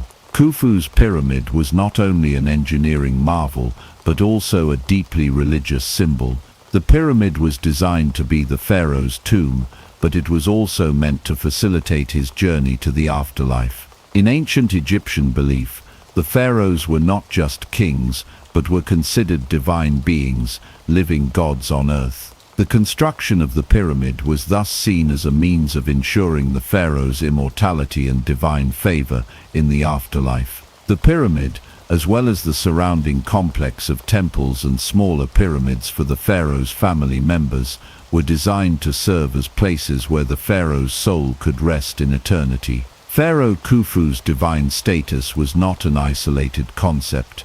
It was part of a broader religious framework that emphasized the pharaoh's connection to the gods, particularly Ra, the sun god. Ra was believed to be the creator of all life, and the pharaoh, as the living incarnation of Ra, was seen as the intermediary between the gods and the people. This divine status of the pharaoh was essential in maintaining Ma'at, the Egyptian concept of order, balance and justice, which was vital for the continued prosperity of Egypt. During the Fourth Dynasty, the belief in the pharaoh's divine nature was reinforced through rituals, monuments and inscriptions that linked the pharaoh with the gods. Khufu, for example, was often depicted in royal imagery as a godlike figure, further solidifying his divine status. The building of massive pyramids such as the Great Pyramid was a physical manifestation of this divine connection.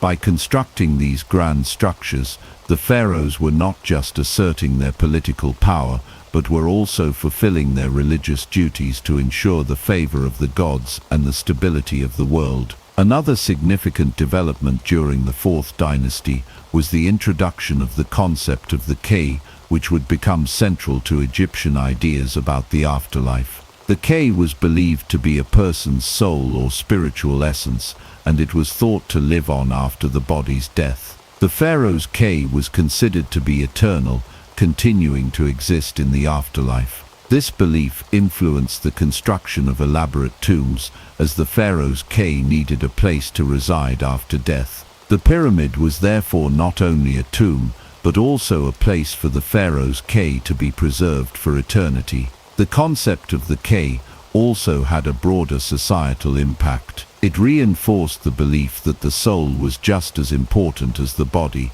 and that the afterlife was an extension of earthly life. The Ka required offerings of food, drink, and other items to ensure its well-being in the afterlife. This is why tombs were often filled with goods that the deceased might need in the next world. For the pharaohs, these goods were often placed in elaborate burial chambers within the pyramids, ensuring that the pharaoh's Ka would remain nourished and cared for in the afterlife. In addition to Khufu, his successors in the Fourth Dynasty, such as Pharaoh Khafre-Chephren and Pharaoh Menkaure, continued the tradition of pyramid building.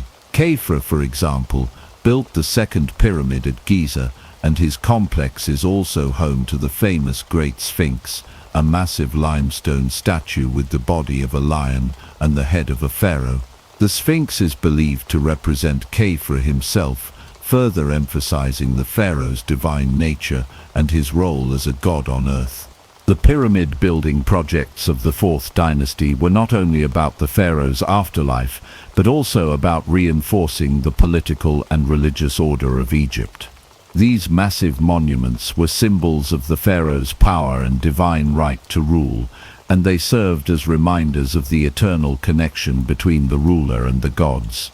They were also expressions of Egypt's ability to mobilize labor, resources, and technology to create awe-inspiring structures that would stand for millennia.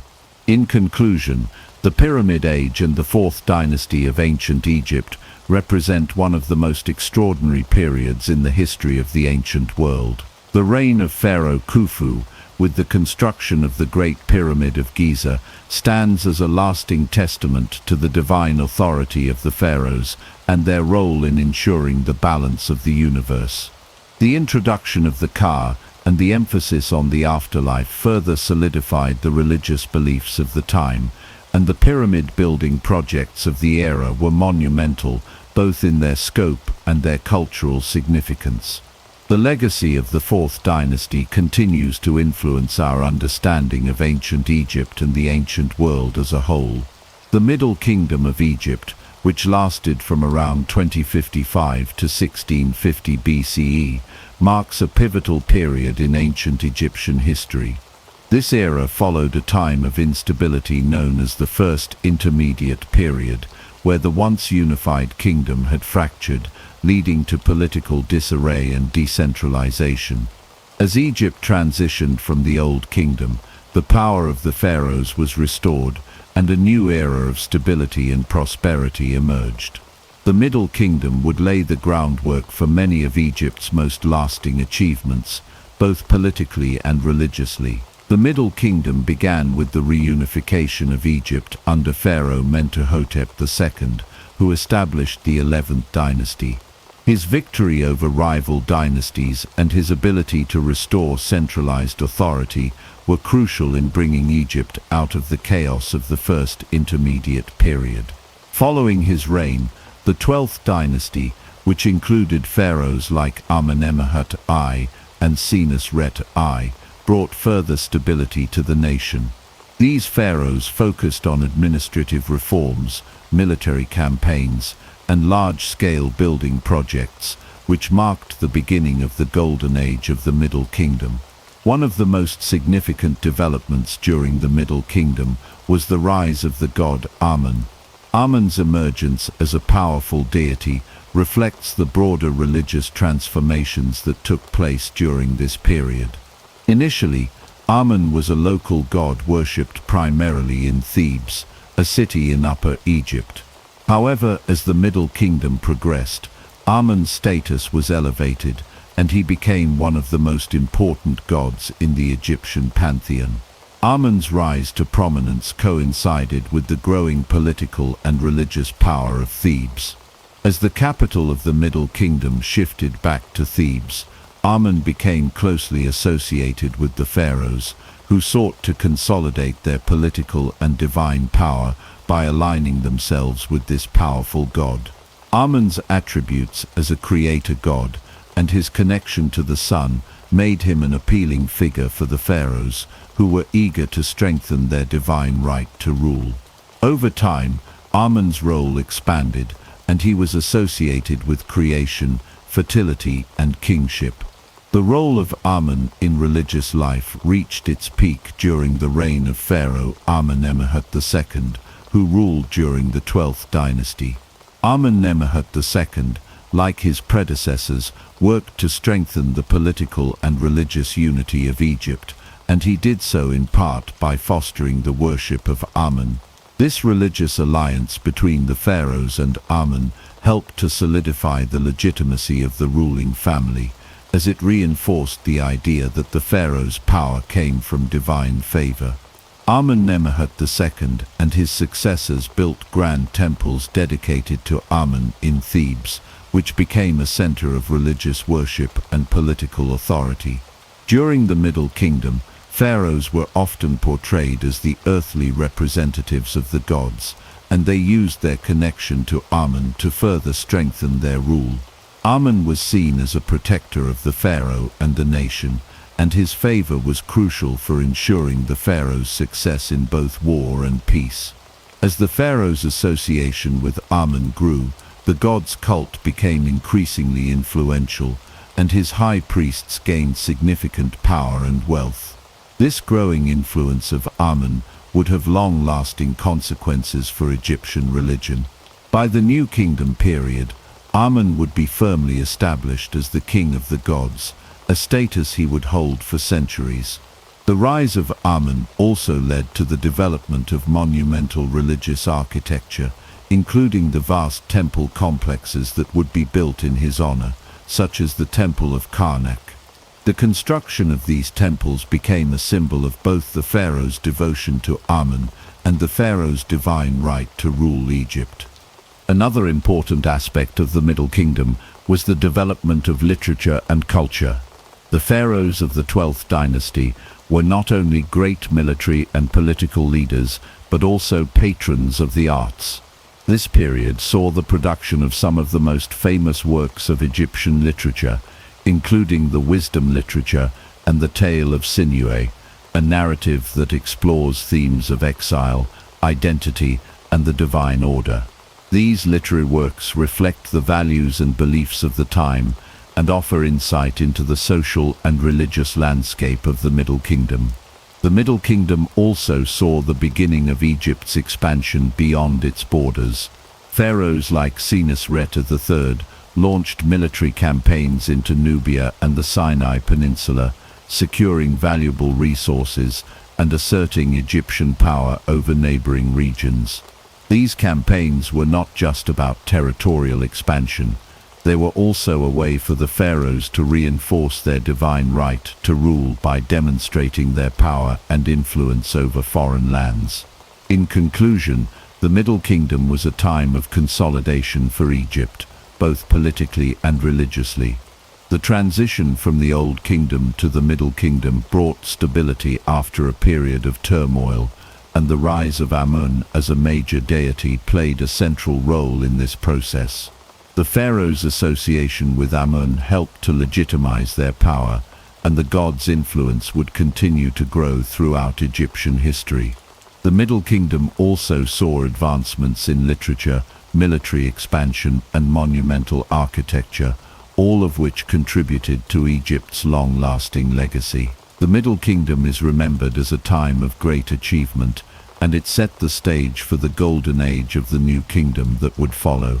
The reign of Pharaoh Akhenaten, c. 1353–1336 BCE, represents one of the most radical and controversial periods in ancient Egyptian history.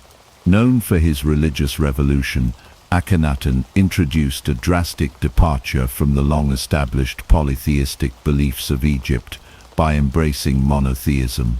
His dedication to the worship of Aten, the sun disk, marked a significant shift in both religious practices and societal norms. This chapter will explore Akhenaten's religious reform, its impact on Egyptian art and culture, and the return to traditional polytheism after his death. Akhenaten, originally named Amenhotep IV, ascended to the throne during the 18th dynasty, a period when Egypt was at the height of its power. Initially, he ruled under the traditional pantheon of gods, but in a dramatic break with tradition, Akhenaten introduced the worship of Aten as the sole god. Aten, depicted as a sun disk with rays extending to the earth, became the central figure in Akhenaten's religious vision. Unlike the other gods, who were often represented in human or animal form, Aten was symbolized as a simple disk of light, emphasizing his abstract, all-encompassing nature. This religious revolution was not merely a change in the gods worshipped, it was an entire reorganization of Egyptian society and culture. Akhenaten built a new capital city, Akhenaten, modern-day Amarna, which was dedicated entirely to the worship of Aten. The city was designed with an open, airy layout, reflecting the god's association with the sun and the sky. Akhenaten's decision to move the capital away from Thebes, the traditional center of religious power, was a bold political statement as well. He aimed to shift both the political and religious center of Egypt to Aten, and away from the established priesthood of Amun, who had long held great influence in Egypt. Akhenaten's religious reform also had a profound impact on Egyptian art. Traditional Egyptian art had followed strict conventions, with idealized depictions of the pharaohs and gods.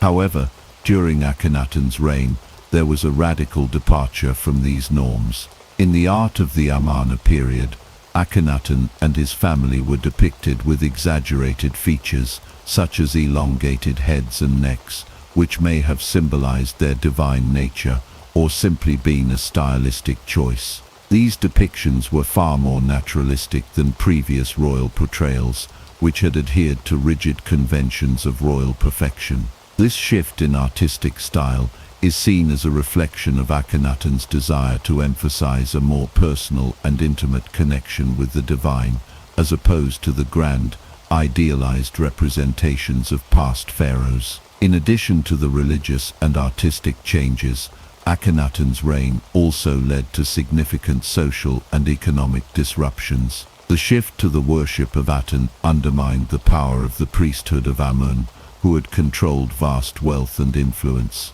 As Akhenaten reduced the prominence of Amun and the traditional temples, it is likely that many in Egyptian society, especially the priests and elites, resisted his reforms. This disruption, combined with other factors such as the decline of Egypt's international influence during Akhenaten's reign, may have contributed to the instability that followed his death.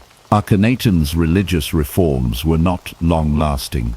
After his death, His successor, the boy pharaoh Tutankhamun, restored the traditional polytheistic beliefs and the worship of Amun.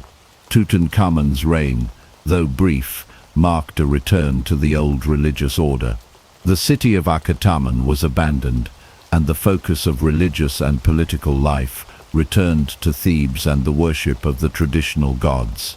Akhenaten's successor, Ai, also continued this trend by erasing Akhenaten's name and legacy from monuments and inscriptions. The restoration of polytheism was followed by a return to the strong influence of the Amun priesthood. The power and wealth of the priesthood of Amun were quickly restored, and the gods of Egypt returned to their prominent positions in the religious hierarchy. Akhenaten's radical religious reforms were largely erased from memory, and his reign became an anomaly in Egyptian history.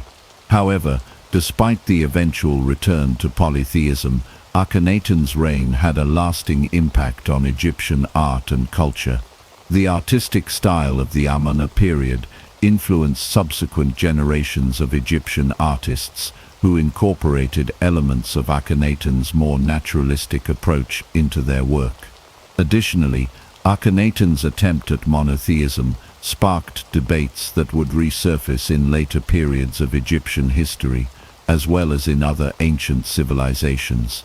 Akhenaten's religious revolution remains one of the most fascinating and perplexing episodes in ancient Egyptian history. His shift to monotheism and the worship of Akhenaten was a bold experiment in religious and political power, but it was ultimately short-lived. Nevertheless, his reign continues to capture the imagination of scholars and historians who debate the reasons behind his religious reforms and their impact on Egyptian society. In the end, Akhenaten's legacy is one of both innovation and rejection, a reminder of the complexity and fluidity of religious and cultural traditions in ancient Egypt. The discovery of King Tutankhamun's tomb in 1922 by British archaeologist Howard Carter remains one of the most significant archaeological finds in history. The tomb, located in the Valley of the Kings, contained an extraordinary wealth of treasures, including the famous gold mask of Tutankhamun, as well as countless artifacts that have provided invaluable insights into ancient Egyptian culture, art, and religion. This discovery not only brought King Tut to international fame, but also shed new light on the religious and political history of Egypt, particularly during the transition from the reign of Akhenaten to the restoration of traditional polytheistic worship. Tutankhamun ascended to the throne at a young age, likely around the age of 9 or 10, following the death of his father, Akhenaten, and the subsequent collapse of Akhenaten's religious reforms. Akhenaten's attempt to establish the worship of Akenes, the sole god, had been deeply controversial, and after his death, the return to the traditional religious order was inevitable.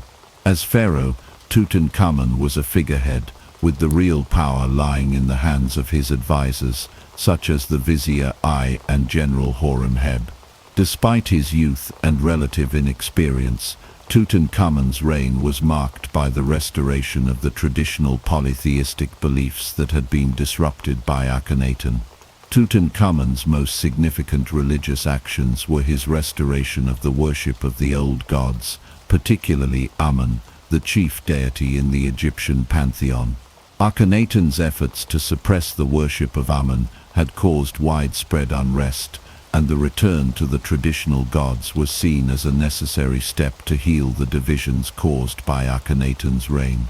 Tutankhamun's restoration of Amun worship included the reopening of temples that had been closed during the Amun period and the reinstatement of the powerful Amun priesthood.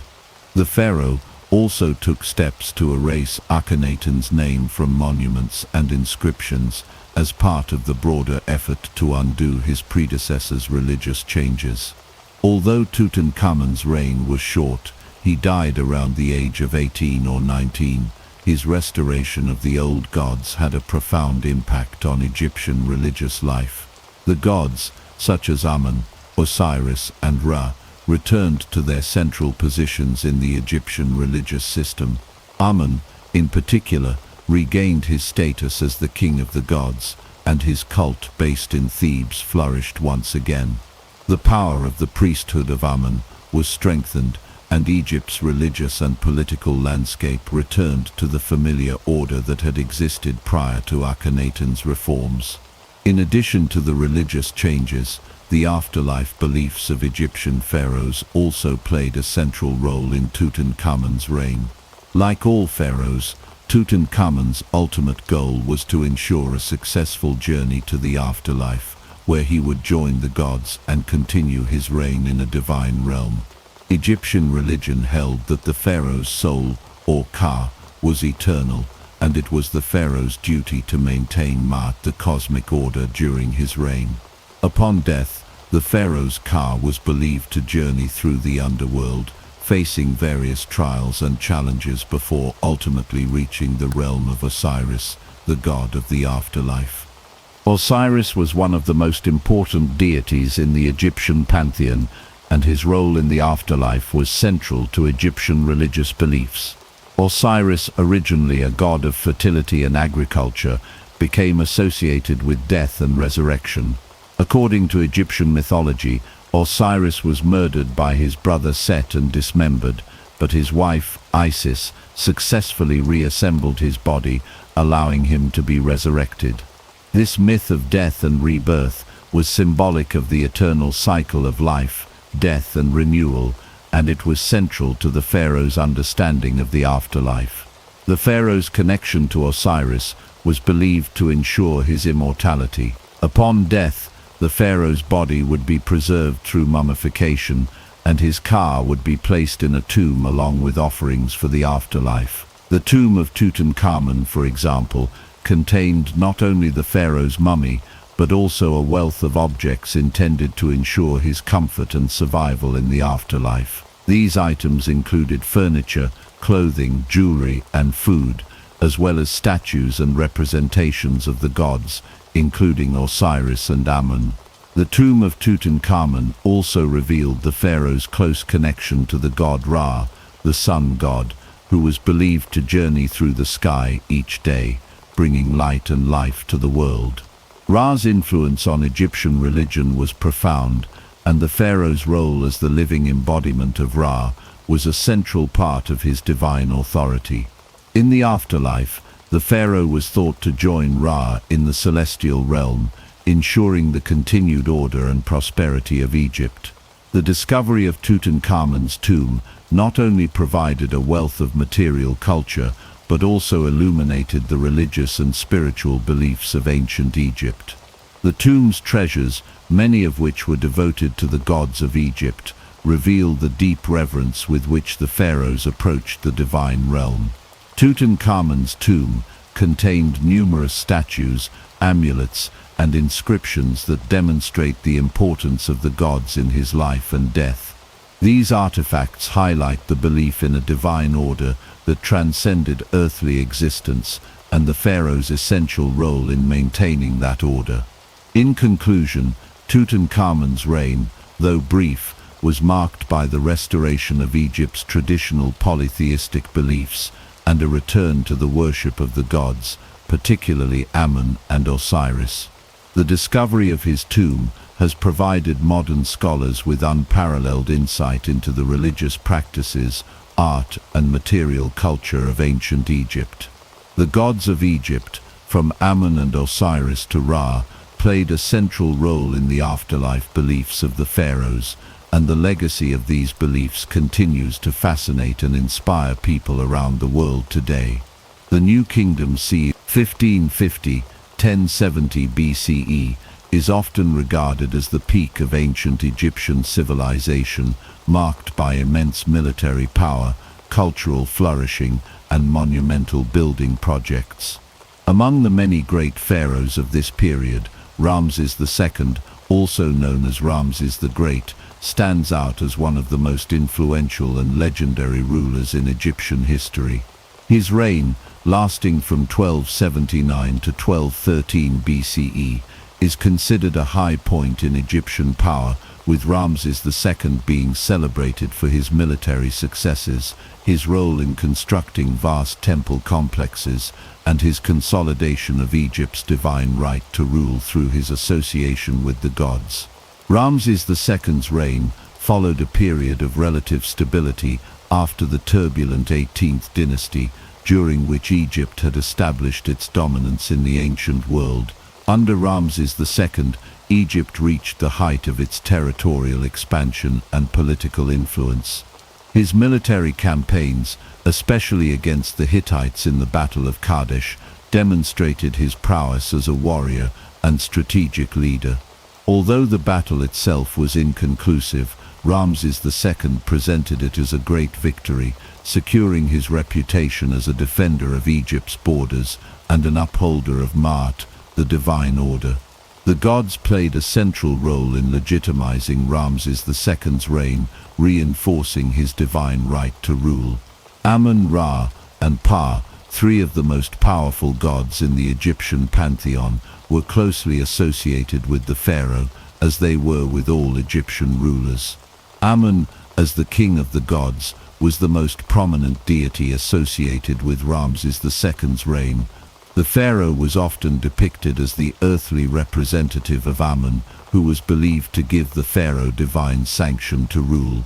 The close relationship between Ramses II and Amun was evident in the construction of grand temples and monuments dedicated to the god, which not only served religious purposes, but also reinforced the pharaoh's authority and divine right.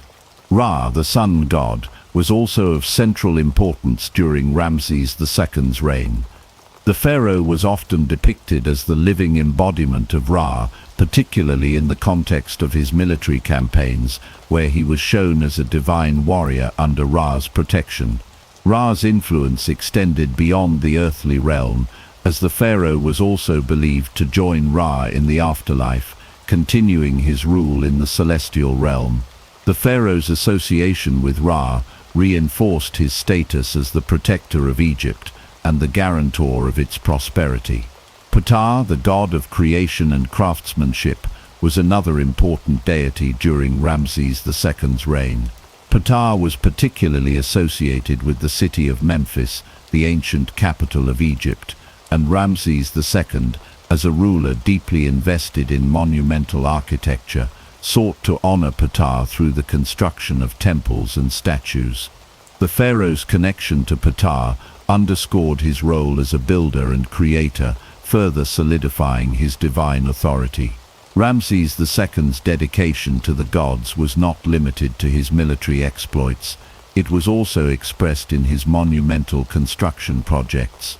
Throughout his reign, Ramses II oversaw the building of some of Egypt's most iconic temples and monuments, many of which were dedicated to the gods he revered. One of the most famous of these is the Abu Simbel complex, located in southern Egypt near the Nubian border. The temple at Abu Simbel, carved directly into a mountainside, is an awe-inspiring example of Ramses II's architectural ambition. The complex features 4 colossal statues of Ramses II seated on a throne, symbolizing his dominance over both the earthly and divine realms. The Abu Simbel temples were not only a testament to Ramses II's grandeur, but also a demonstration of the pharaoh's role as the chosen of the gods. The temples were specifically designed to honor Ra-Horakhti, the sun god, and to celebrate Ramses II's divine right to rule. The most impressive aspect of the Abu Simbel temple is the fact that twice a year, during the solstices, the sunlight would penetrate deep into the temple's inner sanctum, illuminating the statues of Ramses II and the gods, further emphasizing the pharaoh's connection to Ra and the divine. In addition to the Abu Simbel temples, Ramses II also commissioned the construction of several other monumental structures, including the Ramseum, a mortuary temple dedicated to his own memory, and the temple at Karnak, which was expanded and enriched during his reign.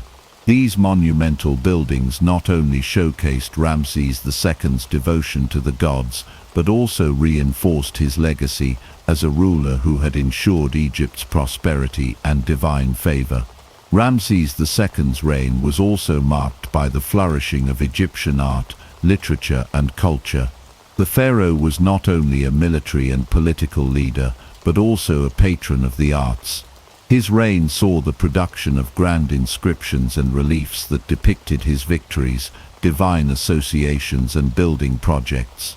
The artistry of the time reflected the grandeur and power of the pharaoh, with intricate carvings, paintings, and sculptures that continue to captivate audiences today. Ramses II's long reign, which lasted 66 years, was a time of unparalleled peace and prosperity for Egypt, but it also marked the apex of Egypt's imperial ambitions. By the time of his death, Egypt had become the dominant power in the ancient world, and Ramses II's legacy as one of Egypt's greatest pharaohs was firmly established. His military victories, religious devotion, and monumental building projects ensured that his name would be remembered for millennia. In conclusion, the reign of Ramses II represents the height of Egypt's power during the New Kingdom. The pharaoh's close association with the gods, particularly Amun-Ra and Ptah, reinforced his divine right to rule, and his grand building projects, including the Abu Simbel temples, stand as enduring symbols of his authority and devotion. Ramses II's reign was a time of military success, cultural flourishing, and religious consolidation, and his legacy continues to influence our understanding of ancient Egyptian civilization. Before the Industrial Revolution, Europe was overwhelmingly an agrarian society, with most people living in rural areas surrounded by expansive farmland.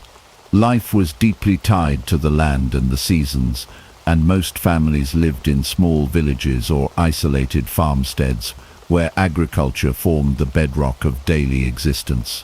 Daily life revolved around the cultivation of crops and the raising of livestock. Families grew wheat, barley, oats, and rye using traditional methods that had changed little over the centuries. Livestock such as sheep, cows, pigs, and chickens were essential for food, clothing, and labor. Farming was laborious and exhausting, requiring the coordinated efforts of entire families, often including young children. Simple wooden plows drawn by oxen and hand tools like sickles, scythes, and hoes were the standard equipment. Without advanced machinery, every task from sowing seeds to harvesting crops had to be completed manually or with basic animal assistance. Technology was limited and innovation progressed slowly.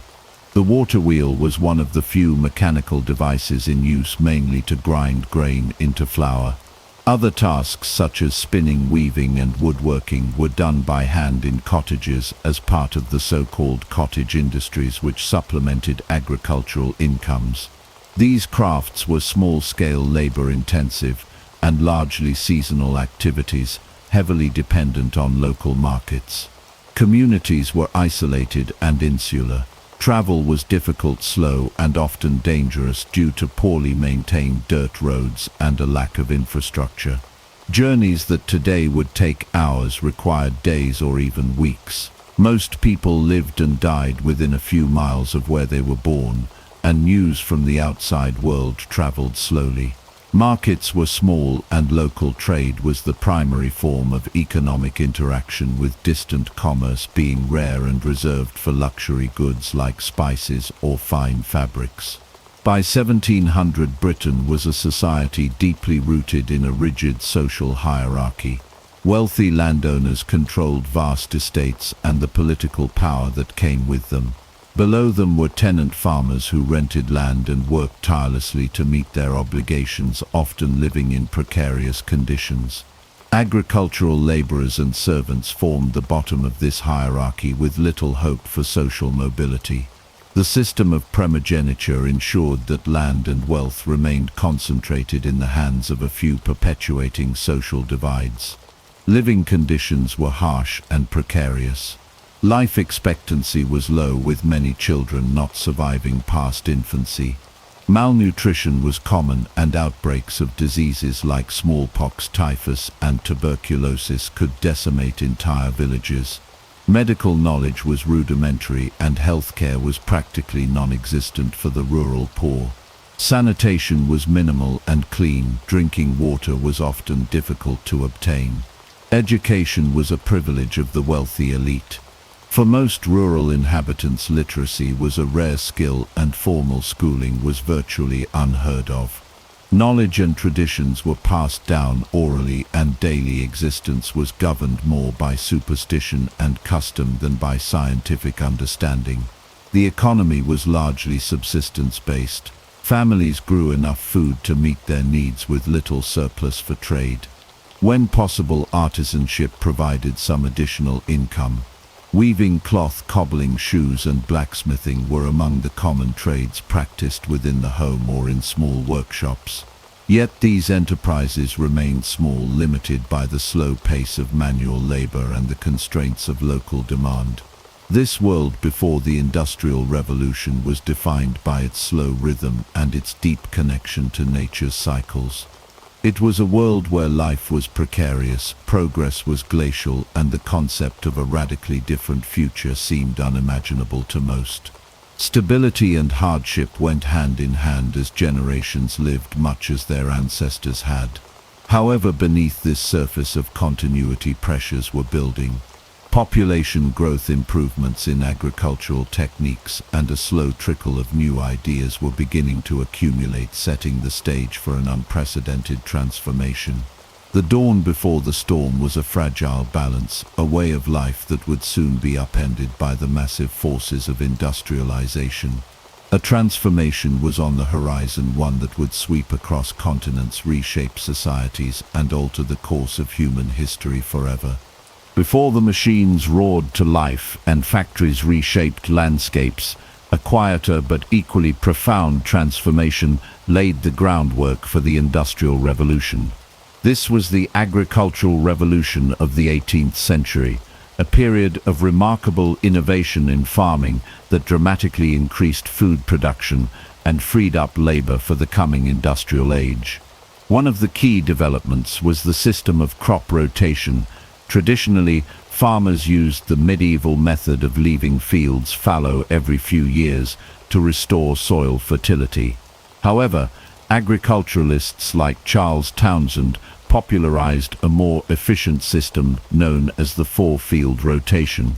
This method involved rotating different types of crops, such as wheat, barley, turnips, and clover, across 4 fields. Each crop played a role in maintaining the health of the soil, and none of the fields needed to lie fallow. This increased yields and kept the land productive year-round. Selective breeding was another critical innovation. Farmers began to intentionally breed animals for specific traits, such as size, strength, and wool quality. One notable figure in this movement was Robert Bakewell, who applied systematic breeding methods to sheep and cattle. His work led to larger, healthier animals that provided more meat, wool, and labor power. This scientific approach to agriculture ensured a more reliable food supply and supported a growing population. Technological inventions also played a transformative role. Perhaps the most famous agricultural invention of the period was the seed drill, created by Jethro Tull in the early 18th century. Before Tull's invention, seeds were typically scattered by hand, a method that wasted seed and resulted in uneven growth. The seed drill allowed seeds to be planted at the correct depth and spacing, significantly improving germination rates and crop yields. Tull's ideas about mechanization and scientific farming methods influenced generations of farmers and agriculturalists. The agricultural revolution did more than just feed more people. It changed the very fabric of rural life. Enclosure Acts passed by the British Parliament allowed landowners to consolidate small plots of land into larger, more efficient farms. While this increased agricultural productivity, it also displaced many small farmers, forcing them to seek work elsewhere. Many of these displaced rural workers would later become the labor force that powered the factories of the Industrial Revolution. The increase in food production led to population growth, which in turn created greater demand for goods and services. This demand helped stimulate economic activity and encouraged investment in new technologies and industries.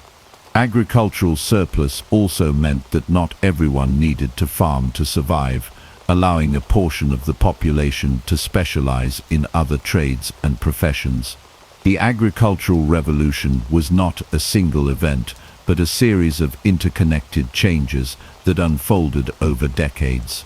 It involved scientific discovery, technological innovation, social upheaval, and economic transformation. Without these fundamental changes in how food was produced and distributed, the Industrial Revolution might never have taken root. The spark of change, ignited by the Agricultural Revolution, set humanity on a path toward unprecedented growth and complexity, forever altering the way people lived, worked, and interacted with the world around them. In the 1760s, a Scottish engineer named James Watt initiated a transformation that would forever alter the trajectory of human history. At that time, steam engines already existed, primarily through the work of Thomas Newcomen, who had invented the Newcomen engine in 1712. While groundbreaking, the Newcomen engine was highly inefficient, consuming vast amounts of coal and delivering limited power output. Its main application was to pump water out of mines, and while it served that purpose, it was slow, costly, and restricted in scope. Watt recognized the limitations of this technology and saw an extraordinary opportunity to make substantial improvements. In 1765, while tasked with repairing a model of a Newcomen engine, Watt conceived the idea of adding a separate condenser. This seemingly simple innovation meant that the engine's cylinder could maintain its temperature while the steam condensed in an external chamber, drastically reducing energy loss and fuel consumption. The result was a steam engine that was far more efficient, powerful, and practical. Watt's journey did not end with invention. Realizing that funding and industrial support were essential, he partnered with the successful businessman Matthew Boulton. Together they founded Boulton and Watt in 1775, a partnership that proved instrumental in bringing the improved steam engine to a wide market. Watt's engine was a marvel of versatility. Unlike earlier models, it could drive machinery in addition to operating pumps. This development revolutionized production, making it possible to mechanize textile mills, iron foundries, and a variety of manufacturing industries. Factories no longer needed to be located near water sources for power, freeing them to cluster in urban centers where labor was abundant. This shift contributed heavily to the dramatic urbanization that characterized the Industrial Revolution. The transformative power of Watt's steam engine extended well beyond industry into the realm of transportation. Engineers like Richard Trevithick and George Stephenson, building on Watt's advancements, created the first steam-powered locomotives. In 1804, Trevithick constructed the first railway locomotive capable of hauling heavy loads on iron rails. By 1829, Stephenson's rocket demonstrated that steam locomotives could provide fast, reliable transportation over long distances. The rapid spread of railways stitched entire nations together, shrinking travel times and opening new economic possibilities. Cities grew along railway lines, and markets expanded as goods could now be transported quickly and cheaply across great distances. Steam power also revolutionized maritime travel. Before steam, ships relied entirely on wind and current, making voyages unpredictable and time-consuming. The advent of steamships, such as Robert Fulton's Clermont in 1807, allowed vessels to travel upstream and maintain consistent schedules. Oceanic steamships soon followed, accelerating global trade and making international travel more accessible. The world became smaller, economies became more interconnected, and cultural exchanges increased dramatically. The ripple effects of Watt's improved steam engine were vast. Industries experienced explosive growth, with factories producing goods at unprecedented rates. Urban centers swelled with workers seeking new opportunities. Infrastructure projects like canals, bridges, and later railroads reshaped landscapes. Innovation thrived, as the principles of steam power inspired further technological advancements, from steam hammers to mechanical looms. However, these advancements came with significant consequences. The reliance on coal to fuel steam engines led to widespread environmental degradation, with cities cloaked in soot and rivers polluted by industrial runoff. The working conditions in the new factories were often brutal, characterized by long hours, dangerous machinery, and minimal protections for workers. Despite these challenges, the momentum of industrial progress was unstoppable. James Watt's contribution was not merely technical, it was transformational. His improvements to the steam engine unlocked new dimensions of human potential and ushered in an era of rapid, relentless change.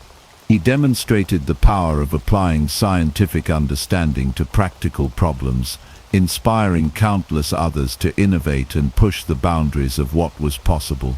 The story of steam power is ultimately the story of human ambition and creativity. James Watt did not invent the steam engine, but through his vision, persistence, and engineering genius, he perfected it and turned it into the driving force behind the Industrial Revolution.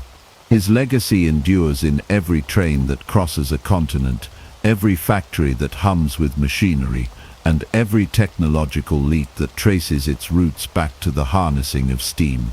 Watt's work laid the essential foundation for the modern world, where energy, technology, and human enterprise intersect to create an ever-changing future. Before the Industrial Revolution took full form, most goods were produced through cottage industries. Families worked from their homes, spinning thread, weaving cloth, and creating finished products by hand. This system, while intimate and skill-driven, was slow, inconsistent, and limited in scale.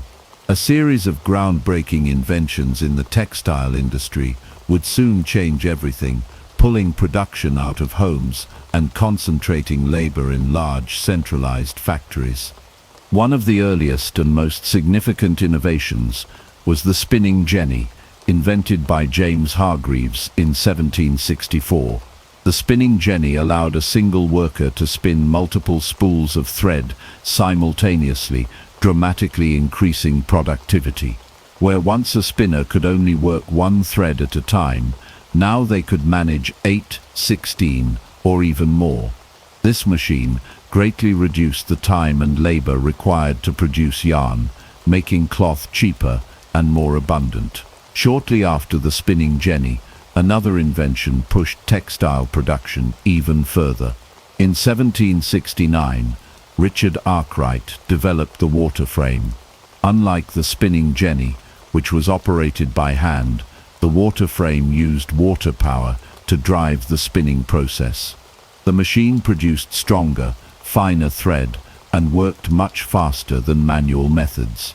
Because of its reliance on water power, Arkwright's invention led to the construction of large mills near rivers and streams, marking one of the first major shifts towards centralized factory production. In 1785, Edmund Cartwright introduced the power loom, an invention that mechanized the weaving process. Weaving, once an entirely manual and labor-intensive craft, could now be performed by machines at a much faster rate. The power loom synchronized the speed of weaving with the spinning innovations, allowing for continuous and large-scale textile production. Factories equipped with power looms grew rapidly, and the traditional hand weavers could not compete with the speed and efficiency of mechanized production. These technological breakthroughs fundamentally altered the nature of work. Cottage industries declined sharply as factories grew larger and more dominant. Workers who had once set their own hours and controlled their own pace found themselves laboring under strict schedules set by factory owners. The shift to factory work also introduced a new labor dynamic, with men, women, and even children working long hours under often grueling and dangerous conditions. Urbanization accelerated as people moved from rural areas to towns and cities in search of factory jobs. Cities like Manchester and Birmingham expanded rapidly, becoming bustling centers of industry. While factory work offered steady wages, it also brought a loss of independence and subjected workers to harsh environments, with few regulations to protect their health and safety. Despite the challenges, the rise of factories fueled economic growth and innovation. Mass production made goods more affordable and accessible to a broader segment of the population. It also stimulated demand for raw materials, transportation infrastructure, and new technologies, setting off a chain reaction of industrial advancement. The transformation from cottage industries to mass production in factories was not merely a shift in where goods were made, it was a profound social and economic revolution. The inventions of the spinning jenny, water frame, and power loom redefined labor, reshaped communities, and laid the foundation for the modern industrial economy. This pivotal chapter in history demonstrated humanity's capacity to harness technology in pursuit of greater efficiency, forever changing how societies functioned and how people lived their daily lives. The rapid growth of industry during the Industrial Revolution was fueled by two critical resources, iron and coal. These materials formed the backbone of industrialization, providing the essential building blocks and energy needed to power new machines, build infrastructure, and support expanding cities and industries. Coal had long been used as a source of heat, but its role expanded dramatically during the Industrial Revolution. Steam engines, which became widespread thanks to improvements by James Watt, required large amounts of coal to operate. The need for coal drove the expansion of mining operations, especially in Britain, where rich coal seams were plentiful. Coal-powered factories, heated homes, and fueled the engines of trains and ships, making it the dominant energy source of the era. Equally important was iron. Before the Industrial Revolution, iron production was limited and expensive, largely dependent on small-scale bloomeries that used charcoal as a fuel. This changed with innovations in smelting and refining processes. One of the most significant advancements came from Henry Cort, an English metallurgist, who developed the puddling process in the 1780s. The puddling process involved stirring molten iron in a furnace to remove impurities, producing a much higher quality of wrought iron that was stronger and more malleable. Cort also introduced rolling mills, which mechanically shaped iron into bars, sheets, and other useful forms. These innovations made iron more affordable and available in larger quantities, accelerating its use in construction, machinery, tools, and transportation. Iron became essential for building steam engines, railroad tracks, bridges, ships, and later, large-scale buildings and factories. The combination of abundant coal and improved iron production created a powerful feedback loop. Coal mining tools and transportation systems were made from iron, while coal provided the energy to extract and process more iron. Railroads, one of the most transformative developments of the period, relied heavily on both materials, iron rails and locomotives, powered by coal-fired steam engines, enabled faster, cheaper, and more reliable movement of goods and people. The demand for coal and iron also had profound social and economic effects. Mining towns grew rapidly as people sought employment in the expanding industries. However, working conditions in mines were extremely dangerous. Accidents, collapses, and respiratory illnesses from coal dust were common, and child labor was widespread. Despite these hardships, the promise of steady work drew many rural families into mining communities, fueling further urbanization.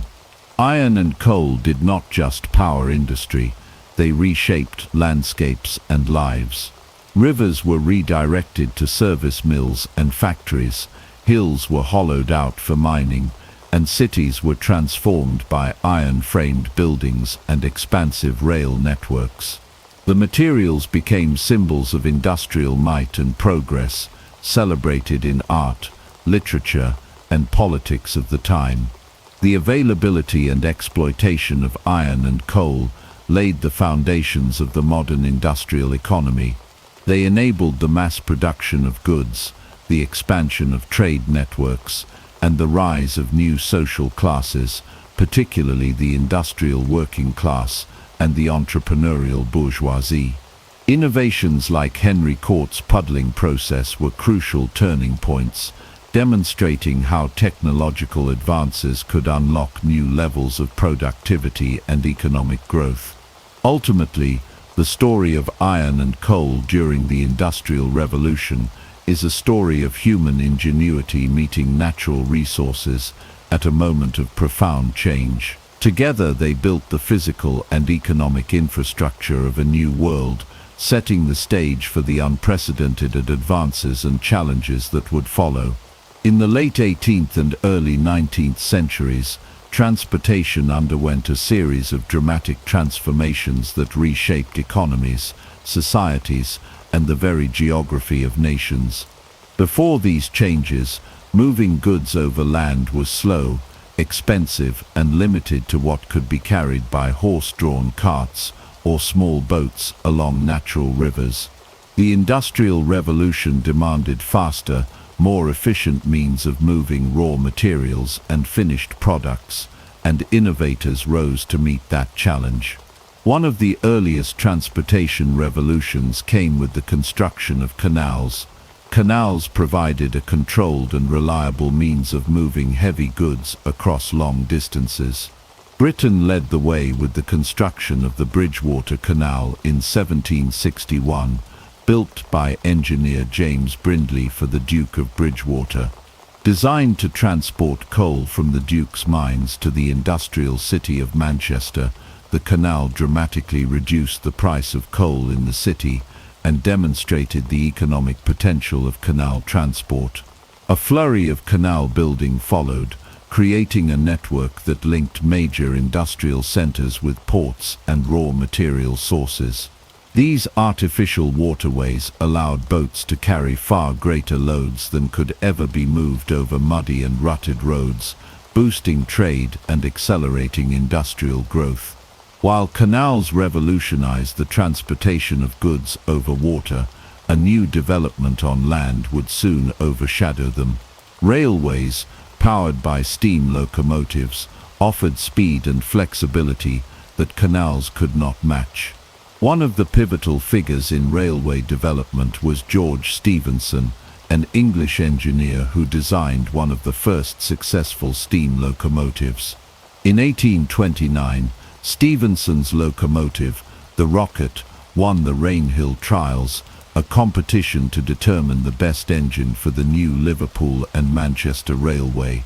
The Rocket reached speeds of up to 30 miles per hour, an astonishing feat at the time. Its success proved that railways could offer rapid, reliable, and large-scale transportation for both goods and passengers.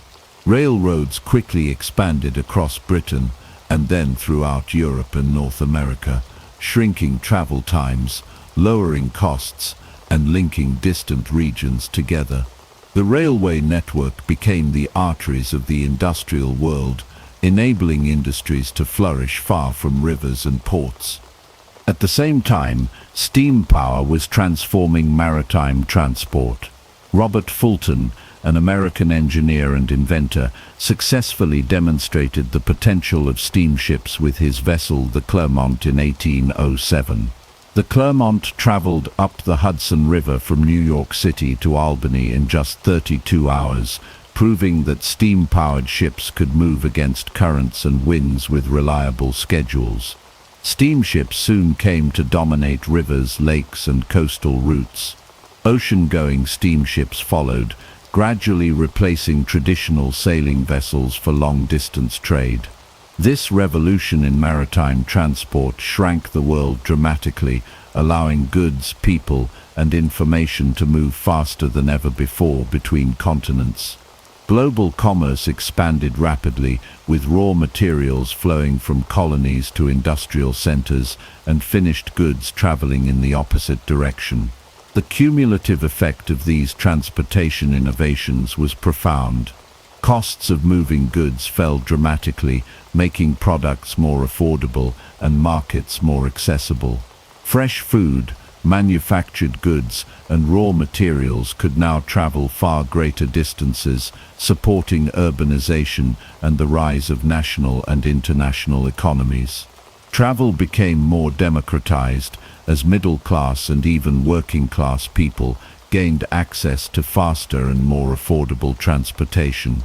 The world grew smaller, interconnected by networks of rails, canals, and steamships.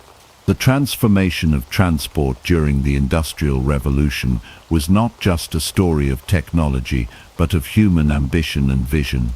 Entrepreneurs, engineers, and workers collaborated to overcome immense challenges, from rugged landscapes to technical limitations. Their efforts created systems of movement that underpinned the modern industrialized world and continue to influence how we live and work today. Transport innovations like canals, railways, and steamships not only moved goods and people, but also ideas and cultures.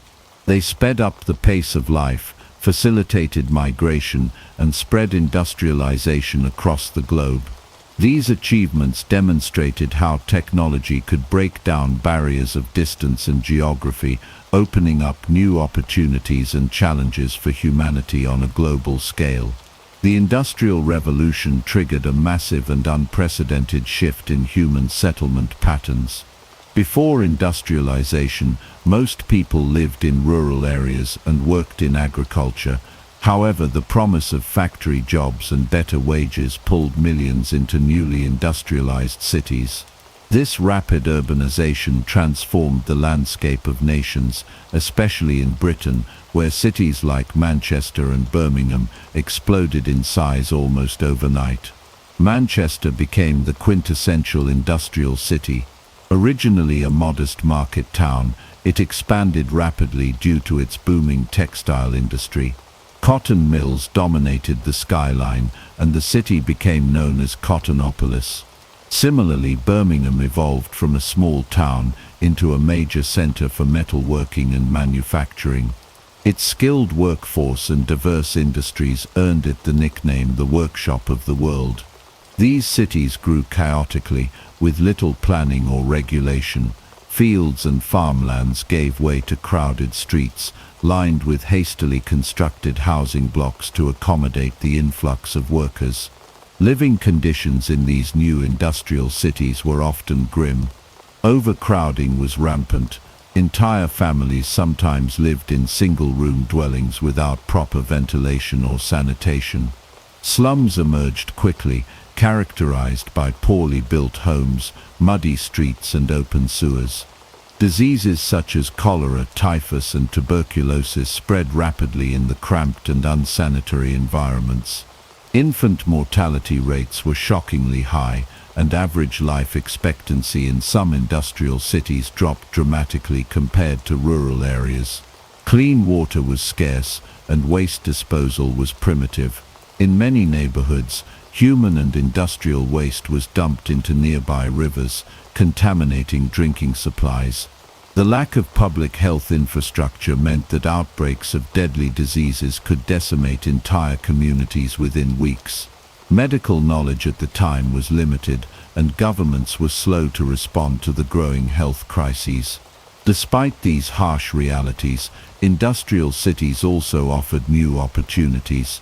For many, the chance to earn regular wages, even in difficult conditions, represented a significant improvement over the uncertainties of rural agricultural life. Cities became centers of innovation, culture, and social mobility. New public institutions such as schools, libraries, and hospitals began to appear, though access was often limited at first to wealthier citizens. The challenges of urbanization eventually sparked reforms. Public health movements gained momentum in the mid-19th century, leading to initiatives like clean water supplies, sewage systems, and public parks to improve urban living conditions. Activists and reformers pushed for better housing, labor laws, and sanitation reforms, laying the groundwork for modern urban planning and public health policies. Urbanization during the Industrial Revolution was a double-edged sword. It drove economic growth, technological progress, and cultural dynamism, but it also brought intense human suffering and exposed the need for systemic change. Cities like Manchester and Birmingham stood as both symbols of industrial achievement and stark reminders of the costs of rapid, unregulated growth. The rise of industrial cities reshaped not only landscapes, but also social structures, economies, and ways of life. Urbanization became a defining feature of modern civilization, influencing patterns of living and working that continue to shape societies around the world today. The Industrial Revolution profoundly reshaped human society in ways never before seen in history. As industries expanded rapidly, so did the insatiable demand for labor. Men, women, and even children found themselves pulled from rural fields into urban factories, mines, and mills, where they endured long hours under brutal and often dangerous conditions.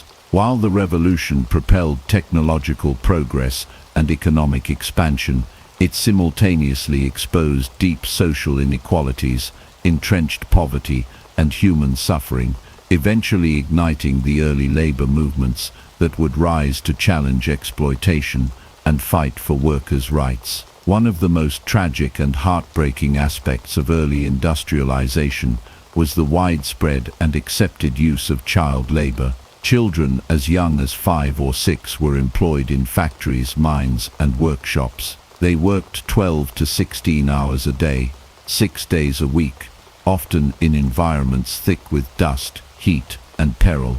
In textile mills, children cleaned and operated heavy machinery, slipping between moving parts where adults could not fit, at great personal risk. In coal mines, children hauled heavy loads through narrow tunnels barely large enough for them to crawl through, constantly threatened by cave-ins and explosions. Paid only a fraction of adult wages, these young workers often suffered from stunted growth, chronic illnesses, and lifelong health problems caused by their exposure to harsh and hazardous conditions from an early age. Adult workers faced similar brutal realities. Factory owners imposed grueling work schedules with minimal breaks and no regard for physical or mental health. Wages were kept low to maximize profits, and safety measures were either rudimentary or entirely absent. Injuries from machinery were frequent, often resulting in permanent disabilities with no compensation. The rapid growth of industrial cities led to severe overcrowding, where entire families crammed into single-room tenements with poor ventilation, inadequate sanitation, and no clean water. Epidemics of cholera, typhus, and tuberculosis swept through working-class neighborhoods, where healthcare was scarce and often unaffordable. However, as the injustices of the industrial system became more apparent and more intolerable, workers began to organize and push back. Labor movements emerged, seeking to address exploitation, demand dignity, and improve working conditions. Early forms of collective action included friendly societies, mutual aid organizations, where workers pooled small contributions to support members in times of illness, injury, or unemployment. These societies provided a foundation for more formal labor organizations that would become critical forces for change. Strikes became a crucial method for workers to assert their demands. One of the first major waves of strikes occurred in Britain in 1824, after Parliament repealed laws that had long prohibited trade unions. Workers from diverse industries laid down their tools, marching and organizing to push for better wages, shorter working hours, and safer workplaces. Although met with harsh crackdowns from employers and the government, these early strikes showed the power of collective action and inspired further organization across the workforce. Labor unions began to formalize in the mid-19th century. Organizations such as the Grand National Consolidated Trades Union in Britain aimed to unite workers across different sectors into a single powerful voice. Although early unions faced tremendous obstacles, including legal challenges, employer blacklisting, and police repression, they planted the seeds of lasting labor reforms that would bear fruit in the decades to come. Public awareness of industrial labor's horrors grew as journalists, reformers, and writers turned their attention to the plight of the working class. Writers like Charles Dickens captured the grim realities of factory life and urban poverty in novels such as Oliver Twist and Hard Times, stirring public sympathy and calls for change. Activists like Robert Owen and later social reformers pushed for educational opportunities for workers' children, better housing, and safer workplaces. Their efforts pressured governments to begin addressing industrial abuses. Gradually, governments responded with legislation. The Factory Acts in Britain, beginning in 1833, marked the first significant government interventions aimed at protecting workers. These laws limited the working hours of children, mandated some degree of education for young workers, and set the stage for future labor protections. Subsequent acts expanded regulations to improve safety standards, regulate working hours for adults, and establish basic rights for employees.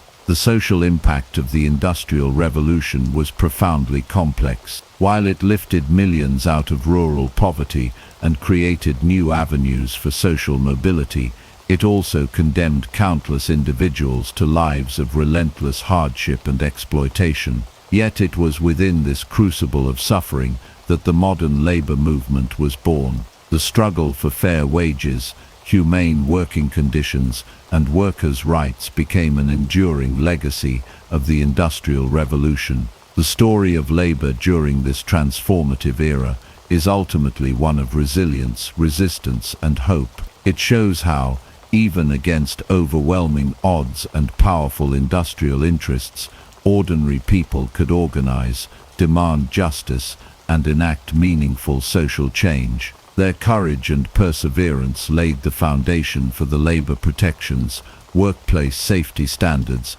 and human rights principles that are now cornerstones of modern societies around the world. Their fight remains a testament to the enduring human spirit and the unyielding quest for dignity and fairness in the face of adversity. The Industrial Revolution, while often associated with Britain, had far-reaching effects that influenced and transformed nations across the globe. As industrialization spread, key figures in countries like the United States, Germany, and Japan played pivotal roles in shaping the trajectory of global industry. The spread of technology, ideas, and labor practices made the Industrial Revolution a worldwide phenomenon that reshaped economies and societies from America to Asia. In the United States, Eli Whitney was a central figure in the industrialization process. Whitney's invention of the cotton gin in 1793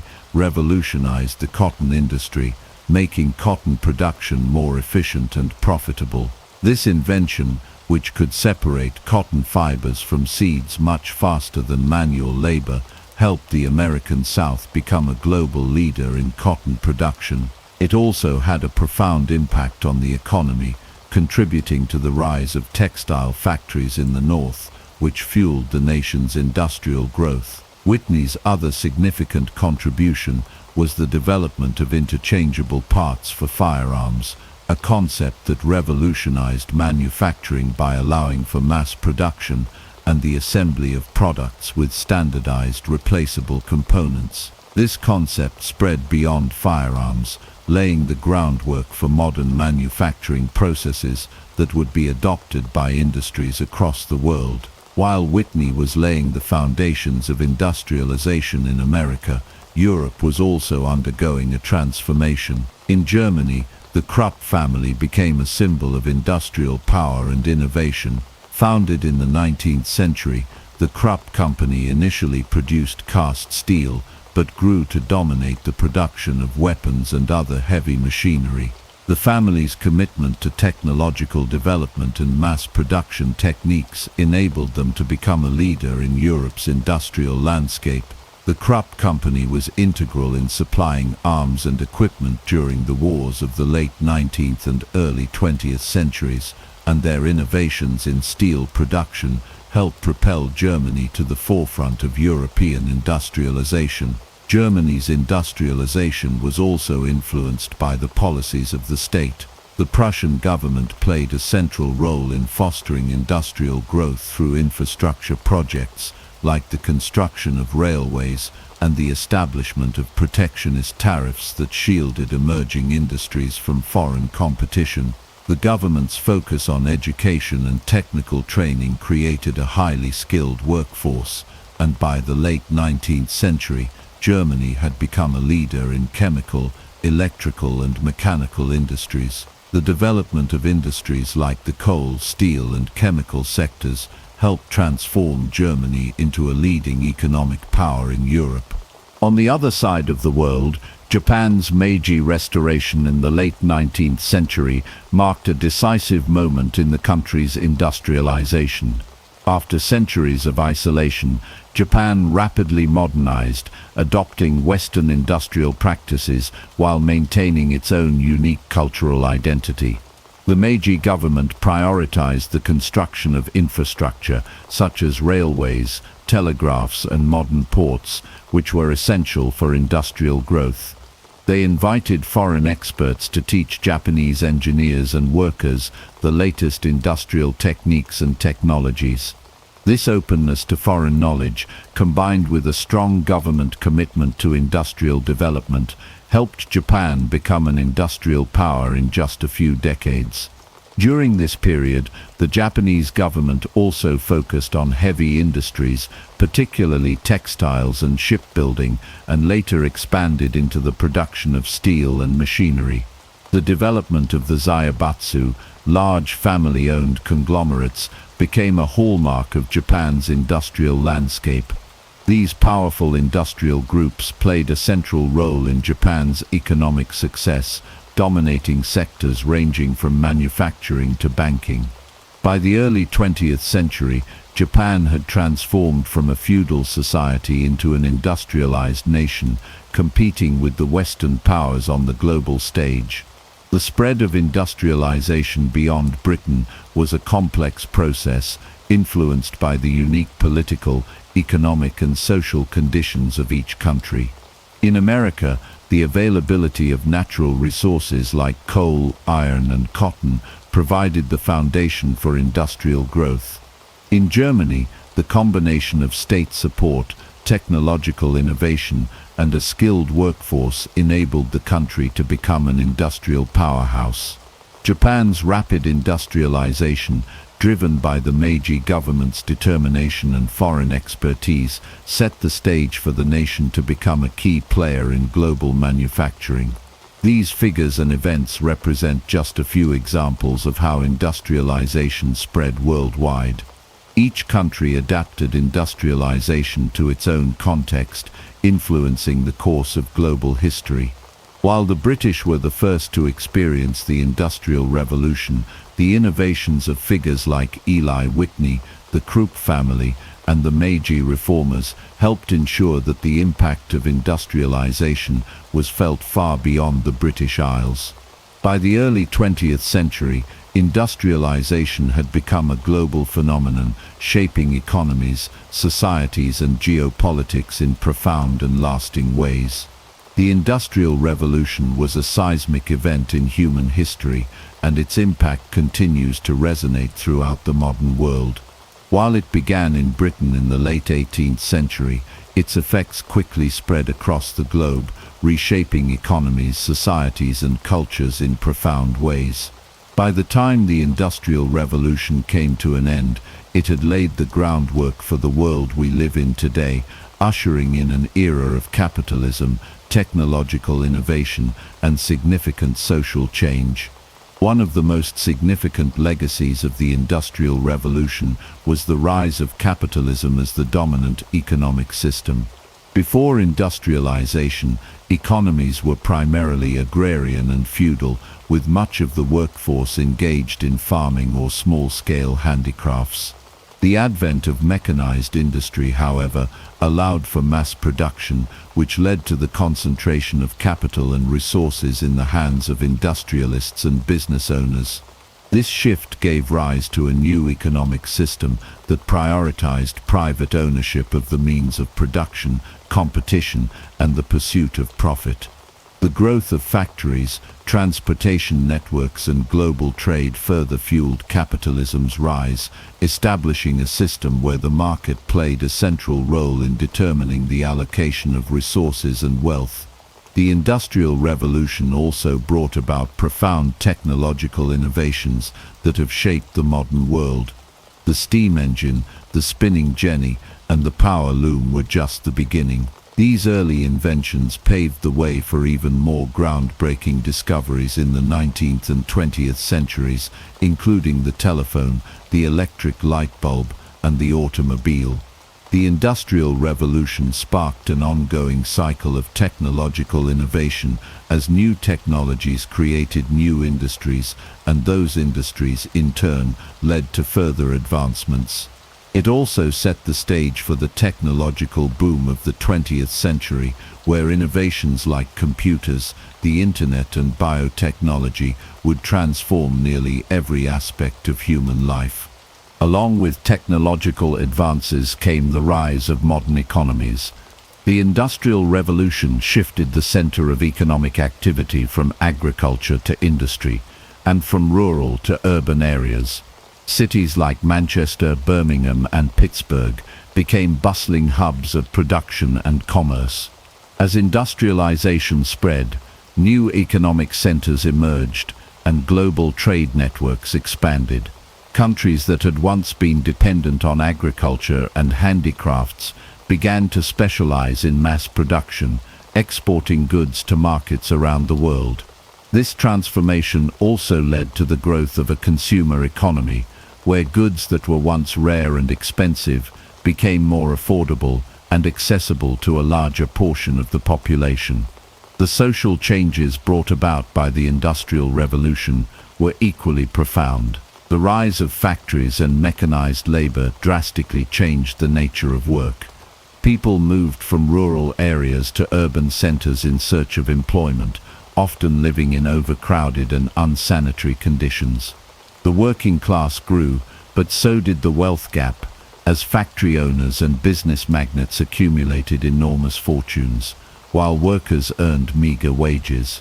This disparity between the rich and poor led to significant social unrest and the eventual rise of labor movements, which advocated for better wages, working conditions, and rights for workers. These movements would eventually lead to key reforms, including child labor laws, workplace safety regulations, and the establishment of labor unions. At the same time, the Industrial Revolution played a central role in shaping the modern welfare state. As industrialized societies grew, governments began to take on a larger role in regulating the economy and addressing social problems. The rise of industrial capitalism, with its focus on competition and profit, created new challenges for workers, such as long hours, low wages, and unsafe working conditions. In response, governments began to introduce social welfare programs, including unemployment benefits, healthcare, and pensions. These early social programs laid the foundation for the welfare systems that we now take for granted in many developed countries. The Industrial Revolution also had a profound impact on global geopolitics. The wealth generated by industrialization fueled imperialism and colonization as European powers sought to expand their influence and secure access to raw materials and markets for their manufactured goods. This global competition for resources and markets would shape the course of the 19th and early 20th centuries, leading to the rise of empires, the establishment of new trade routes, and the expansion of European influence across the globe. In conclusion, the legacy of the Industrial Revolution is vast and far-reaching. It transformed the way people lived, worked, and interacted with the world. It gave rise to modern capitalism, technological innovation, and the growth of industrial economies, but it also brought about significant social challenges and inequalities that continue to shape our world today. The Industrial Revolution set the stage for the 20th century, paving the way for the rapid technological and economic changes that would define the modern era. Its impact can be seen in everything from the global economy to the way we live our daily lives, and its influence will continue to shape the future of human civilization for generations to come. The story of the British Empire's expansion begins in the late 15th century during the reign of Henry VII. At this time, England was a modest kingdom with limited influence beyond its borders. However, the successes of Spanish and Portuguese navigators, such as Christopher Columbus and Vasco da Gama, ignited an ambition within England to seek new routes to wealth and power across the seas. In 1497, Henry VII sponsored the Venetian navigator John Cabot, who sailed westward across the Atlantic.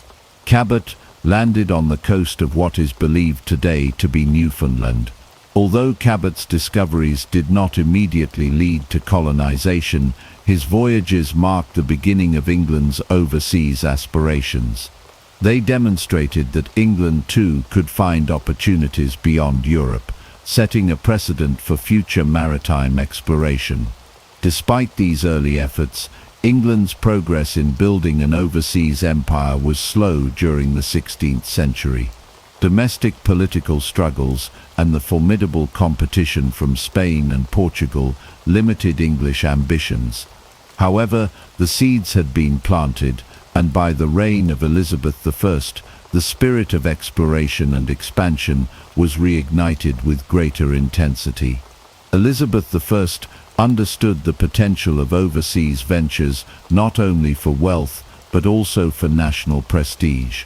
Under her rule, privateers and explorers such as Sir Francis Drake, Sir Walter Raleigh, and Martin Frobisher embarked on daring voyages.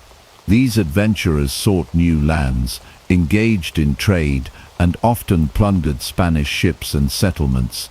Their activities blurred the lines between piracy and exploration, but significantly expanded England's maritime experience and ambitions.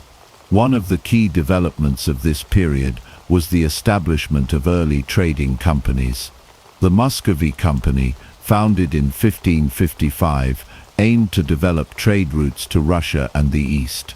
Later, the Levant Company and the East India Company were formed, reflecting a growing English interest in tapping into the wealth of Asia. Although these companies initially focused on trade rather than colonization, they set the stage for England's later imperial expansion. The defeat of the Spanish Armada in 1588 was a turning point. It established England as a formidable naval power capable of challenging Spanish dominance on the seas. The victory boosted national confidence and cleared the way for increased exploration and colonial ventures. Throughout the late 16th century, English settlers made several attempts to establish colonies in the New World. Sir Walter Raleigh's efforts to found a colony on Roanoke Island, known as the Lost Colony, ended in failure. Nonetheless, these early attempts provided valuable lessons that would inform more successful colonization efforts in the following century. The late 15th and 16th centuries thus laid the foundations for England's future empire. Through a combination of daring exploration, privateering, trading ventures, and naval conflict, England began to position itself as a player on the global stage. While immediate successes were limited and often fraught with setbacks, the ambition to look beyond its own shores would soon propel England into an era of profound expansion and transformation. This early period of exploration under Henry VII and Elizabeth I was crucial. It fostered a maritime culture, cultivated navigational skills, and developed a spirit of enterprise that would drive the establishment of the British Empire in the centuries to come. What began with John Cabot's tentative voyage across the Atlantic would eventually lead to Britain commanding the largest empire the world had ever seen.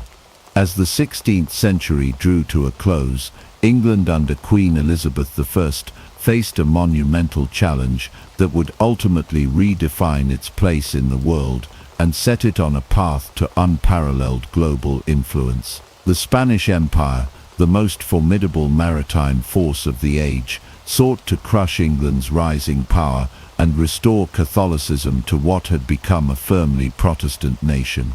The confrontation that followed would not only preserve England's sovereignty, but would signal the birth of a new naval power destined to reshape the world's oceans and international relations. Tensions between England and Spain had been simmering for decades.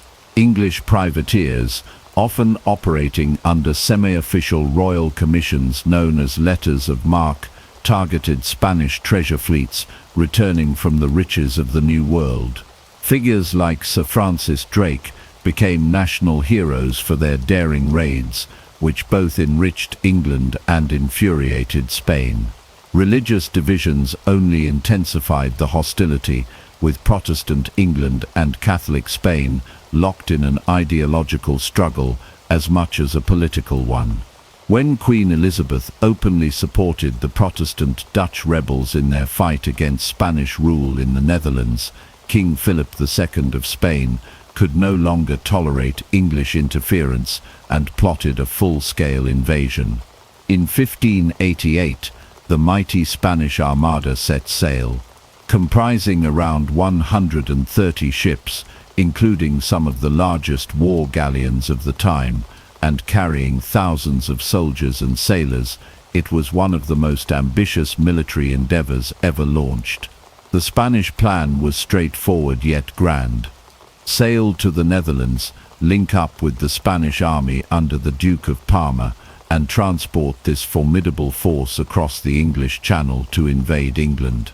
However, the English, under the seasoned leadership of commanders like Sir Francis Drake, Lord Charles Howard, and Sir John Hawkins, were well prepared. The English fleet employed tactics that showcased both ingenuity and adaptability. Unlike the lumbering Spanish galleons, English ships were smaller, faster, and more agile, able to strike from a distance with superior long-range cannons. The English chose to fight a battle of attrition, using their mobility to constantly harass the Armada, avoid close-quarters combat, where the Spanish excelled, and pick off ships at the edges of the formation. At a critical moment, the English launched fire ships, setting old vessels alight and sending them adrift into the heart of the Spanish fleet. In the ensuing panic, the Spanish ships broke formation, becoming easy targets. Nature itself seemed to side with the English. After suffering heavy damage and disruption, the Spanish Armada was forced to retreat northward around Scotland and Ireland, a route fraught with danger. Powerful Atlantic storms battered the already weakened fleet, sinking many ships and wrecking others on the rocky coasts. Of the original 130 ships, less than half limped back to Spain, many of them in poor condition. The defeat of the Spanish Armada was a watershed moment in European history.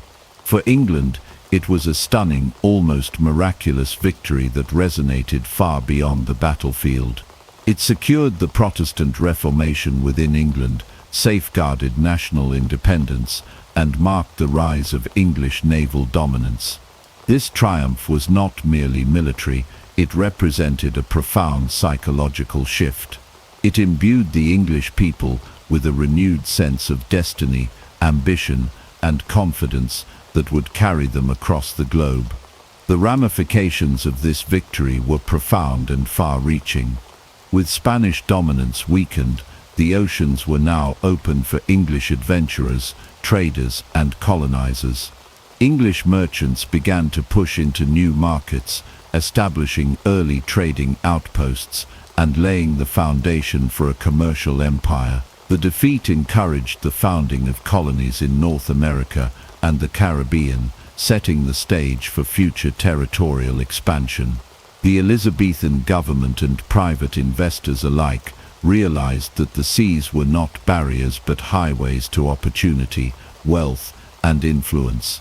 The defeat of the Armada also triggered a gradual but significant decline in Spanish hegemony. Other European nations, inspired by England's success, felt emboldened to challenge Spanish power on land and sea. England, seizing its moment, invested heavily in naval infrastructure, shipbuilding, and the training of sailors. Maritime knowledge and technology flourished, further enhancing English capabilities and ambitions. The Elizabethan era, particularly in the aftermath of the Armada's defeat, marked the dawning of a new English identity as a maritime nation.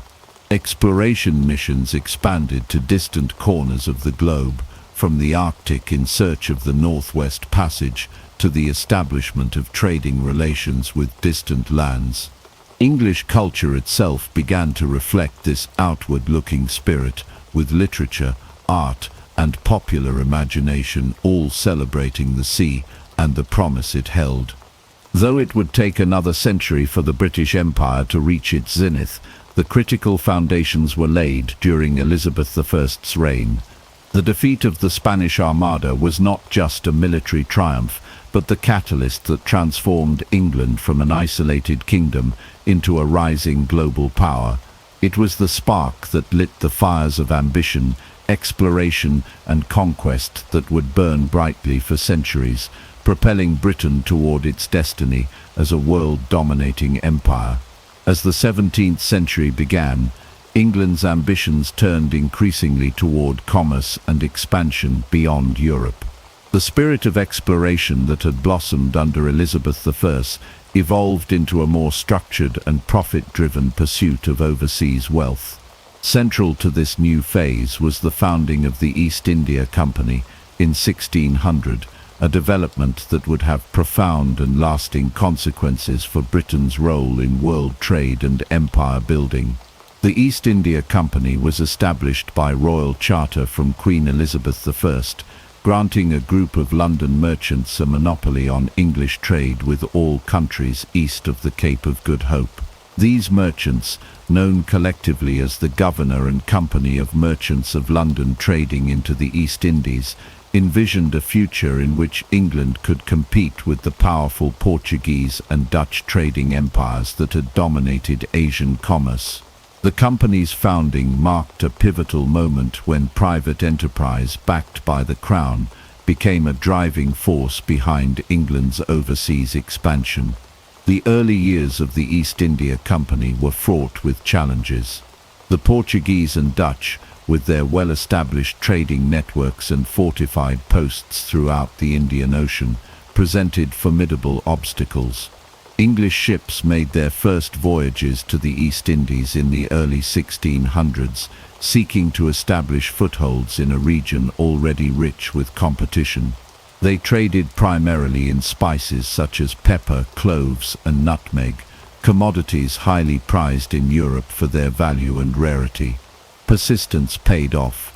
Over time, the East India Company managed to secure strategic trading posts through a combination of negotiation, diplomacy, and military force.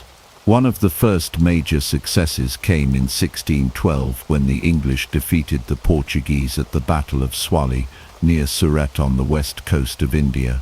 This victory convinced the Mughal Emperor Jahangir to grant the company permission to establish a factory or trading post in Surat. It was the beginning of a long and complex relationship between the British and the Indian subcontinent. The company expanded its presence across the Indian Ocean and into Southeast Asia. It established trading posts in places like Bantam in Java and later in Madras, Bombay, and Calcutta in India. These outposts served not only as centers of commerce but also as fortified enclaves that could defend English interests against rival European powers and hostile local forces. The age of mercantilism, the dominant economic philosophy of the time, strongly influenced the company's activities. Mercantilism held that national power depended on the accumulation of wealth, particularly precious metals, and that the state should closely regulate economic activity to achieve this goal. For England, overseas trade was a means to amass wealth, strengthen the nation, and reduce dependence on foreign powers. The East India Company operated under this mercantilist framework, seeking to maximize profits for its shareholders while simultaneously advancing England's strategic interests. The company's growth was not limited to commerce alone. It became a political and military entity in its own right, capable of negotiating treaties, waging war, and administering territories. It maintained its own armies and navies, and its officers often acted with the authority of sovereign rulers in the regions where they operated. Over time, the company's influence expanded from mere trade to political control, setting the stage for the eventual British domination of India. Britain's entry into Asian commerce through the East India Company was transformative. It introduced England to the vast wealth of the East, including textiles, tea, and porcelain, which would become staples of British consumption and culture. It also created enduring links between Britain and Asia, links that would grow stronger and more complex over the centuries. The success of the East India Company inspired other ventures and demonstrated the immense potential of overseas trade and colonial enterprise. By the end of the 17th century, the East India Company had firmly established itself as a major player in Asian commerce. It had survived fierce competition, built a network of trading posts, and laid the groundwork for future territorial acquisitions. More importantly, it had transformed England's approach to empire, shifting it from sporadic exploration to systematic commercial and territorial expansion. The story of the British Empire cannot be told without acknowledging the central role of the East India Company, whose early endeavors in Asia marked the beginning of a new and powerful global presence for Britain. As the 17th century progressed, England's ambitions for overseas expansion took root in the fertile lands of North America and the lucrative plantations of the Caribbean. What had begun as voyages of exploration and tentative trade evolved into full-scale colonization, with profound consequences for the future British Empire and the peoples across 3 continents who would be drawn into its orbit.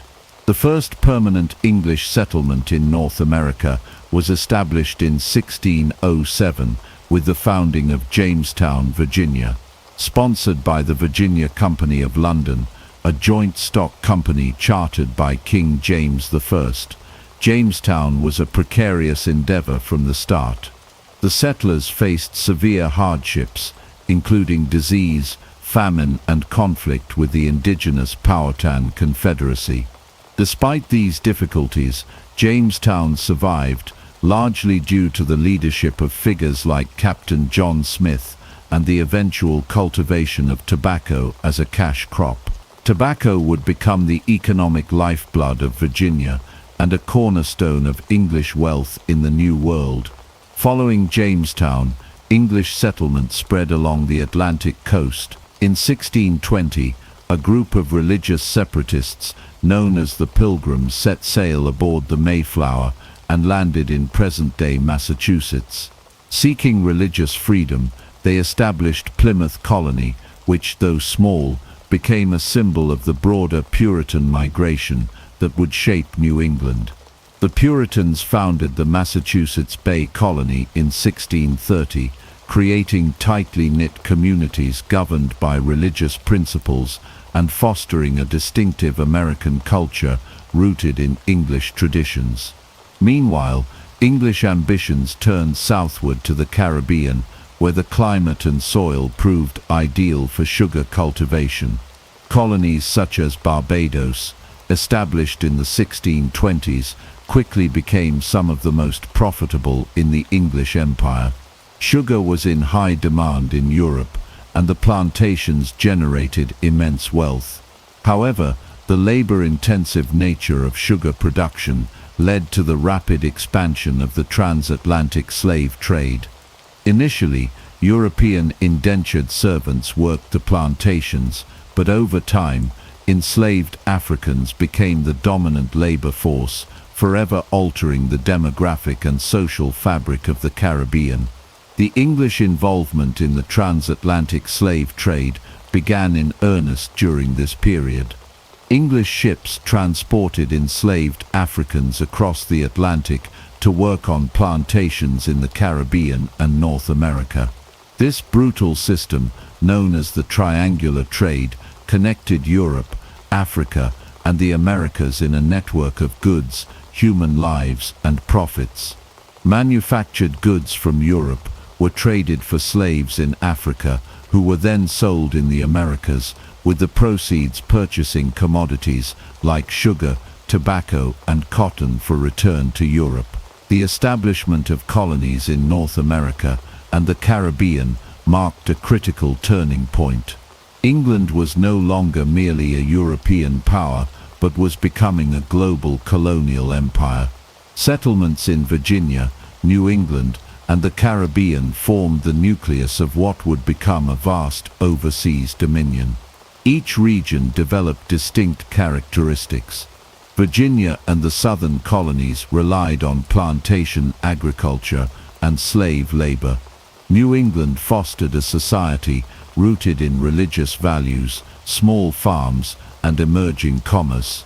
The Caribbean colonies focused almost exclusively on cash crops, with plantation economies heavily dependent on enslaved African labor. This era also witnessed the development of colonial governments and legal systems modeled on English institutions. Representative assemblies like the Virginia House of Burgesses, established in 1619, gave settlers a voice in local governance and planted the seeds of democratic practices that would later flourish in the American colonies. By the end of the 17th century, England had firmly entrenched itself in the Americas and the Caribbean. Colonies were expanding, trade networks were growing, and the flow of wealth into England was accelerating. These early colonial ventures laid the foundation for the British Empire's expansion in the following centuries. However, the prosperity of these colonies came at an immense human cost, particularly for the millions of Africans forcibly taken from their homelands to labor in foreign lands. The colonization of North America and the Caribbean was a complex, often brutal process driven by economic ambition, religious fervor, and geopolitical competition. It set in motion patterns of migration, commerce, and cultural exchange that would shape the Atlantic world for centuries to come. As England's empire grew, so too did the interwoven histories of Europe, Africa, and the Americas, forever linked by conquest, trade, and human endeavor.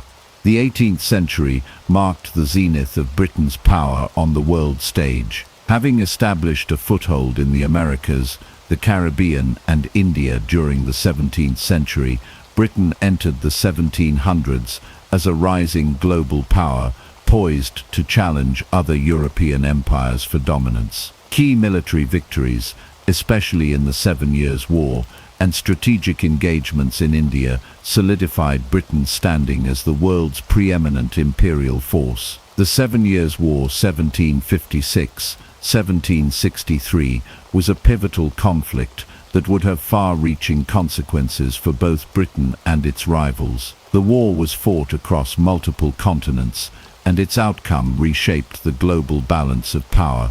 At its core, the 7 Years' War was a struggle between Britain and France for supremacy in North America and India, though it would soon involve other European powers and impact territories across Europe, the Americas, Africa, and Asia. In North America, the conflict was known as the French and Indian War, where British colonists, alongside their Native American allies, fought against French forces and their own indigenous allies. The British sought to expand their territories, particularly into the Ohio River Valley, while the French sought to protect their valuable fur trading routes and Canadian colonies. The war was characterized by a series of bloody battles, but the turning point came in 1759 with the British victory at the Battle of Quebec. This decisive engagement forced the French to cede most of their North American holdings, including Canada, to Britain under the Treaty of Paris,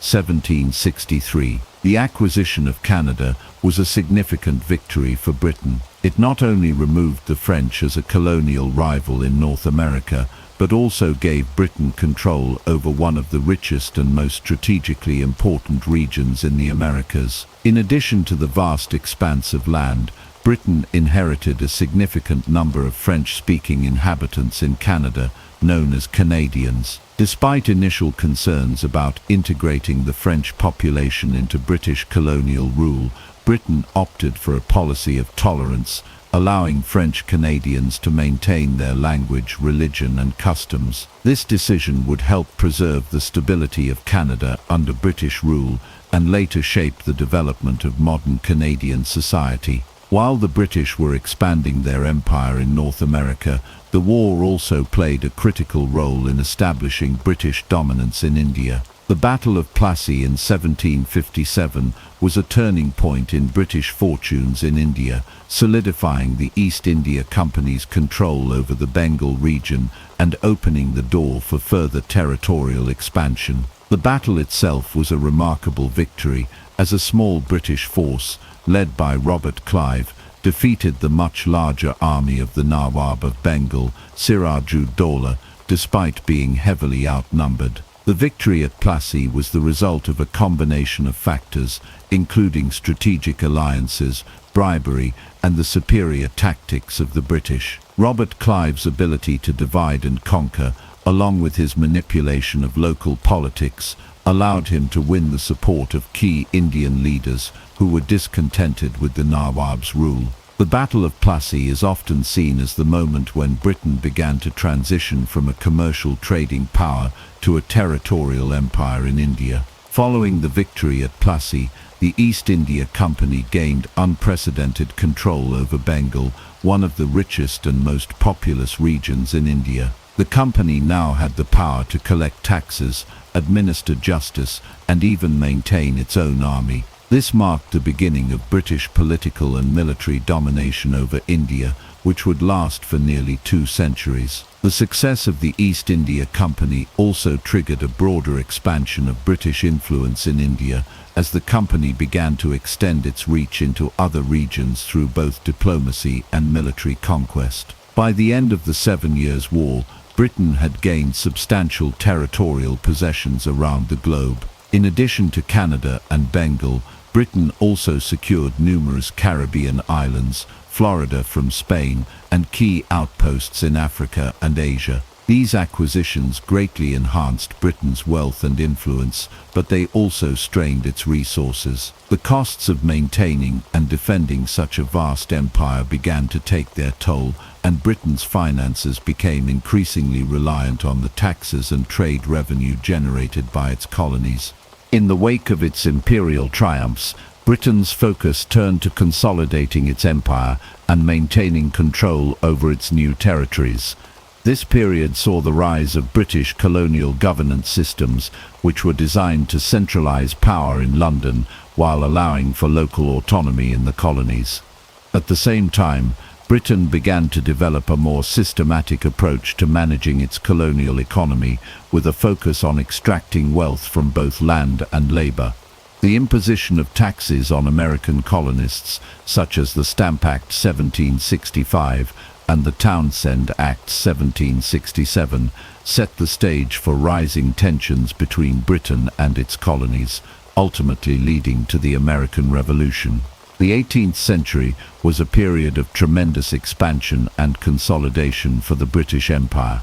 Victories in the 7 Years' War and the Battle of Plassey were crucial milestones that propelled Britain to the forefront of global imperial power. The empire was now spread across continents, encompassing vast territories in North America, the Caribbean, Africa, and Asia. Britain's economic strength, fueled by colonial trade and resources, was matched by its military dominance on land and at sea. However, as the empire expanded, so too did the challenges of governing such a far-flung and diverse set of colonies. The legacy of Britain's victories in the 18th century would continue to shape the world for centuries to come, laying the foundation for the British Empire's height in the 19th century and the global order that would emerge in its wake. The Industrial Revolution, a period spanning from 1760 to 1840, represents a pivotal transformation in British history.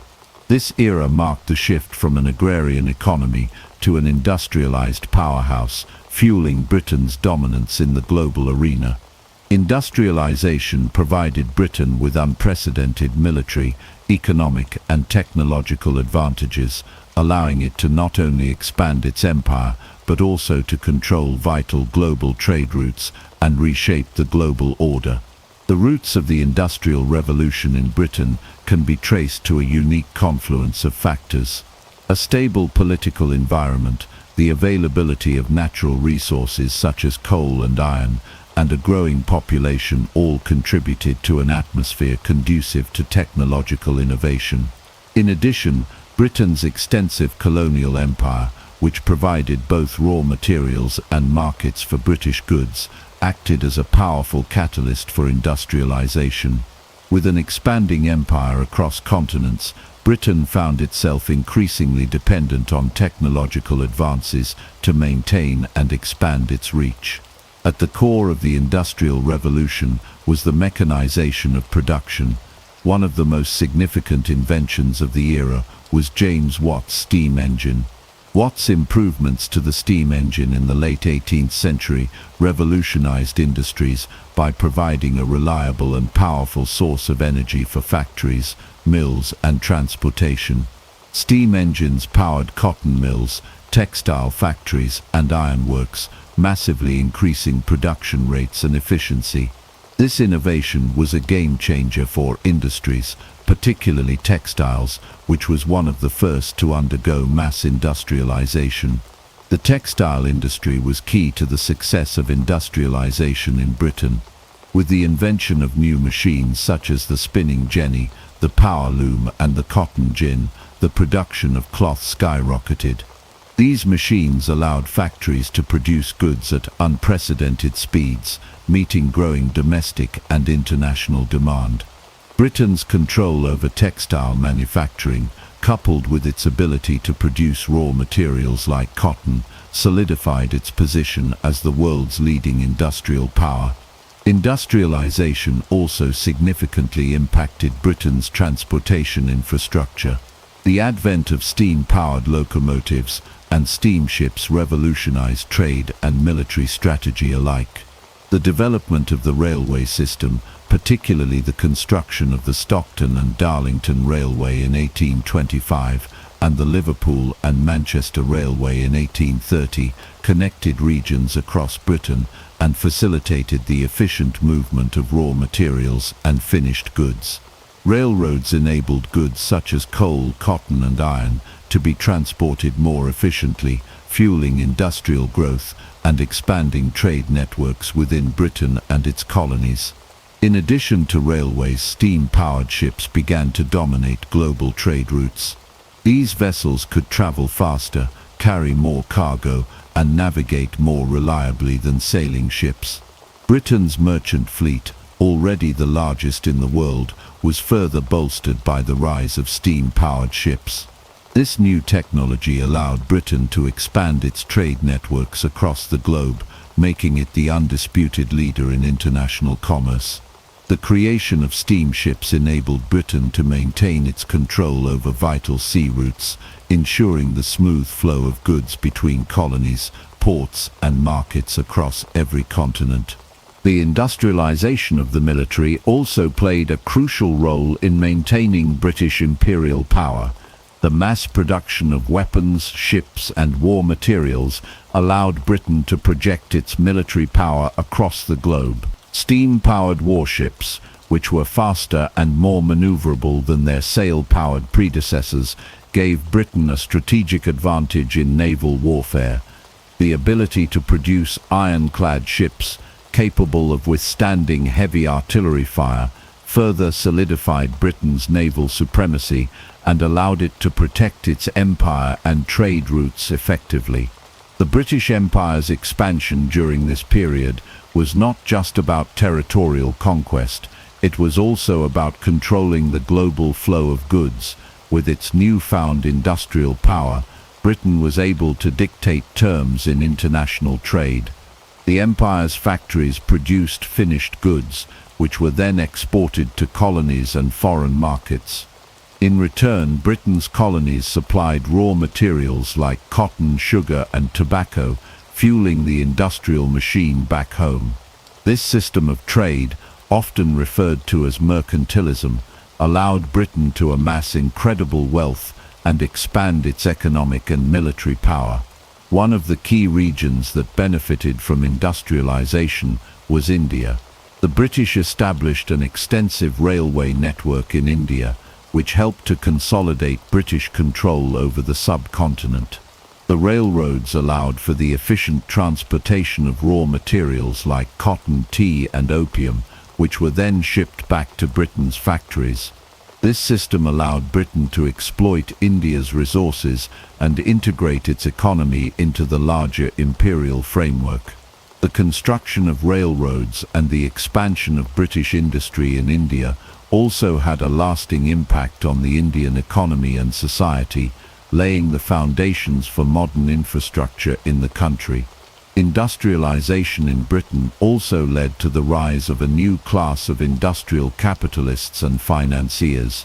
Wealth generated from the empire and from industrial enterprises helped to fund further imperial expansion and economic growth. British banks, including the Bank of England, played a key role in financing the construction of railroads, the expansion of colonies, and the growth of industries that supported imperialism.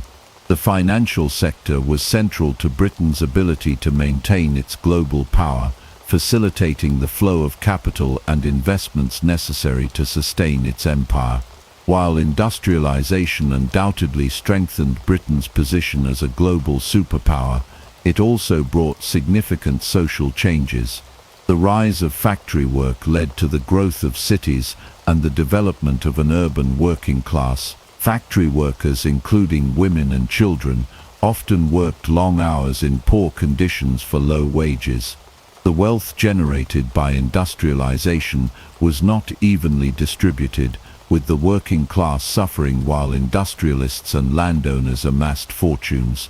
This led to significant social unrest and the rise of labor movements that sought to improve working conditions and wages. Despite these challenges, industrialization undeniably transformed Britain into the dominant global power of the 19th century. The innovations of the Industrial Revolution gave Britain unparalleled military strength, economic power, and control over global trade routes.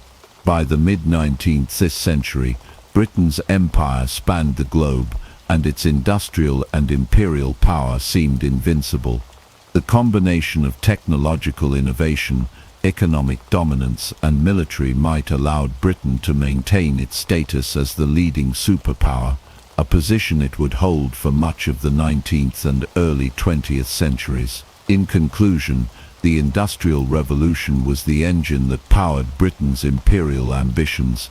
By transforming Britain into the world's leading industrial and military power, it allowed the nation to dominate global trade, expand its empire, and project its influence across the globe. The innovations of this period were not just technological, but were deeply entwined with the growth of the British Empire, making the Industrial Revolution a defining moment in world history and securing Britain's position as the preeminent global power of the 19th century. The story of British rule in India, known as the Raj, is one of the most transformative and complex chapters in the history of the British Empire. The period from 1858 to 1947 saw Britain exerting direct control over India, shaping its economy, society and infrastructure in ways that would have lasting consequences for both India and the empire itself. This chapter explores the historical trajectory of British involvement in India, the impact of the Indian Rebellion of 1857, and how the British Crown consolidated its power in the subcontinent, fundamentally altering India's future. Before the British Raj was officially established in 1858, India had been under the control of the British East India Company, a powerful corporation granted authority by the British government to trade and govern in the subcontinent.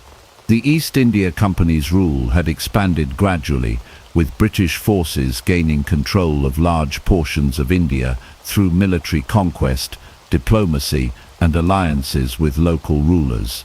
However, the company's grip on India was not without significant resistance, particularly from various Indian rulers and communities who sought to maintain their independence. The tensions between the British and the Indian population came to a head in 1857, when what is often referred to as the Indian Mutiny or the Sepoy Rebellion erupted. The immediate cause of the rebellion was the dissatisfaction of Indian soldiers, or sepoys, in the British East India Company's army, due to the introduction of new rifle cartridges, rumored to be greased with animal fat, which offended both Hindu and Muslim religious sensibilities. However, underlying this specific grievance was a broader sense of frustration with British rule, as Indians were increasingly subjected to economic exploitation, political disenfranchisement, and social upheaval. The rebellion began in the town of Meerut and spread quickly to other parts of northern and central India, with Indian soldiers, civilians, and even some rulers joining the fight against British authority. The British response to the rebellion was brutal and decisive, with the army crushing the uprising after months of fighting. Thousands of Indians were killed, and entire villages were destroyed. In the aftermath of the rebellion, the British government decided that the East India Company had failed to govern effectively and assumed direct control over India, marking the beginning of the British Raj. The British Raj was characterized by a significant shift in how India was governed. The British Crown took full responsibility for the administration of India, and the British Parliament created a new system of governance, appointing a viceroy to oversee the colony on behalf of the Crown.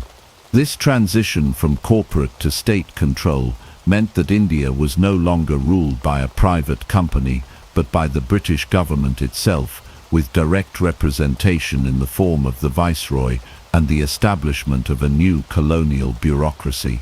Under the British Raj, India's economy was restructured to serve the needs of the British Empire. British policies favoured the extraction of India's resources, particularly raw materials like cotton, tea and opium, which were sent to Britain for processing and manufacturing. In return, Britain provided India with finished goods, including textiles, machinery and weapons. This system of trade ensured that India became a supplier of raw materials and a market for British goods, creating a colonial economic model that benefited Britain while stifling India's own industrial development. British infrastructure projects such as railways, roads and canals were implemented to facilitate the movement of goods and troops, further integrating India into the imperial economic system. While these projects did provide some benefits, such as increased mobility and communication, they were primarily designed to serve British interests.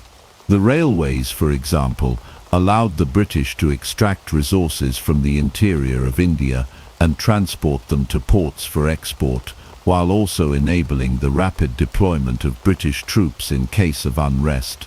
Socially, British rule had a profound impact on Indian society. British colonial administrators sought to impose Western-style education and institutions on the Indian population, creating a new elite class of educated Indians who were often loyal to the British government. This new class played a crucial role in administering British policies and maintaining order within the colony. At the same time, traditional Indian customs, religious practices, and social structures were often undermined or disregarded by the British, leading to significant cultural tensions. One of the most enduring legacies of British rule in India was the creation of a unified, centralized state. Prior to British rule, India had been a collection of diverse kingdoms, empires and regions, each with its own language, culture and political structure. The British, however, sought to bring these disparate regions under a single administration, laying the foundations for the modern Indian state. The British also introduced systems of law and governance that in many ways would shape the political structure of independent India in the 20th century. However, British rule also sowed the seeds of resistance. As India's educated class grew, so too did the demand for greater political representation and autonomy. The Indian National Congress (ENC), founded in 1885, began to call for reforms and eventually self-rule. By the early 20th century, the ENC, led by figures like Mohandas Gandhi, Jawaharlal Nehru, and Subhas Chandra Bose, was at the forefront of the movement for Indian independence. The British, unable to ignore the growing calls for independence, eventually found themselves negotiating with Indian leaders for a peaceful transition to self-rule. The struggle for Indian independence reached its peak in the first half of the 20th century, culminating in 1947 with the partition of India and the creation of the independent nations of India and Pakistan. The partition was accompanied by widespread violence, mass migrations, and deep-seated communal tensions that would shape the region for decades to come. India's independence marked the end of British rule, but the legacy of the Raj continued to influence the political, economic, and social landscape of South Asia. In conclusion, the British Raj was a period of profound transformation for India. While it brought about significant changes to the country's economy, infrastructure, and political systems, it also led to social unrest, resistance, and ultimately, the quest for independence. The legacy of British rule in India is a complex one, with both positive and negative aspects that continue to shape the relationship between India and Britain today. Despite the challenges and exploitation of the colonial period, India emerged as an independent nation with a rich cultural heritage and a rapidly developing economy, ultimately reshaping the balance of power in the post-colonial world. The Victorian era, spanning from 1837 to 1901, was the period in which the British Empire reached the peak of its power, wealth, and global influence. Under Queen Victoria's rule, Britain not only solidified its status as the world's foremost imperial power, but also oversaw the expansion of its territories, the establishment of new colonies, and the spread of its cultural, economic, and political systems across the globe. It was an era marked by technological advancement, economic dominance, and the belief in the superiority of British civilization, encapsulated in the ideology of the civilizing mission.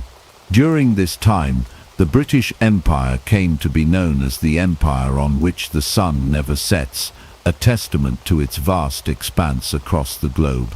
The phrase reflected the global nature of Britain's possessions, stretching from the Americas to Africa, Asia, the Pacific Islands, and Australasia. By the end of the 19th century, the The British Empire covered about a quarter of the world's land surface and ruled over a quarter of the global population. One of the most significant areas of British expansion during the Victorian era was Africa, which saw the height of the scramble for Africa. European powers, including Britain, competed fiercely to carve up the African continent, with Britain securing vast territories, particularly in the east and southern regions. British control of Egypt, the Sudan, and the Cape Colony, along with protectorates in regions like Uganda, Kenya, and Zimbabwe, marked the height of Britain's African imperial ambitions. The annexation of these territories was not only driven by a desire for land and resources, but also by Britain's strategic and commercial interests.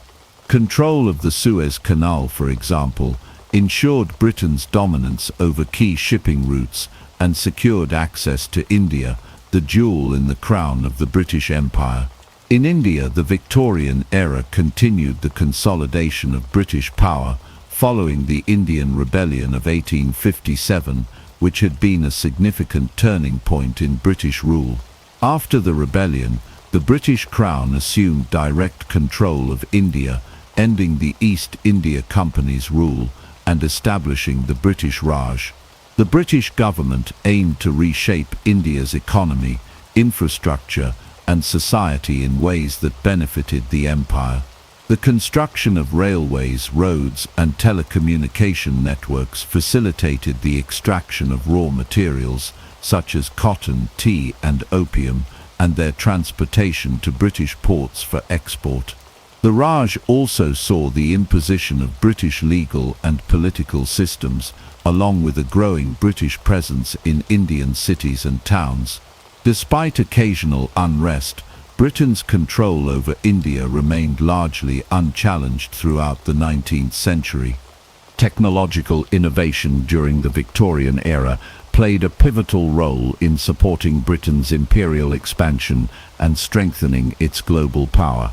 The Industrial Revolution, which had already transformed Britain's economy, continued to drive technological advancements that enhanced Britain's military capabilities and infrastructure.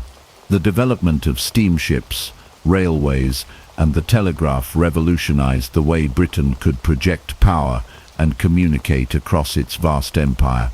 Steam-powered warships and ironclad vessels allowed the Royal Navy to maintain dominance over the world's seas, while the construction of railways across colonies enabled the rapid movement of troops, goods, and resources. The Victorian era was also a period of intense cultural and ideological expansion. The British believed in the concept of the civilizing mission, a justification for imperialism based on the belief that British rule would bring enlightenment, order, and progress to backward societies. This ideology was often used to legitimize the expansion of the British Empire into regions that were seen as underdeveloped. British colonial officials and missionaries portrayed British civilization as superior and worked to impose British values and institutions upon colonized peoples. The civilizing mission was evident in the spread of education, Christianity, and Western legal systems across the empire, as well as in the establishment of colonial governments and infrastructure. However, beneath the surface of imperial grandeur, there were significant contradictions and tensions.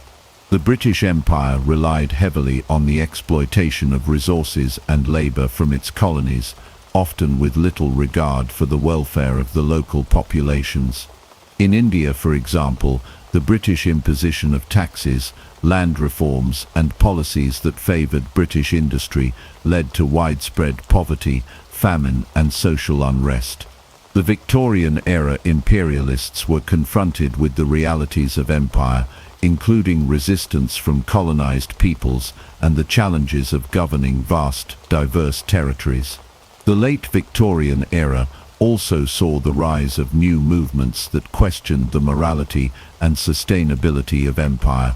The increasing influence of the British working class and the rise of socialist and anti-imperialist ideologies challenged the foundations of imperialism.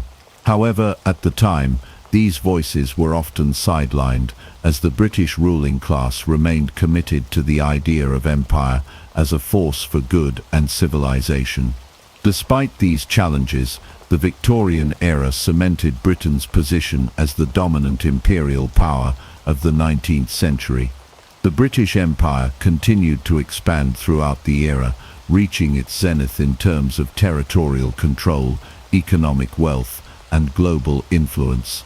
The legacy of Victorian imperialism, both in terms of its technological achievements and its ideological justifications, would continue to shape British policy and imperial ambitions throughout the 20th century. The British Empire, in the Victorian era, not only defined the character of the nation, but also left an indelible mark on the history of the modern world. The period between 1914 and 1945 was a time of immense change for the British Empire, marked by the devastating effects of the two world wars and the rise of nationalist movements that sought independence from colonial rule. The global conflicts and the ideological shifts of the 20th century significantly weakened Britain's control over its empire, while simultaneously fostering an environment in which the long-simmering desire for self-determination among colonized peoples reached a boiling point. The impact of these events would reshape the geopolitical landscape and set the stage for the eventual decolonization of much of the British Empire. World War I 1914-1918 was a cataclysmic event that took a tremendous toll on the British Empire, both in terms of human lives and financial resources. The war was fought on multiple fronts, and Britain found itself entrenched in a brutal, protracted conflict that drained its military and economic strength. The loss of soldiers, the destruction of infrastructure, and the severe economic burden placed on Britain during the war exposed cracks in the imperial system. At the same time, the war required the resources of the empire, and colonies like India, Australia, and Canada contributed vast numbers of soldiers, funds, and supplies to the British war effort. Despite the sacrifices made by colonial subjects, the aftermath of World War I saw growing discontent with British rule in many parts of the empire. The war had highlighted the contradictions between Britain's values of democracy and liberty and the reality of colonial subjugation. In India, for example, the disillusionment with British promises of greater self-governance following the war was palpable. The British government had made some promises of reforms, but these were viewed as insufficient and patronizing. In 1919, the British response to growing unrest in India, particularly in the city of Amritsar, led to the infamous massacre at Jallianwala Bagh, where British forces killed hundreds of unarmed Indian civilians. This event ignited widespread anger and calls for independence. World War II 1939-1945 was even more devastating for Britain and its empire. The war further drained Britain's resources and inflicted heavy damage on the country's infrastructure. The economic strain caused by the war made it increasingly difficult for Britain to maintain its global imperial commitments. The British Empire's military forces, which had once seemed invincible, were stretched thin as the empire found itself fighting on multiple fronts across Europe, Africa, and Asia. After the war, Britain emerged exhausted and deeply in debt, while the global power dynamics were shifting rapidly. The rise of the United States and the Soviet Union as superpowers and the formation of international bodies like the United Nations marked the end of Britain's unquestioned global dominance. Meanwhile, nationalist movements in India, Africa, and Ireland gained momentum, driven by the belief that colonized peoples should govern themselves. India in particular became the focal point of Britain's imperial troubles in the interwar years. Leaders like Mahatma Gandhi and Jawaharlal Nehru spearheaded the Indian independence movement, using both peaceful protests and political maneuvering to demand self-rule. Gandhi's non-violent resistance, symbolized by the Salt March of 1930 and the Quit India movement of 1942, garnered widespread support among the Indian population and put immense pressure on the British to grant independence. In Africa, the two world wars had a similar effect on the colonial order. Soldiers from British colonies had fought in both wars, and their experiences in combat, as well as their exposure to the ideas of self-determination and equality, sowed the seeds for post-war independence movements. After colonial subjects across Africa began to demand greater political rights and autonomy, and many African leaders started to call for an end to colonial rule. While Britain had long justified its colonial presence with the ideology of the civilizing mission, it became increasingly clear that colonial rule was unsustainable in a changing world. The growing influence of nationalist movements, particularly in India, made it difficult for Britain to maintain its imperial control. Ireland, too, experienced significant unrest during this period. The Irish War of Independence 1919-1921 culminated in the signing of the Anglo-Irish Treaty, which created the Irish Free State and marked the beginning of the end of British rule in Ireland. The partition of Ireland, however, left Northern Ireland as part of the United Kingdom, setting the stage for decades of conflict between Irish nationalists and the British government. As Britain faced mounting pressure from nationalist movements and the economic strain caused by the wars, it became increasingly clear that maintaining the vast British Empire was no longer feasible. The empire's political and economic control had been severely weakened, and independence movements across the world were gaining traction. The decline of British power was further cemented by the post-war wave of decolonization that swept through Africa, Asia, and the Caribbean in the 1950s and 1960s. The period of the world wars and the rise of nationalist movements marked the beginning of the end for the British Empire. The toll of two world wars, coupled with the rise of self-determination and anti-colonial sentiment, led to a seismic shift in global power. Britain's imperial hold began to unravel, and within just a few decades, many of its colonies achieved independence. The collapse of the British Empire was not simply a result of military defeat, but also of changing political, economic, and social forces that made colonial rule untenable in the modern world. The challenges faced by Britain during this period highlighted the contradictions of empire and revealed that the world was no longer willing to accept colonial domination. The legacy of the world wars and the rise of nationalist movements in the 20th century would forever alter the political landscape, signaling the decline of imperialism and the emergence of a new, more multipolar world order. The period from 1947 to 1997 marks the end of the British Empire, a dramatic and irreversible transformation of the global political landscape. The events that unfolded during these decades, particularly the independence of India, the Suez Crisis, and the decolonization of Africa, signified the decline of Britain's imperial power and the emergence of new nations asserting their independence. The symbolic handover of Hong Kong in 1997 brought the final chapter of empire to a close. Britain's once vast and powerful empire, which had stretched across continents and dominated the global stage for centuries, was gradually dismantled as colonial subjects demanded self-determination and independence.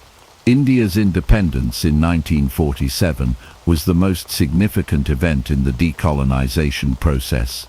The British had ruled India for almost 2 centuries, and its independence was the culmination of decades of struggle by Indian nationalists.